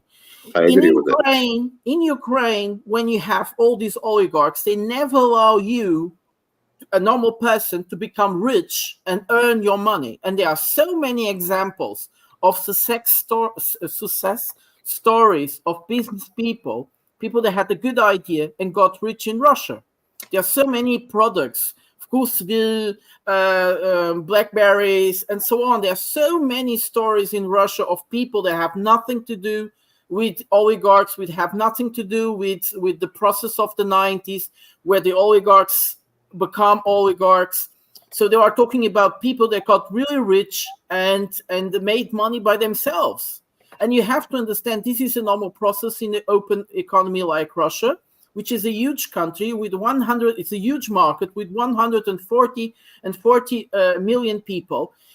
I am from a very small country, has 10 million people. It's much more difficult to become a millionaire in Portugal than it is in Russia, than it is in the US, than it is in Germany. So it depends on the market where you are.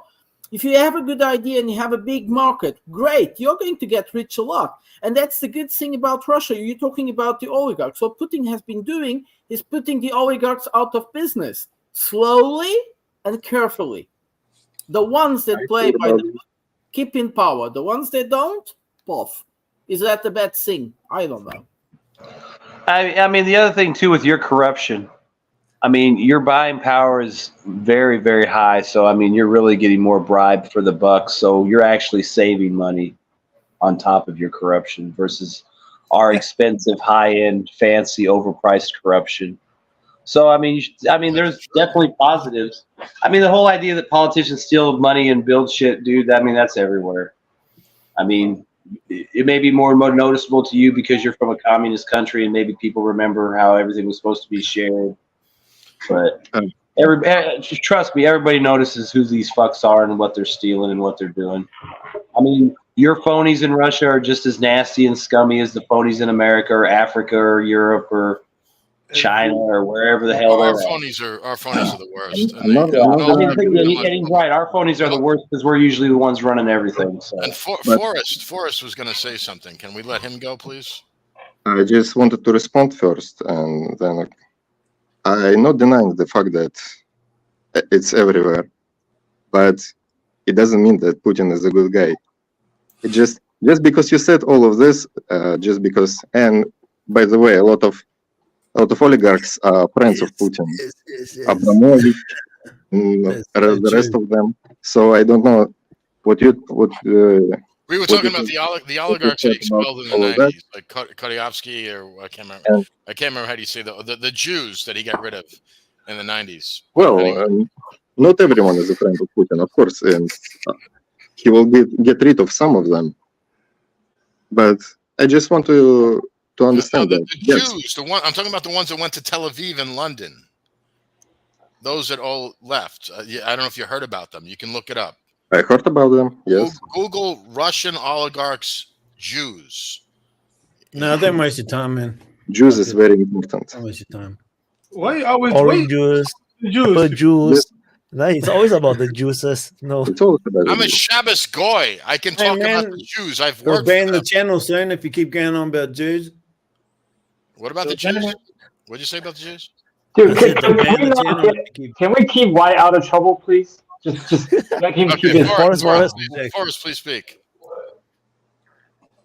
So I was just saying that I mean, everyone lives their own life. You know, in Chinese there's a saying, thousands of people, there's thousands of realities, right? I mean he's gonna have his own experience. He grew up very differently. It depends on his family, you know, like some people grew up in the Soviet system, some people did not. And you're gonna have very different lives, just like in the United States. Like, you know, Vom, you know, Uncle JS, like, do we agree with some of the leaders or, you know, some of the things, right? Even they don't see eye to eye. They're gonna interpret things very differently, right? So, like, that's how he interpret, you know, some of the things. And I mean, I don't think you guys should gaslight him into like, oh, this is how you should believe, right? You know, just let him have his thoughts. I agree. 100% agree. yeah, because that's why just now I say what I say, because in Singapore we have the same conversation, the same opinions as well. No, like 20, 30 years ago, I'm a full opposition supporter. You know, I don't support the ruling party at all. But you know, because then things evolve, because we no longer have a dictator kind of a figure. So, but when the dictator is there, it's different. You know, we are always asking why Lee Kuan Yew is still not dead. You know, like, you know, how old already is still not dying. You know, this is normal. You know, so now they have Putin. Then, you know, there will be naturally people who are opposed Putin within Russia, confirm 100%. But because sometimes, you know, it's not opposed because he's bad, like what he do. Sometimes he's just opposed because he's the power. He's in power. You know, we just rebel for the sake of rebelling. That's a very normal thing in politics as well. You know, there are people who go to elections will always drop the opposition vote, regardless who is in the opposition.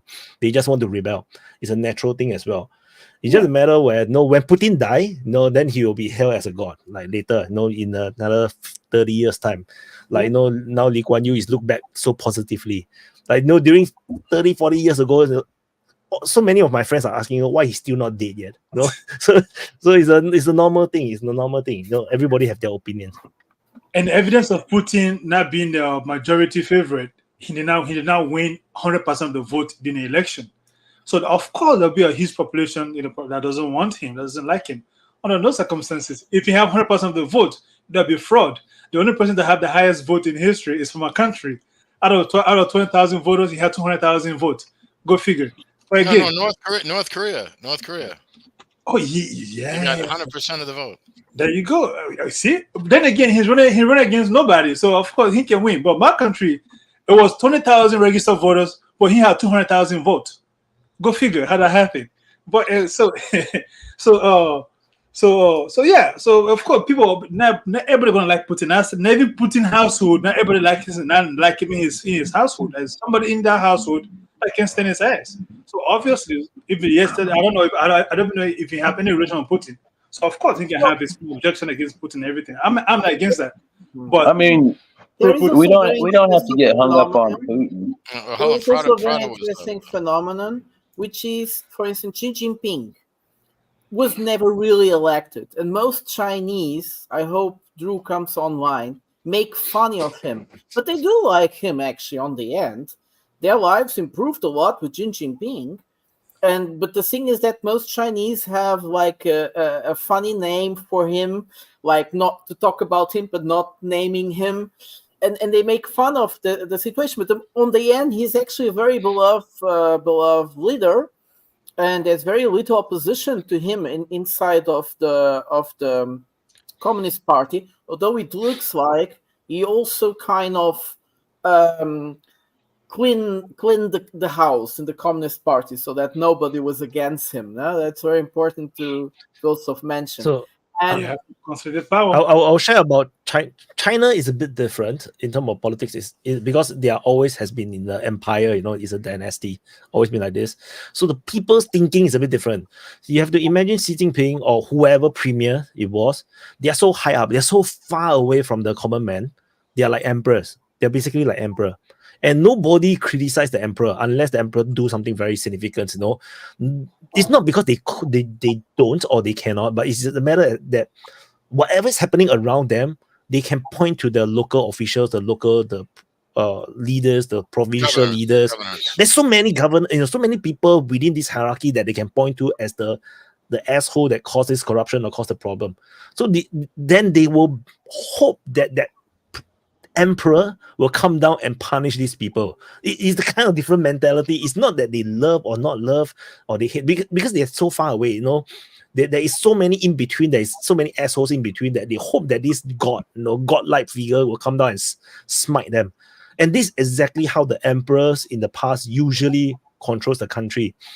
Unless the emperor asks for tax increase to fund certain wars or whatnot, that's when you have this anti-imperial forces start to grow. So it's a bit different, I would say. I'm not sure about how Russia will be like today as compared to China. It's just different. And I just want to say to FSB, if you're watching, Gringo actually loves Putin. Gringo will not fly. He cannot fly out of the window. But Gringo is what if Gringo is FSB, just looking for other anti-Russian people? That is also possible. He might be a glowy. He's glowing so much. He's glowing. That's a possibility. He's not in Russia. Prada, hold on. Forrest is next. Let Forrest go. I just want to say that. I got family in China, right? So there's the people, there's the common man, and then there's the people in the system, and then there's the people in the system at a local level, and then there's the people in the system that are in the system. All live very different lives, and their lives sometimes don't touch. The common people usually just don't give a fuck about anything. They just want to fuck bitch and get money. Well, get rich, okay? Get rich. So, fuck bitch, get money. So they just want to live a life, and they there's a saying called the sky is high, and then the emperor is very far. You're not going to depend on that. You just he is there. What else are you going to do? So I don't know about Gringo if it's some type of that. Putin is very far. You just don't really, you can't really do much about that, right? What exactly are you asking again? Nothing. You don't have the answer. I mean, you have. Yeah, it's rhetorical. It's not a question. It's a parable, and from his English, I know he didn't get it. So you have to be very clear. But since we were talking about Xi Jinping, I know some people want to talk about Gaza right away, but let's make a small detour. Xi Jinping was in Europe. He had a very strange reaction in France, and then he went to Serbia, where Vučić was Hungary and Serbia, Prada. You left out Hungary. You made the deal with Orban and Hungary.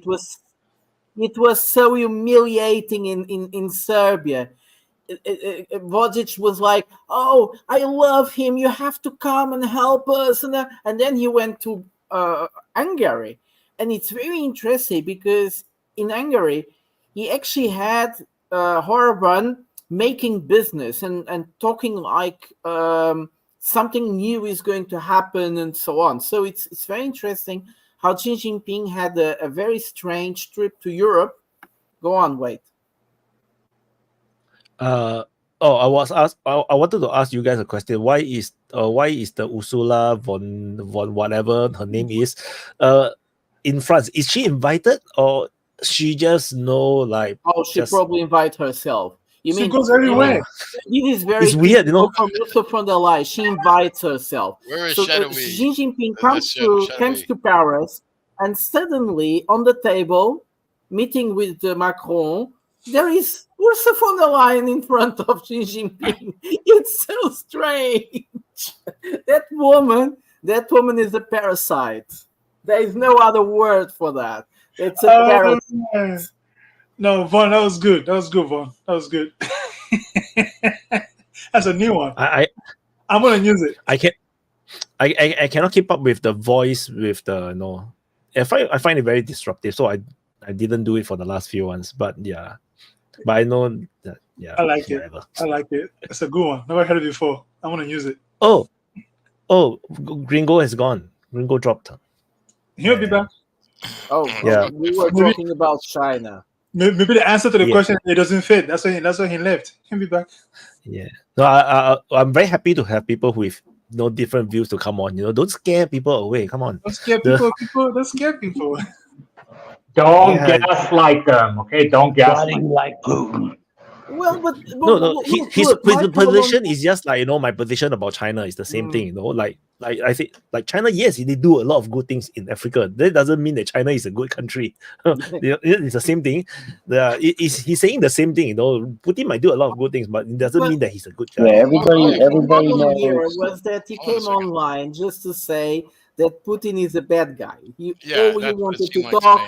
I don't is- think he so was we- interested in a sincere back and forth. He was not interested in talking to us. He was just coming in to say that Putin is a bad guy. Okay, My great.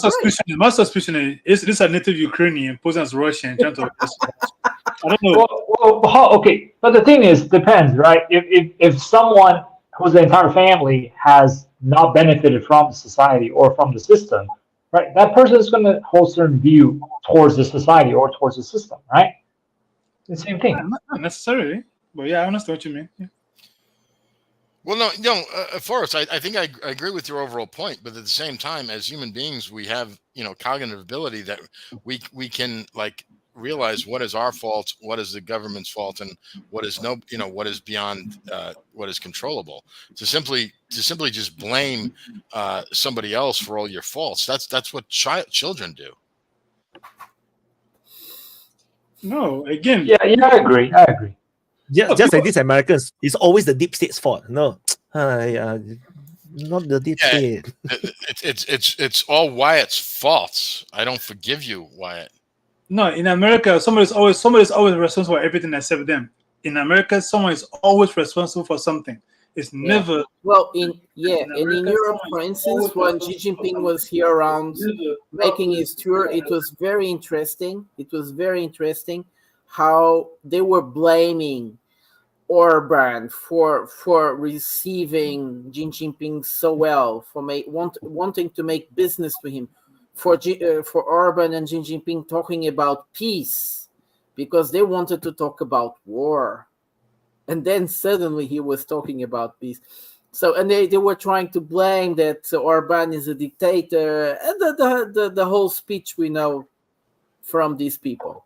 Okay, my question is, when it comes to dictators' questions in the West, I know many of their friends around the world are dictators. Why don't they question these other dictators? Why is always somebody that questions the authority? All of a sudden, the person is a dictator. I got that one, mate. I was just gonna say, like that guy came on. I reckon he was genuine, and he's just one of someone who's in Russia. I know some people in Russia too, and he's one of the 13%. No, you just want to listen. Oh man, just give me a chance, bro. Yeah, he's not like, of course, he's not. Well, the wide majority of all the Russians that'll probably be on this show, but he's part of them, and you got to at least listen to what he said, because if you actually listen, you would have heard actually what he said instead of like filtering it straight through anti-Putin. Like I don't care too much for him, because I know some people that over there that struggle, but there's no better option. I think he did come in and he did make them as powerful as they are. He's a powerful man. If he left today, they'll be fucked. So it's good that he's there, but he's not the perfect man. And I'm not saying anyone's a perfect man, but that's all he's trying to say. There's a one state fucking party over there. It might change every now and again, but Putin's in control. There's one man with the nuts there, man. No one else. It's not the man. It's a system. That's what I'm trying to say. And I'm not saying that's a bad thing. Sometimes some countries have to be run like that, just to otherwise, because they're getting hit at by the West, and that they need that sort of thing to hold them together. Otherwise, they will fall apart. But a lot of them don't know that too, because I try to explain it to some You know, and they sort of go, oh, why do you want them? You know, the But blah blah blah. Russia is not one man. This is a lie. Hold on. Vojan's been, hold on, guys. Vojan's been waiting forever. His hand is going to fall off if he doesn't get to speak. Please. Sorry, man. You're right, Jess. Does the rule of holding up a hand even count anymore? So I just wanted to disagree with Wyatt. There is no reason to claim someone is bad if he does good things. You know, obviously no one will satisfy everyone, and some people will not find Putin or Xi or Ursula von der Leyen sympathetic. But the most important thing is if the majority of the people benefit from the politics that they do, and if the majority of the people benefit, there is no reason to put this argument in front of us. He's a bad person, and though he does good things, why do we need to talk about that? It's irrelevant. Yeah. Okay. For me, that's all I wanted to say. Yeah, my position is this: I think we measure leaders based on how much they service their country and their people. So based on the criteria, that's when I say, okay, this leader is good or this leader is bad. Him, I think, he was talking from his own personal opinion of the guy, rather than he resort to his country and resort to his people. But it's irrelevant. And, yeah, again, of course, that's it. So, but this is why it's okay. He can express. Most of what we do here is our opinions and how we feel about things. It's not fact. Some of it is not fact. Some of it could be fact, but again, who is here to verify the information? So, if I could compare Putin to, let's say, anywhere in Europe, I would pick Putin any day. Compare Putin to any of the people in my own part of the world, I'll pick Putin any day, because at the end of the day, he served his people interest and he served the Russian people, he served Russia to the best of his ability. And I hope my leaders serve me that way. So that's based on those criteria. That's how I say he's good compared to what this guy is saying. No, again, another opinion. I would disagree with Vojin because the whole point of the open mic is open speech. You know, it's free speech. Everybody share their opinions. You may be a minority. Like, you know, I am a minority, you know, when we come to, let's say, the pro-Russian sphere, which I'm not in. I just want to know I'm neutral. But no, I don't see China do a lot of good things. I'm not saying that they didn't, but I didn't see China as like the ultimate good. There is a lot of strategic threat that China represents to a lot of countries, especially in my region. And they are totally not hiding it, and they're building the military to back it up. So but you see, I'm the minority. No, I trigger a lot of people. Same thing about the Palestinian issue with Israel. I'm the minority. I'm the only one of very few people is talking about now that is criticizing both sides, and I'm getting attacked by both sides. So it's just open, freedom of speech. He have his opinion, and I think it's valid because I lived through it. I seen it before in my own country, so I know what he's talking about. It's just that it's a bit weird because in today's context, a lot of people idolize Putin, and I think for good reason, because Putin is just like Lee Kuan Yew, and actually Putin admires Lee Kuan Yew a lot.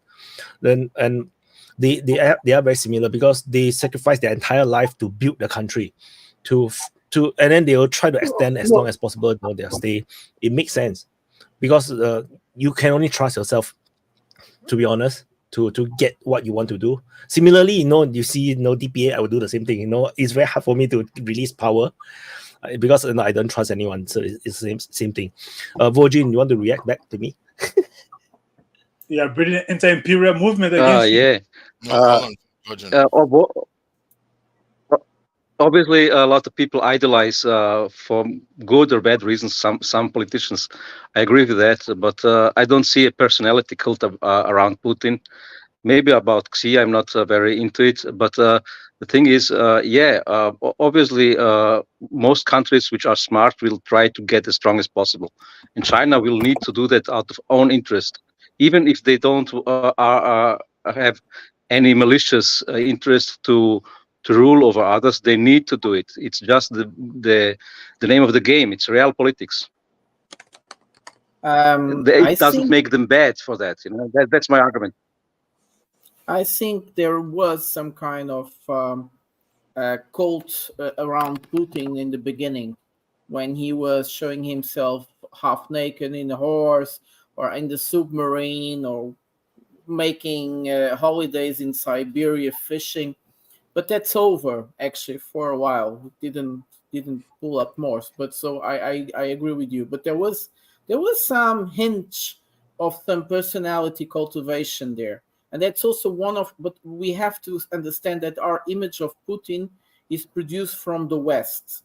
A version of, like when they say, oh, Russia is ruled by one single person, Putin. Putin decided everything. It's a system. He doesn't decide everything. It's a system. A country with 140 people, 40 million people is not run by a single person. It's a whole system that works and decides with him. A war is not conducted by Putin. It's conducted by an army, and the army needs to be kept into moving, and there is a reason, a strategy, there is an objective, all that behind. Russia is not really a dictatorship in the sense of it's an autocracy, but it's not really a dictatorship. That's why when I confronted him many times, the guy that came, because first he just wanted to, he was not integrating in the talks we were having. He just wanted to say that Putin is a bad guy. Okay. But he said that everybody in Russia finds that Putin is a bad guy. And that's what he said to the beginning. And then he corrected, no, that's what I feel. And then he said about the oligarchs, and that's also not true. The oligarchs have been being reduced to the ones from the 90s. There are very few left, actually. What we mostly have nowadays are other new entrepreneurs and businessmen. They're also very powerful, but they have a very little grasp into politics as well. And nevertheless, this is I also noticed from Helicast, he has this perception that Russia is ruled by a single man, that this war is made by a single man. This is very produced on the media. And I also noticed Helicast when he was start talking about how many dead people are in this war and how much Helicast, half-cast, right? all the people dying and so on, and most of these are perceptions made by the Western media that Russians are dying in big quantities. They are dying and dying and dying. I'm not saying that. Yeah, but Prada, they're fighting with shovels, Prada. They're fighting with shovels. You don't understand. I'm not that fucking stupid, man. Don't make me fucking look stupid. Hey, man, that guy was just giving his opinion. That's what I thought. He was trying to give his opinion, and you guys will just attack them straight off the bat. That's what I noticed. No, that's what I saw. That's what I saw, man. Because of the moment he said, "Oh, I hate Hold on, Peter. Let me explain something. He generalized, Prada, let him and go. that's why. Prada, let him go. Yeah. Halfcast, please continue. Yeah, I just thought he was giving his opinion. You know, a lot of people do think like that. They might not see that in the polls or whatever it is, but they might think like that.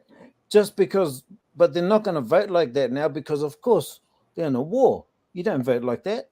That's not the way you're going to win a fucking war. Every time there's something, everyone basically in Russia knows now that if they lose this war, they're going to be fucked. So of course he's going to get massive opinion, polling and stuff like that. I don't know. I kind of admire the guy, but I can see his faults too. I can see he's a gangster, like I say. He's a gangster, man. He'll take and steal like everyone else in Washington or any other country. You know, I'm pretty lucky. I live in New Zealand. We're pretty good with our non-corruption stuff, but you know, our media's not good at it. I don't watch any of it anymore because it's just, it's just Yeah, but you Kiwis are fucked because you're on your 15th fucking booster I think Putin's shot. early image was an attempt to undo the Yeltsin image. Maybe. Yeah. Halfcast. The reason why I personally respond to him was he came in to basically let us know the image we have of Putin is completely wrong. That's how at least he came up across initially.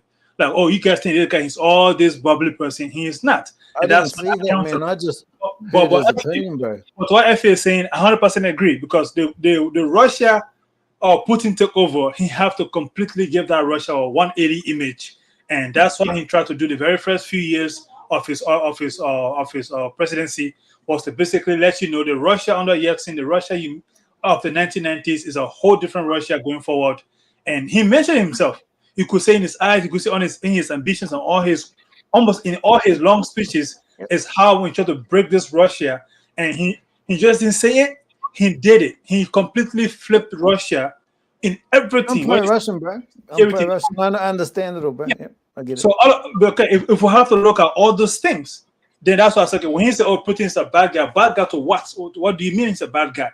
Because if you talk about governance, he did a freaking good job. If you talk about loves Russia more than Biden loves ice cream. Hey, Putin in Iran, he's coming for you. I guarantee that old man is coming for you. He's gonna find you one day. But anyway, so the reason, so that was the reason why when he started to make us feel like, our views of Putin is completely screwed. That's when I feel okay, this guy, no, that's when I feel need to answer. But no, I definitely respect his opinion. After he clarified that point, no, it's just his opinion. That's when I said, okay, yeah, that's why I say let him speak, let him say as he wants to say, because that's his opinion. But initially, he came out as if that, okay, what you guys think of Putin and Russia is completely screwed, is completely wrong. Here's the fact of Russia. I would agree with FCS. I think that initially, like, we were open to what he was saying, and then he just jumped the shark. I mean, I don't think he jumped the shark at all. I don't think he jumped the shark at all. I think he just gave his opinion. That's all. And you took it sort of like as if he was. You just didn't give him a discussion. You basically gave him a massive I think to me, if I had to come into the group doing that, I would have been like, "Holy shit!" This is recorded. This is recorded. We can watch how he introduced himself and how he was talking at the beginning, and he was not giving us his opinion. He was generalizing at the beginning. No, sorry. That's all right. Come on, you can. Hey man, an opinion's an opinion. You can receive. Prata is so pro-Russia. Prata is so pro-Russia. Yeah, Prada, man. What's up with you, man? Why you like this Putin lover, man? I am. Ukrainian. Prada. What's with you and like loving these dictators, Prada? What's going on with you, man? Because dictator got dicks. Dictators. But go ahead. You're right. No, just joking. By the way, these guys. What's the input? The actual. Sorry. The actual. When we were talking about Kharkiv, I said that this is part of. We have to see this in different layers. People like to watch it most of the time by the military meaning of what is happening, but military advances and in these cases as well, they also have a political and a political perception. And I said this is a profound humiliation for the Ukrainians in one way, to keep the West in constant move, not realizing what is happening. And I said that this week in Portugal, for instance, we're all crazy because São Tomé and Príncipe are two very small islands, and now Guinea-Bissau, which probably Miami knows, it's a border country with Guinea. They signed military pacts with Russia, and everybody's like, "How could they do this? How could they do this? How could they betray us? How could they betray the European values and so on?"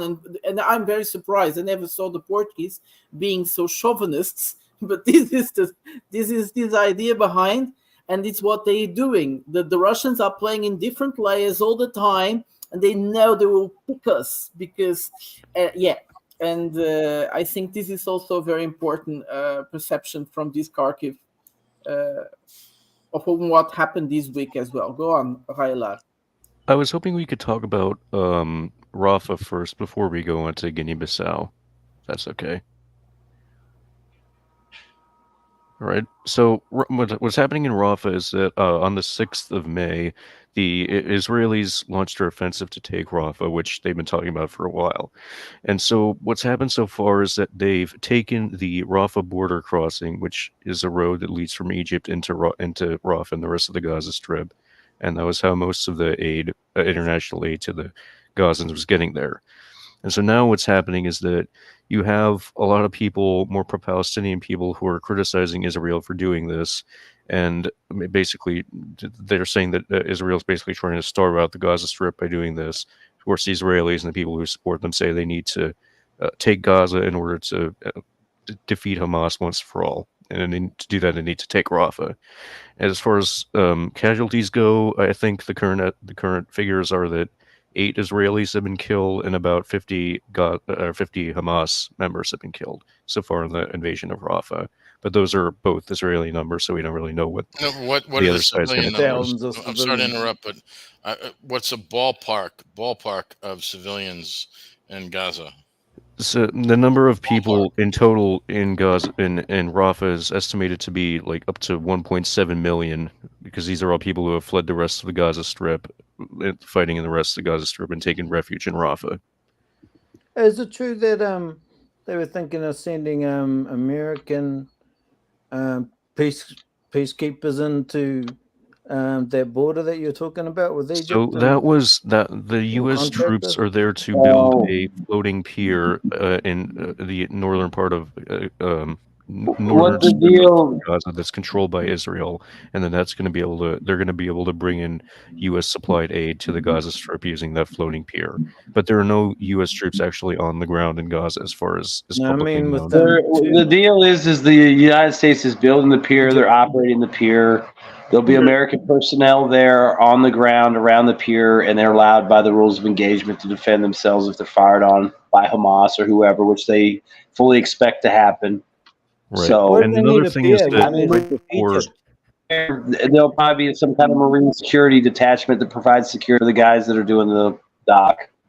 That would make and the another most thing sense. is that right as the invasion of Rafa was beginning, Hamas actually accepted a deal that they said was brokered by the Egyptians and I think the Qataris. That basically what it would do is Israel would withdraw from Rafa or from Gaza Strip in stages, and eventually just leave the Gaza Strip entirely, and also drop the blockade, which it had in place ever since I think 2006, 2007. But Israel said that agreement was not what they agreed to with Egypt and Qatar, and that ultimately they were going to invade Rafa anyway. And they're just claiming that Hamas only did that because they wanted to win sympathy, and that wasn't a legitimate deal. That's just what they say. You know the funny thing is with this war, Israel, people keep expecting Israel to follow any forms of rules or regulation.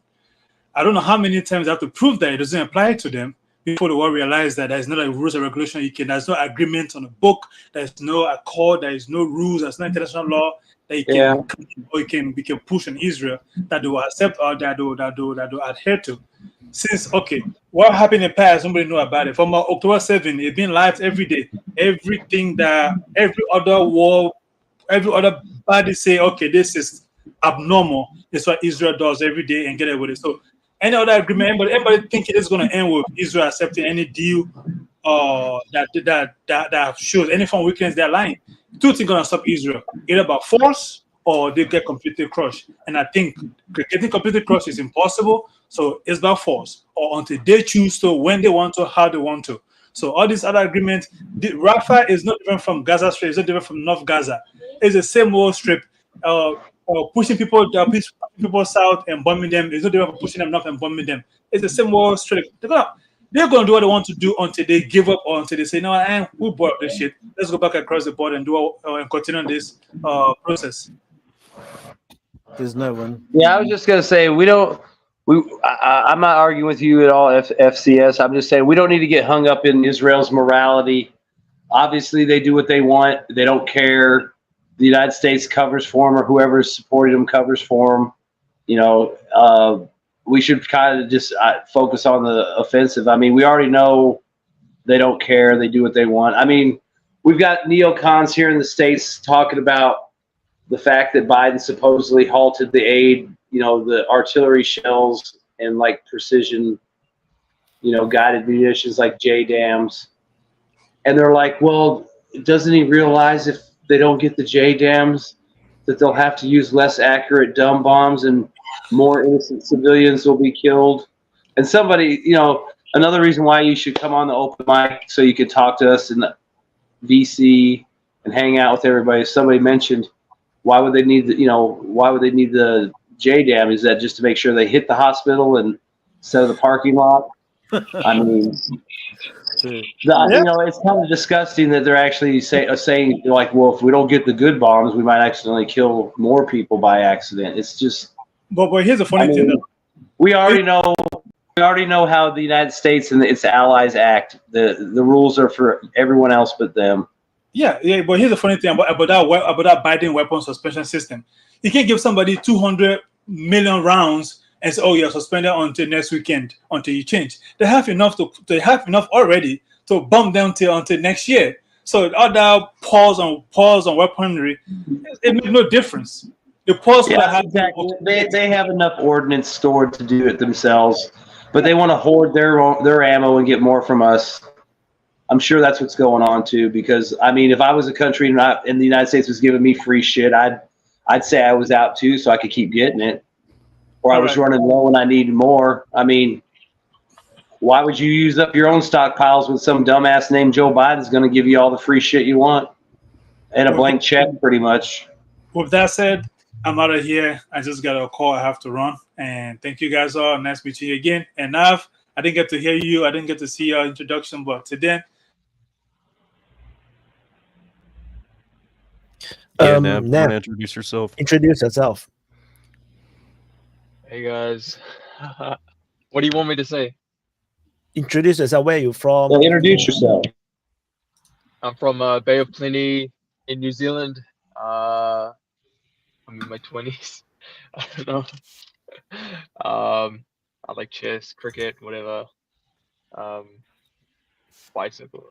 But this is really interesting to me. I've been a big fan of your show for so long, and it's good that your views are getting up now. So that's good to hear. But yeah, little bit. But yeah, like New Zealand, like you're from here, so. Oh, sorry. We need your geolocation for the drone. My geolocation. Oh no! But if you got my geolocation, it wouldn't even matter. So when did you start watching DPA, or no? Have you always been watching the open mic? The open mic, not that much. I didn't know that you had the open mic channel until recently. I'm a shit marketer. Sorry, man. But it's so packed, bro. Like these go on for hours. You have you have guests on. You have all these different people going on. This should be like a hit. It doesn't make sense. I don't know. Yeah, the open mic is a very weird thing. Like there's nothing like this. Like nobody invites the viewers to talk. Like so. And most people don't watch unknown, the nobodies talking. Like they want to see people they know, like the Alex Christoforos, the history legends, so if they see a bunch of nobodies or people they cannot recognize, then they just turn off. So which is why over time I decided let's not put it on the main channel, because if I put it on the main channel, I'm not sure how it affects the algorithm and everything. So yeah, so we have our own space here. So the open mic channel is really is for the people, for the community, and then they organize panels, their own talk, their own debates and everything. Then I will upload for them. Yeah, so it's hopefully this thing will go bigger someday. Yeah, that's the idea.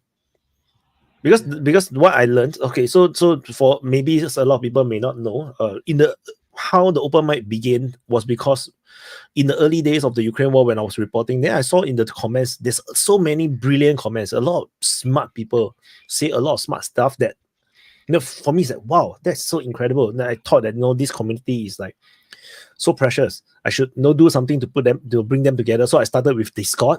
I created a Discord server, but Discord is a very young people thing, so it's not like most of the older people don't really get into Discord, they don't understand it. So eventually we have the DPA chat. Then after that I then I decided that no, I want to do this talk to the viewers to engage my patrons. Then after that, the patrons numbers are very small, right? So nobody came on one of it. They was like, just open it up to the public. And then after that, people actually came on. Then after it became an open mic thing for everyone. So if originally it was only open mic for patrons, but the idea didn't take off. So after that, then I continued to do this as a public one. And then then we have so many people. A lot of people in the early days is no longer coming on. They are regulars in the early days, and they are also very brilliant people. So nowadays we have a mostly different set. I think Vaughn is one of the early ones that is still around. Yeah.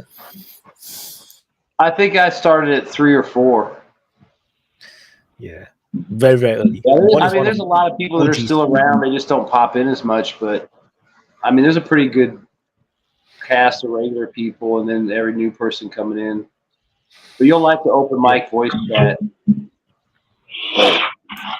Yeah, a lot of good conversations happen there for those of you who haven't already been in. We talk about a lot of different things. I mean, if you time it right, you can get in there, and there's going to be like hardcore deep dives on the war or some particular aspect of it, or just other random shit, But I mean, you'll get your fill of whatever you want in there. Plus, make sure you catch the super reps because everybody's talking about all that stuff, and it's just good because you get 10 people in there, and you got everybody spitballing and throwing ideas out and trying to paint a picture, and then you go with wild stuff and try to fill it in even more. So the open mic, in the beginning, at the early stage of the war, there was a lot of misinformation, a lot of things about economy, energy prices, everything. Then nobody knows what's happening because nobody can trust the media as well. So during the open mic in the earlier days, it was brilliant because we were just asking each other from different countries, what is the real situation like on the ground? What is the people really thinking? So in the early days, open mic feels very different from nowadays. Like we really fact check with each other all the real situations.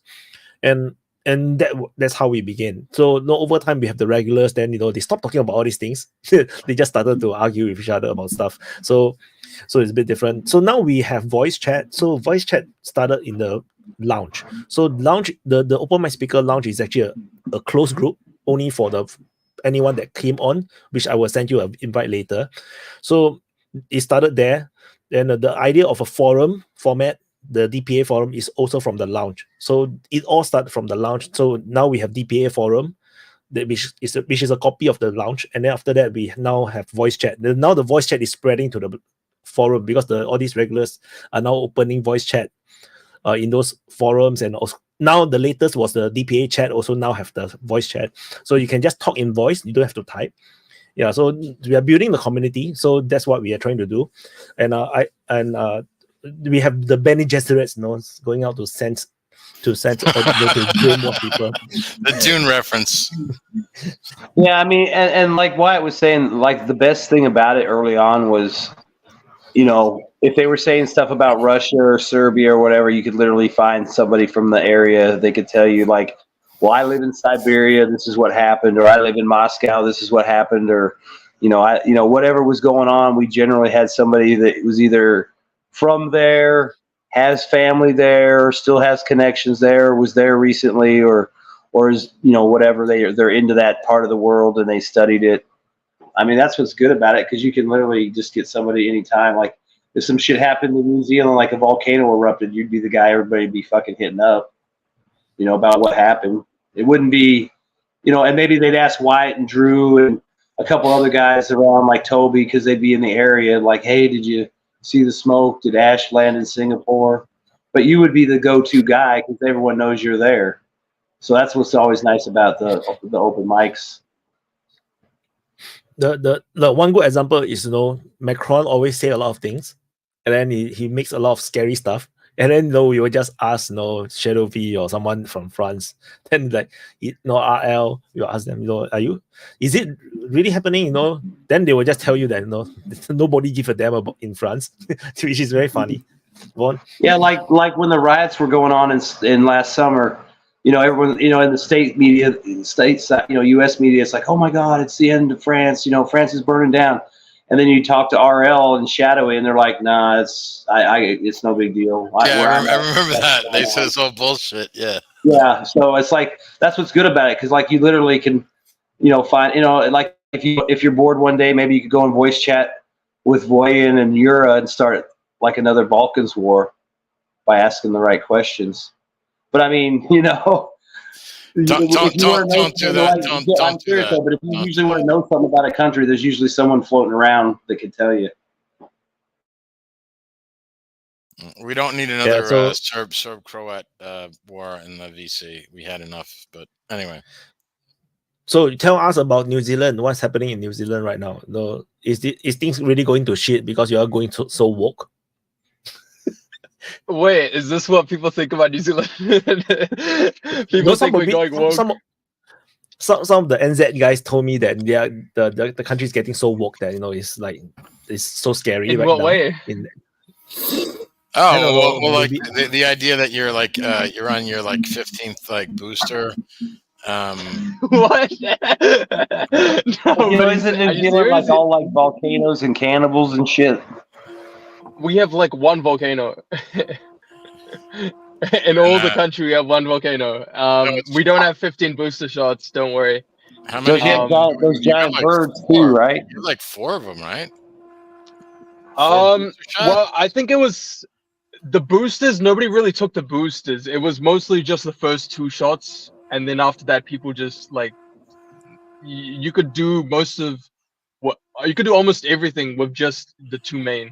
It never They caught on the restricted boosters. people if they didn't get a 3rd booster, like your rights were restricted. I don't think so. Oh, okay. I didn't experience I was misinformed then. I'm sorry. I was misinformed. It was the second shot. If you didn't get the second shot within a certain time period, then you wouldn't be able to. You had to get it on your app. Have you ever eaten one of them giant birds? The giant jungle birds? Sorry? Have you ever eaten one of them giant birds on your island? The emus or whatever? They only have kiwis. Don't you have emus on there or ewies or what are the kiwis or some shit? We have kiwis. Emus are more Australia, so but we do have big birds and yeah, but I don't think eating a kiwi is even allowed. They'll get you. They'll get you. But it's like when I went to Australia, they said that you can't touch the koalas, or else you will get a fine or something. But what does kangaroo meat actually taste like? I'm vegetarian, but I did go to Aussie, and they do sell it a lot there, and you can buy we're not interested in for your dog food. We're not interested in your sexual orientation, but that's okay. I mean, we'll forgive you, but we don't really want to hear about it. Sorry. So, by the way, how is New Zealand position itself within this big confusion around the world? Are people completely engaged in the West U.S. side, or are they thinking playing along with Russia actually brings more money? Oh, you mean New Zealand as in the government? Yeah, and the people. And the people. The people are mostly mixed bag, but they definitely lean towards Ukraine because that's the narrative in New Zealand, Australia, the West, and the government is Ukraine all the way. They've I think they joined in on the sanctions as well, but obviously because it's New Zealand, you're not going to get it reported that New Zealand's doing sanctions on Russia. Oh, Russia's so sad that New Zealand's not exporting its kiwi fruit or whatever. But on Israel, I think they have come out against the Rafa invasion.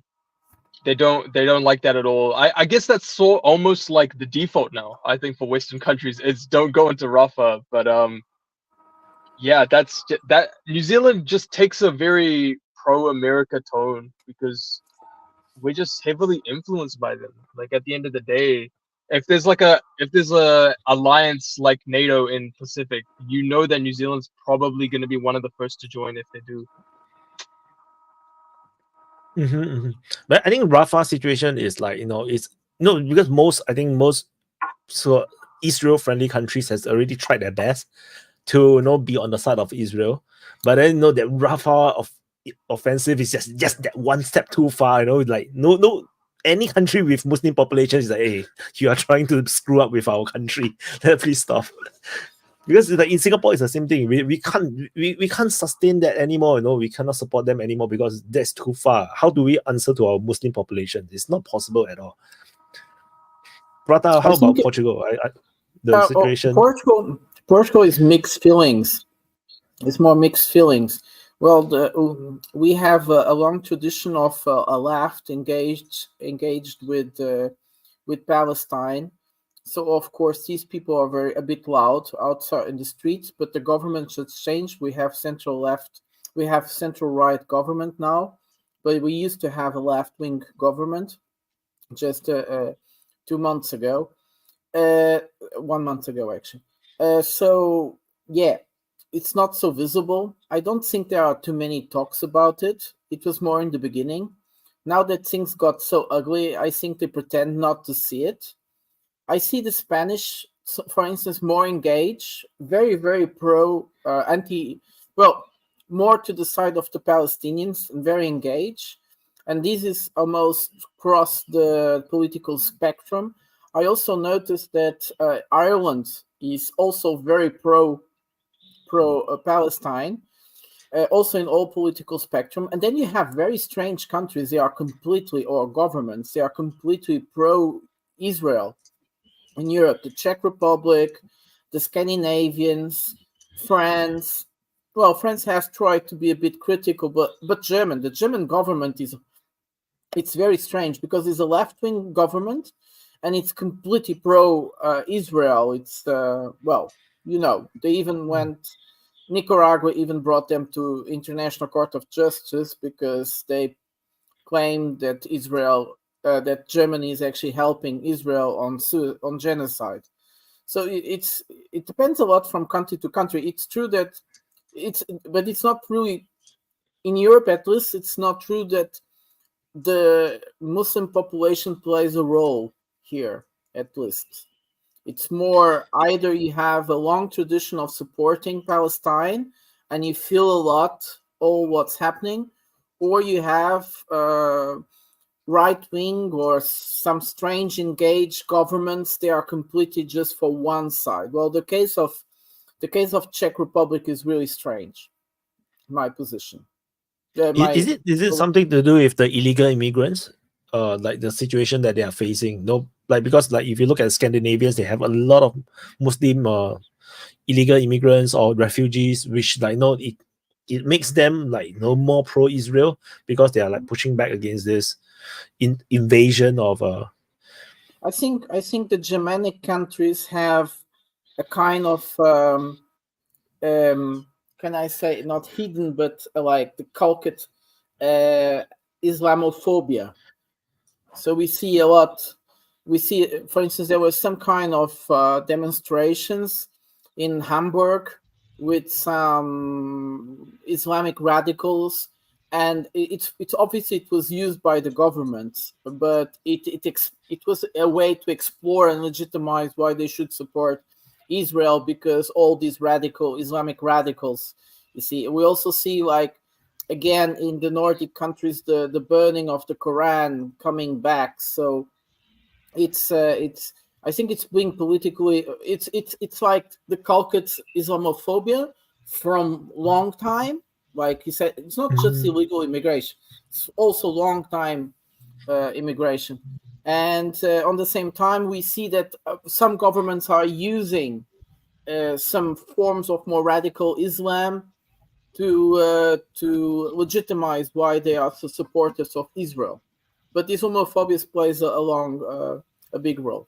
Like I said, when we were talking about Russophobia in Europe, the thing is that we are creating in Europe this is a sense of of European identity against another people. So it's like a legitimized hate, and I find it very sad from the Europeans because we know how this could end.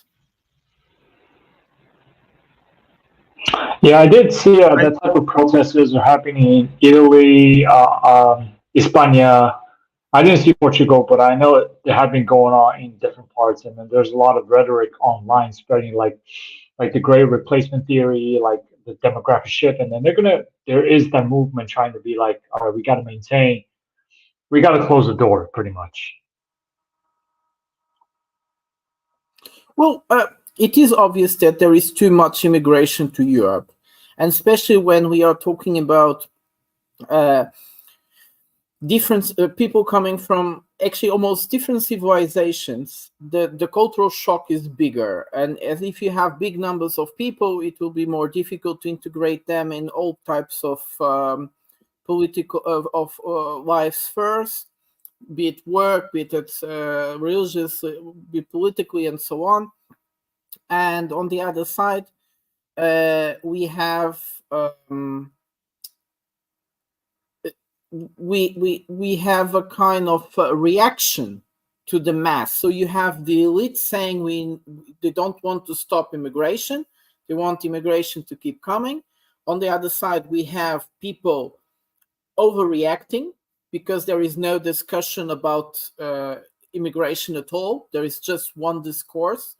And because people don't have the ability to exchange really ideas, they develop those conspiracy theories like the substitution of the population. I think we are still very far from it, but there is definitely too much immigration, and there is no way of adapting to it.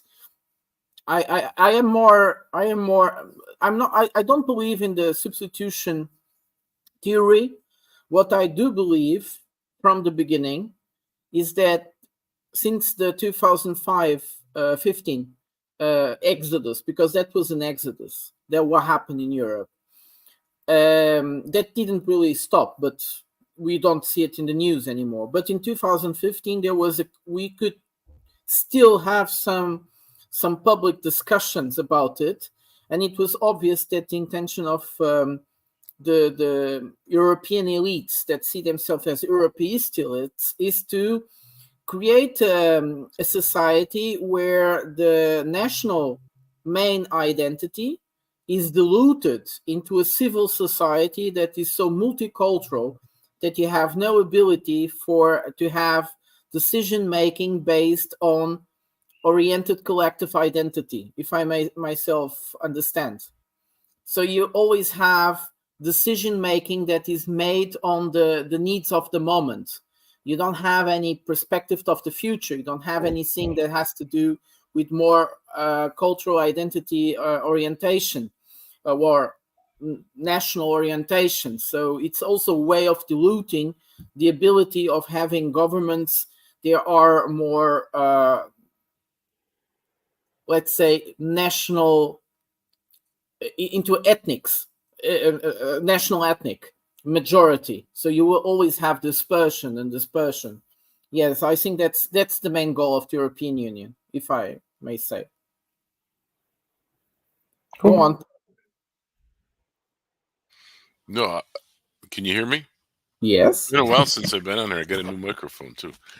But Prada, the thing that seems really messed up in Europe is like, for instance, in Germany, they just had that woman. They have a conservative party that wants to fight against immigration, and they're like vilified. I mean, they want to like outlaw them. I forget what they're called though. But even the left, yeah, even in Germany, the left is vilified. Yeah. Then they just had this woman who got fined like $5,000 for speaking the truth in public by saying that immigrants are committing more crimes than local people, and they took her to jail. I mean, because she's telling the truth. I mean, it's crazy. I don't know what's going on over there. And the only one who wants to stop immigration is Orban in Hungary, and they treat him like he's a piece of crap. And just let me throw this in because Nav was from before. I wanted to mention this. The reason people think New Zealand is nuts is because their prime minister, this woman, like she went to Davos and she's spouting the fact that freedom of speech is bad. They should collectively control the media. That nobody should be able to speak their mind. I mean, that's why they get a bad rap. This is very interesting. The Minister of Interior of Germany, she's preparing a law on freedom of speech, which actually is the limitation of freedom of speech, because whatever you say that could limit the freedom of speech of others in a very, very vague way, which means it would be anything you say that will be against the freedom of speech of anyone you don't know who he is, will be actually be criminalized. It's impressive. And this, I don't know what's happening in Germany. It's very strange. But you see, like you were saying, things like that happening. You see, for instance, the demonstrations of pro-Palestinians.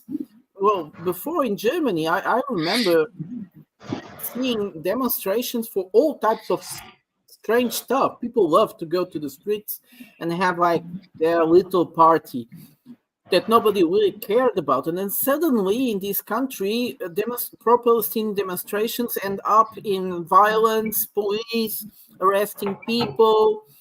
It's very strange. Don't know. It's a strange Europe we are living now. But it's not all countries, nevertheless. Go on, Von. You had your finger up. Oh, I forgot what I was going to say now. No. But it's not that strange. It's not that strange, Prada. I mean, look at it. They tried to have protests against the vaccine and the clampdowns, and then talk about clamping down on those protests. How else are you going to bring back the same fourth thing right? happening in the United States. You just have the law just passed here where you can't talk about certain things or bring up certain people or countries or the Bible or history, or you'll get like canceled and thrown in jail. You know, I mean, that's how you win for hearts and minds, is like telling me I can't ask questions.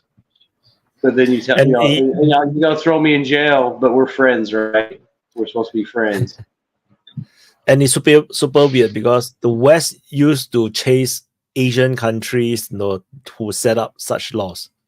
So like in Singapore, we used to be very strict because we were under a dictatorship. So a lot of this Western country don't really like how Singapore's certain laws. We have very strict controls, and then now the West is just go ham on, go crazy on all these laws, like they ban RT and they ban all the Russian media and whatnot. And then the authoritarian country of Singapore, I still can access everything.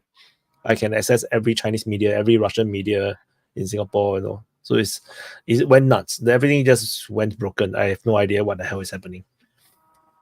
I would like to respond to the claim. Jacinda has not been our prime minister for over a year, I think now. But she's tarnished our reputation. She's tarnished our reputation. She's the eternal prime minister now for New Zealand. All we remember is her. Just because she went on Stephen Colbert does not mean that you gotta listen to her.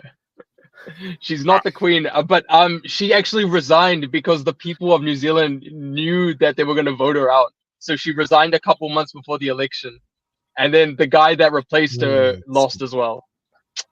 And now we got a right-wing coalition. We got a right-wing libertarian coalition. So I do want to say that things have shifted to the other direction. Whether or not that's good or bad, we'll find out. But yeah.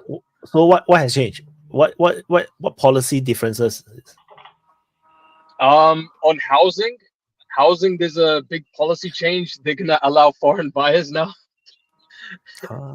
But there's gonna be less regulation because the main government is a neocon party. If I had to explain it for non-New Zealanders, but it's in an alliance with an anti-immigration party and a libertarian conservative party. So they're sort of pushing a weird agenda. Sometimes it's very neocon, sometimes it's very libertarian, sometimes it's very, I don't know, anti-immigration, I guess. But so how do you go anti-immigration So how do you go anti-immigration but then open up to allow foreigners to buy housing? That makes no sense. It's the paradox. That's the paradox. Because the main party is neocon. So at the end of the day, I guess they have more of the sway of the policies, I assume. The National Party, but yeah, like ACT is really changing a lot of stuff. Like they're the anti-woke party and they're in a coalition government now. So it's kind of weird. I don't know what's going on. We'll What see. about the policy on firearms? Are they reversing any of the post-Christchurch stuff? They're gonna reverse at least a part of it because ACT is very pro-gun, but we don't know if it's gonna go pre-2019 or it's gonna go to like midway. We don't know how. They did release a policy. You can like Google the ACT gun policy online or something, and you can see that's what they want eventually. But will it happen? We don't know. New Schizolan. You got schizophrenia, you know, the New Zealand, so like new Schizolan. Sorry. Don't disrespect my country like that, bro. No, but you see, it's because you come on, then we know. Because if not, we still think that your prime minister is the lady. No, but it's very that's how we don't care about. That's how much we don't care about New Zealand.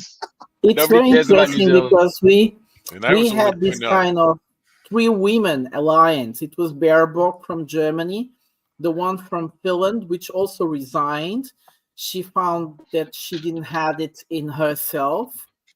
And the lady from New Zealand, they were always appearing together and forming this trio of young ladies that still look almost sexy in their young age, and they are in politics, and they are really tough women. They are really tough women. They show they have guts. Yes, and the most interesting thing was the Finnish prime minister, which actually was showing herself dancing like crazy, or taking or topless, things like that. Because that's she Kalas, was right? being praised politically because she was a politician, but she was still a woman, a brave modern woman that could enjoy herself.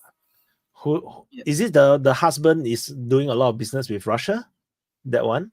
No, that's from Estonia, but that one is a really strange. That's Kalas, but that's from Estonia. Okay, I'm so Didn't she like snorting the cocaine too? Wasn't that her thing? She looks like snoring Ukraine. She was probably like friends with Hunter. No, the lady from Estonia belongs more to a kind of a domina. I don't know if in English you use this word for a woman that likes to punish men. It's called a domina? Dominatrix or whatever. Dominatrix. Yes, and she looks a lot more like they know. Is that one? Is the new No, that's how I know. Foreign Minister of Finland, the Prime Minister of Denmark? They create this image of really more middle and satisfied women. They really want to punish. Is she gonna spank Putin if he doesn't pull out of Ukraine? No, the one from Finland, I am most for sure she would like to spank Putin. The one from Denmark, I'm sure she would like to shop one part of him. Well, that's what you were saying before that. Well, they sent van der Leyen to sit down with Xi and with Macron because no, if van der Leyen saw that Macron was going to put his foot in his mouth, she was going to grab him by the nuts and squeeze hard. Van der Leyen is more. She was there to babysit him. That's what she was there for. Yeah, because he flies off the handle and says whatever the fuck he wants. She was there to control him. Yes, quite true. But yes, that I can only get so hard. What Van der Leyen is a parasitic, opportunistic. She is nothing less than that. Sorry, go on, Vaughn. Oh, I was just gonna say, he's always trying to impress his dad. I mean, his wife. Macron. You're talking about Macron. Oh, he was really offended He was so offended. He released some comments saying that people were really, you see, by saying CIA these got him. things, trying to destroy his family, offending his wife. It can't be true. And then 2 days later, the media start to say that this is Russian propaganda. Is this stuff actually true though? Like, I don't know anything about it. I just heard the rumor, but is there anything like factual behind it? It's actually an old gossip. It's probably not. Of course, the woman is very strange. But I think it's mostly because she's very old and she has no round. She's very straight. She's like Kamala. She's like the Prince Charles's wife. She's plain and kind of old and ugly. You know, she's got that long face, that mannish face with the big wrinkles. Whatever that lady's name is. Now that you put it, yeah, it looks a bit similar, right? From now.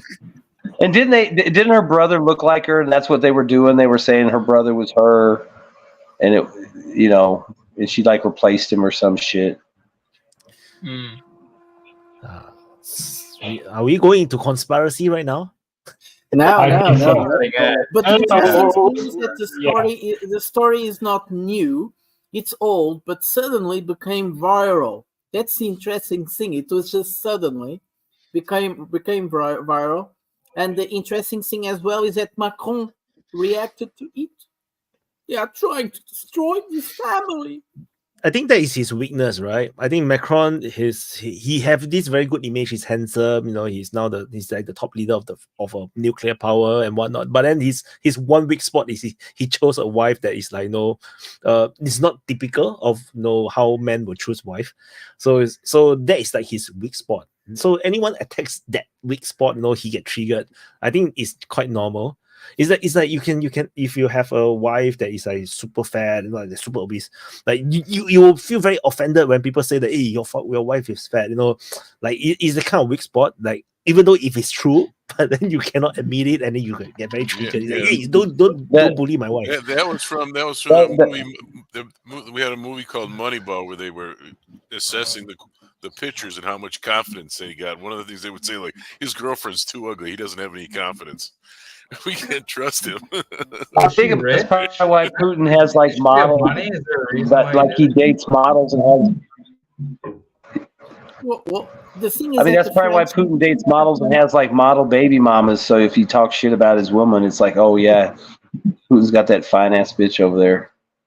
Oh, that's a baby mama. The French. Someone mentioned Scholz's wife. Scholz. The French presidents always have sexual scandals somehow. Their intimate life is always very wild. Hollande, for instance, divorced his wife while he was in, and then he separated just 1 month or two, something like that. He got a new one, so it's. Sarkozy had also some strange story. But the thing about Macron is it was with Bolsonaro, the president of Brazil.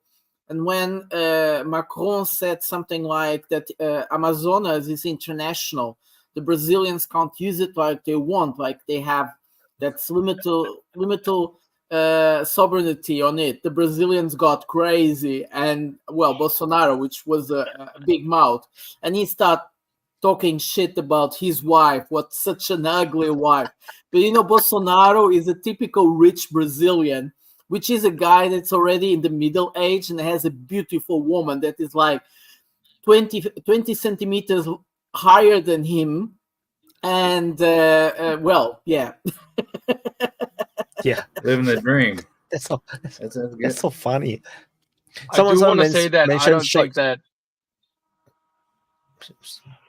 You don't think that? I just want to say that I don't think that Macron chose his wife, more like the opposite, considering he was like 17 or something when they met. But yeah.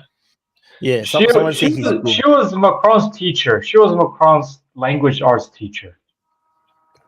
I think.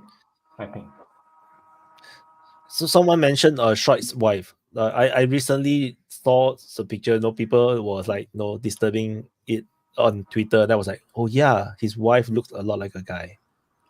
Sure, the German leader, the wife. And then I tried to find the younger photos, and I cannot find on Google. She's it's a bit like I trying to find Michelle Obama younger photos. Like it's really difficult. The kind of situation.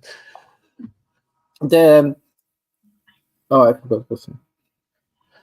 All right, I want to do closing because I think the conversations have largely run its course. Unless you guys still got any topic to talk about, I think we covered a lot today. If not, then we do closing. Joshua, you came in later. Do you want to say anything? Do you want to talk about anything? Can you hear me? Yes. Hello. Oh no, I have nothing to say. I'm ready for closing. You do your thing. Okay, let's do closing then. Forrest, you may start first. Closing statement. I just say good to see you guys again. The conversation got a little weird at the end. I don't know what you guys eat in your off time, but you do you. And that's it. That's it. Forrest is in the lounge, right? Yeah. Okay. Prata, closing. Well, we had again an interesting week with Victory Day and this last offensive in Kharkiv. These are all very interesting. But also something very interesting I have been talking in my closings lately is this peace conference that's going to happen on the 15th and 16th of June in Switzerland. And because Switzerland said they invited 160 countries, but it sounds like nobody is saying that is coming. Suddenly, a few days ago, everybody in Europe is confirming they are coming. Macron is coming, von der Leyen is coming, Michel is coming, Scholz is coming, everybody's coming. Just the American president is not yet to come. And the worst that will happen is if Xi Jinping is not coming, and Xi Jinping is probably not coming. So it would be a great thing. So this is the talks now. Should be great if perhaps the foreign minister come or just someone just come from China. They really need China on it. It's amazing. So it's I think it's also a bit interconnected with this worrying up of events in Ukraine, although of course this is also connected with the Victory Day. But I have the feeling that everybody is trying to find its place in the narrative and is not really getting it right. So once again, Putin has anticipated everybody and he is in the center of all talks. Not Zelensky, not the Freedom Conference. It is still Putin there. The one that Gringo wanted to say bad about. That's it. That it, brother. Thank you, brother. To keep on. I watched most of it though. I couldn't join because I was not. It doesn't matter. But yeah, that conference, that peace conference is retarded. I mean, it's just fantasy land. Like our country, whenever the regular mainstream media talks about the war, it's just complete fantasy land. Freaking Ukraine's got a chance to win nonsense, and I wish I had a chance to get in here when Gringo was in here. Not that I don't think people aren't allowed to have differences with their leaders. I mean, I think that's the important thing of having a decent country is to be able to criticize your government and say what you want, whatever. But it's just a little bit flying in the face of the facts, being that by all measures, it seems like Russia's economy is doing pretty well. It's gaining a lot of power since the last few years. I mean, they had an election where 77% of the people voted, and of those 77%, 87% of them voted for Putin. I mean, I don't know. Some people, and their people are joining the military in droves. So, he's nobody's saying he's a great guy, but it seems like the people that live a good majority, at least, of the people that live in Russia seem to be pretty satisfied with the way things are going. I don't live there. I don't know. I could be wrong. But anyhow, that's all I got to say. Have a good night, guys. It was a good open mic. Like I said, I couldn't participate, but I got a chance to listen to most of it. Thanks. Thank you, Paul. Nev, closing statement. Yeah, you're muted. Yeah, you got your first time, and you're muted.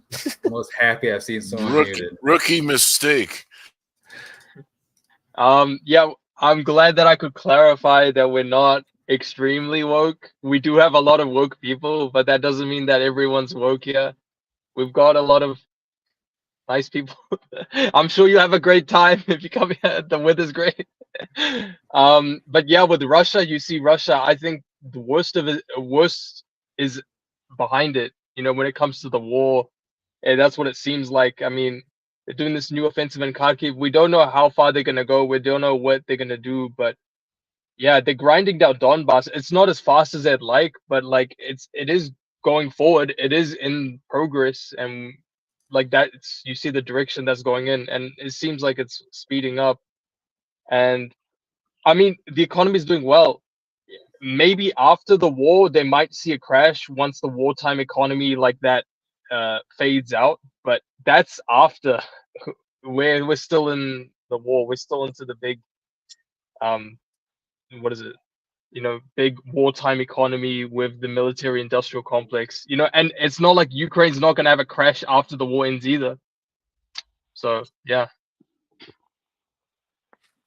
Thank you, Nev. Joshua, closing statement. Joshua always come in at the end. Oh. Like I already do it until so late already, you know. But I try not to. I try to come on. I'm just doing too much stuff. So I'm just gonna kind of amalgamate some point. I just one of the biggest things I hear pretty constantly from my American colleagues on here is how little of an appetite Americans have for this or that, and they're kind of, I think they're kind of blind to the idea of just how propagandized we are as a country, and that whatever is going to fly is going to fly. So my biggest worry right now is that cheap and effective military technology is closing the gap on any advantage that superpowers have. We're always going to be superpowers, but no one wants to be on the defensive or on the offensive when things like FPVs and all this shit are just flying everywhere. And so I'm really worried about what big moves people are going to have to make, more specifically the U.S. is going to have to make in the next 5 years at the most. And for people in the U.S. who don't think that we have the appetite for it, I think they're severely underestimating just how much we'll buy into anything that happens. And if something needs to happen, we'll make it happen. And that's what it's going to be. You know, if it's going to be a terrorist attack, something like that, I don't know. But I don't know. I guess that's that. I would just say that just be ready for the U.S. to do big shit. And if you don't think that the populace has the appetite for it, they're going to make sure the populace does. And just look out for it. That's all I got to say. Other than that, happy Mother's Day. I have a mother, and I don't like her, but I wish her one. And I wish all of yours one as well. And thank you. Good night. Thank you, Joshua. Vaughn, closing statement. Yeah, I was just going to say real quick, like, subscribe, and share. You're really missing out if you don't join the open mic and hang out in the voice chat in the lounge. You know, obviously, Kharkov's the big deal this week. I would just keep watching it, but I think it's still just going to be a pitting operation. I mean, that's not to say they won't take territory if it's available, if it's, you know, an easy pickup. But I really think that they're going to start really pushing pretty good in the middle, especially outside of Avdiivka and stuff. So, I mean, regardless of what happens up in north, I would still keep an eye on down south, because I think as they try to move forces back and forth, they're going to get caught in areas with their pants down, and that's probably where you're going to see a lot of this movement. And like seeing the new people and the old people. Y'all have a good week and enjoy the open mic as usual. Thank you, Vaughn. And Do my nuts fit in your mouth? yeah. So thank you everyone for watching. Yeah. Bye guys. So my turn to do closing. Bye bye. So gonna pull you guys off. And yeah, so my turn to do closing. So thank you for watching for the DPA Open Mic episode 78. 78. Oh my god. We have done so many long sessions. 78. I have no life. So anyway, thank you for all the super chats and to participate in the discussion in the live chats and also on screen. So is the this entire text to speech thing is still experimentation right now. I'm not sure what is the best way to do it because I do find it that a bit disruptive, but some of them who are supporter of this idea say that that's the whole point. They want to cut in and to disrupt the conversation so that they can join the conversation. So I'm not sure what's the best way to deal with this yet. And when I try, if let's say I try to wait for people to finish their point and then I put in the text to speech, that also feels very out of place because it doesn't make sense, doesn't fit into the conversation anymore because sometimes the person who is talking may actually drift to another topic. So I'm not sure how to do this. And of course now the horning and I'm not sure which what to put. I just trying all these things.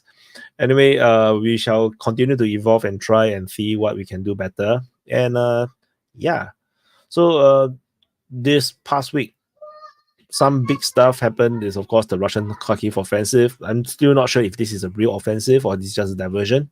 Of course, Xi Jinping toured Europe and some other stuff. Yeah, so yeah, it is what it is. But we didn't really talk much about Xi Jinping because nobody really cares. So anyway, thank you for watching. Do press the like button, subscribe, and I'll see you guys in the next update.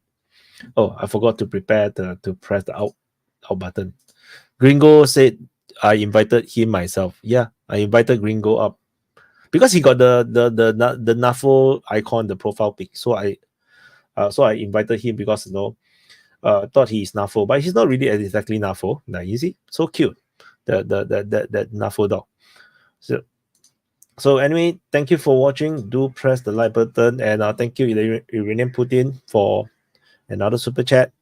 And of course, if for those that want to join the DPA community and continue to chit chat with fellow DPA members, there's Discord.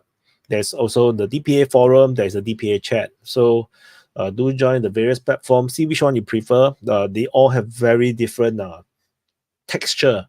It tastes different. So see which one you prefer.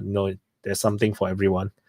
And yeah, and I'll see you guys in the next update. Bye, guys. Happy Mother's Day, by the way. Happy Mother's Day.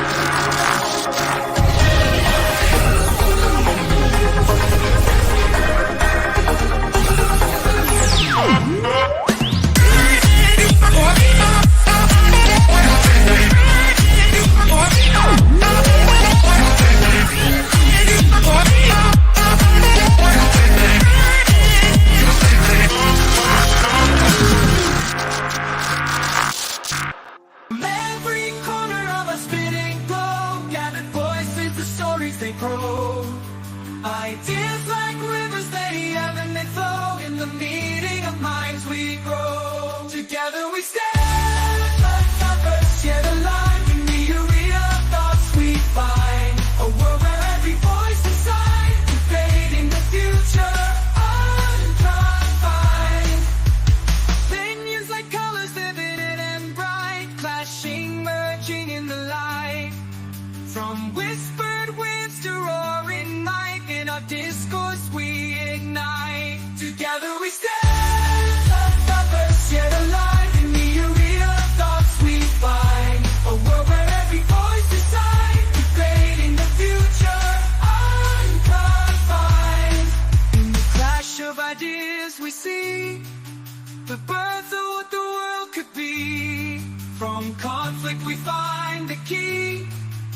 unlock our collective destiny. Round the table, the world convenes, every culture, every scene. In the marketplace of dreams, we chart the course of unseen streams. Together we stand, first our first, yet alive. In the arena of thoughts we find a world where every voice is signed, debating the future unconfined. So let us gather from far and near to share, to challenge, to hear. In this global forum we steer towards a future we all revere. From every corner of a spinning globe, gathered voices, the stories they grow. Ideas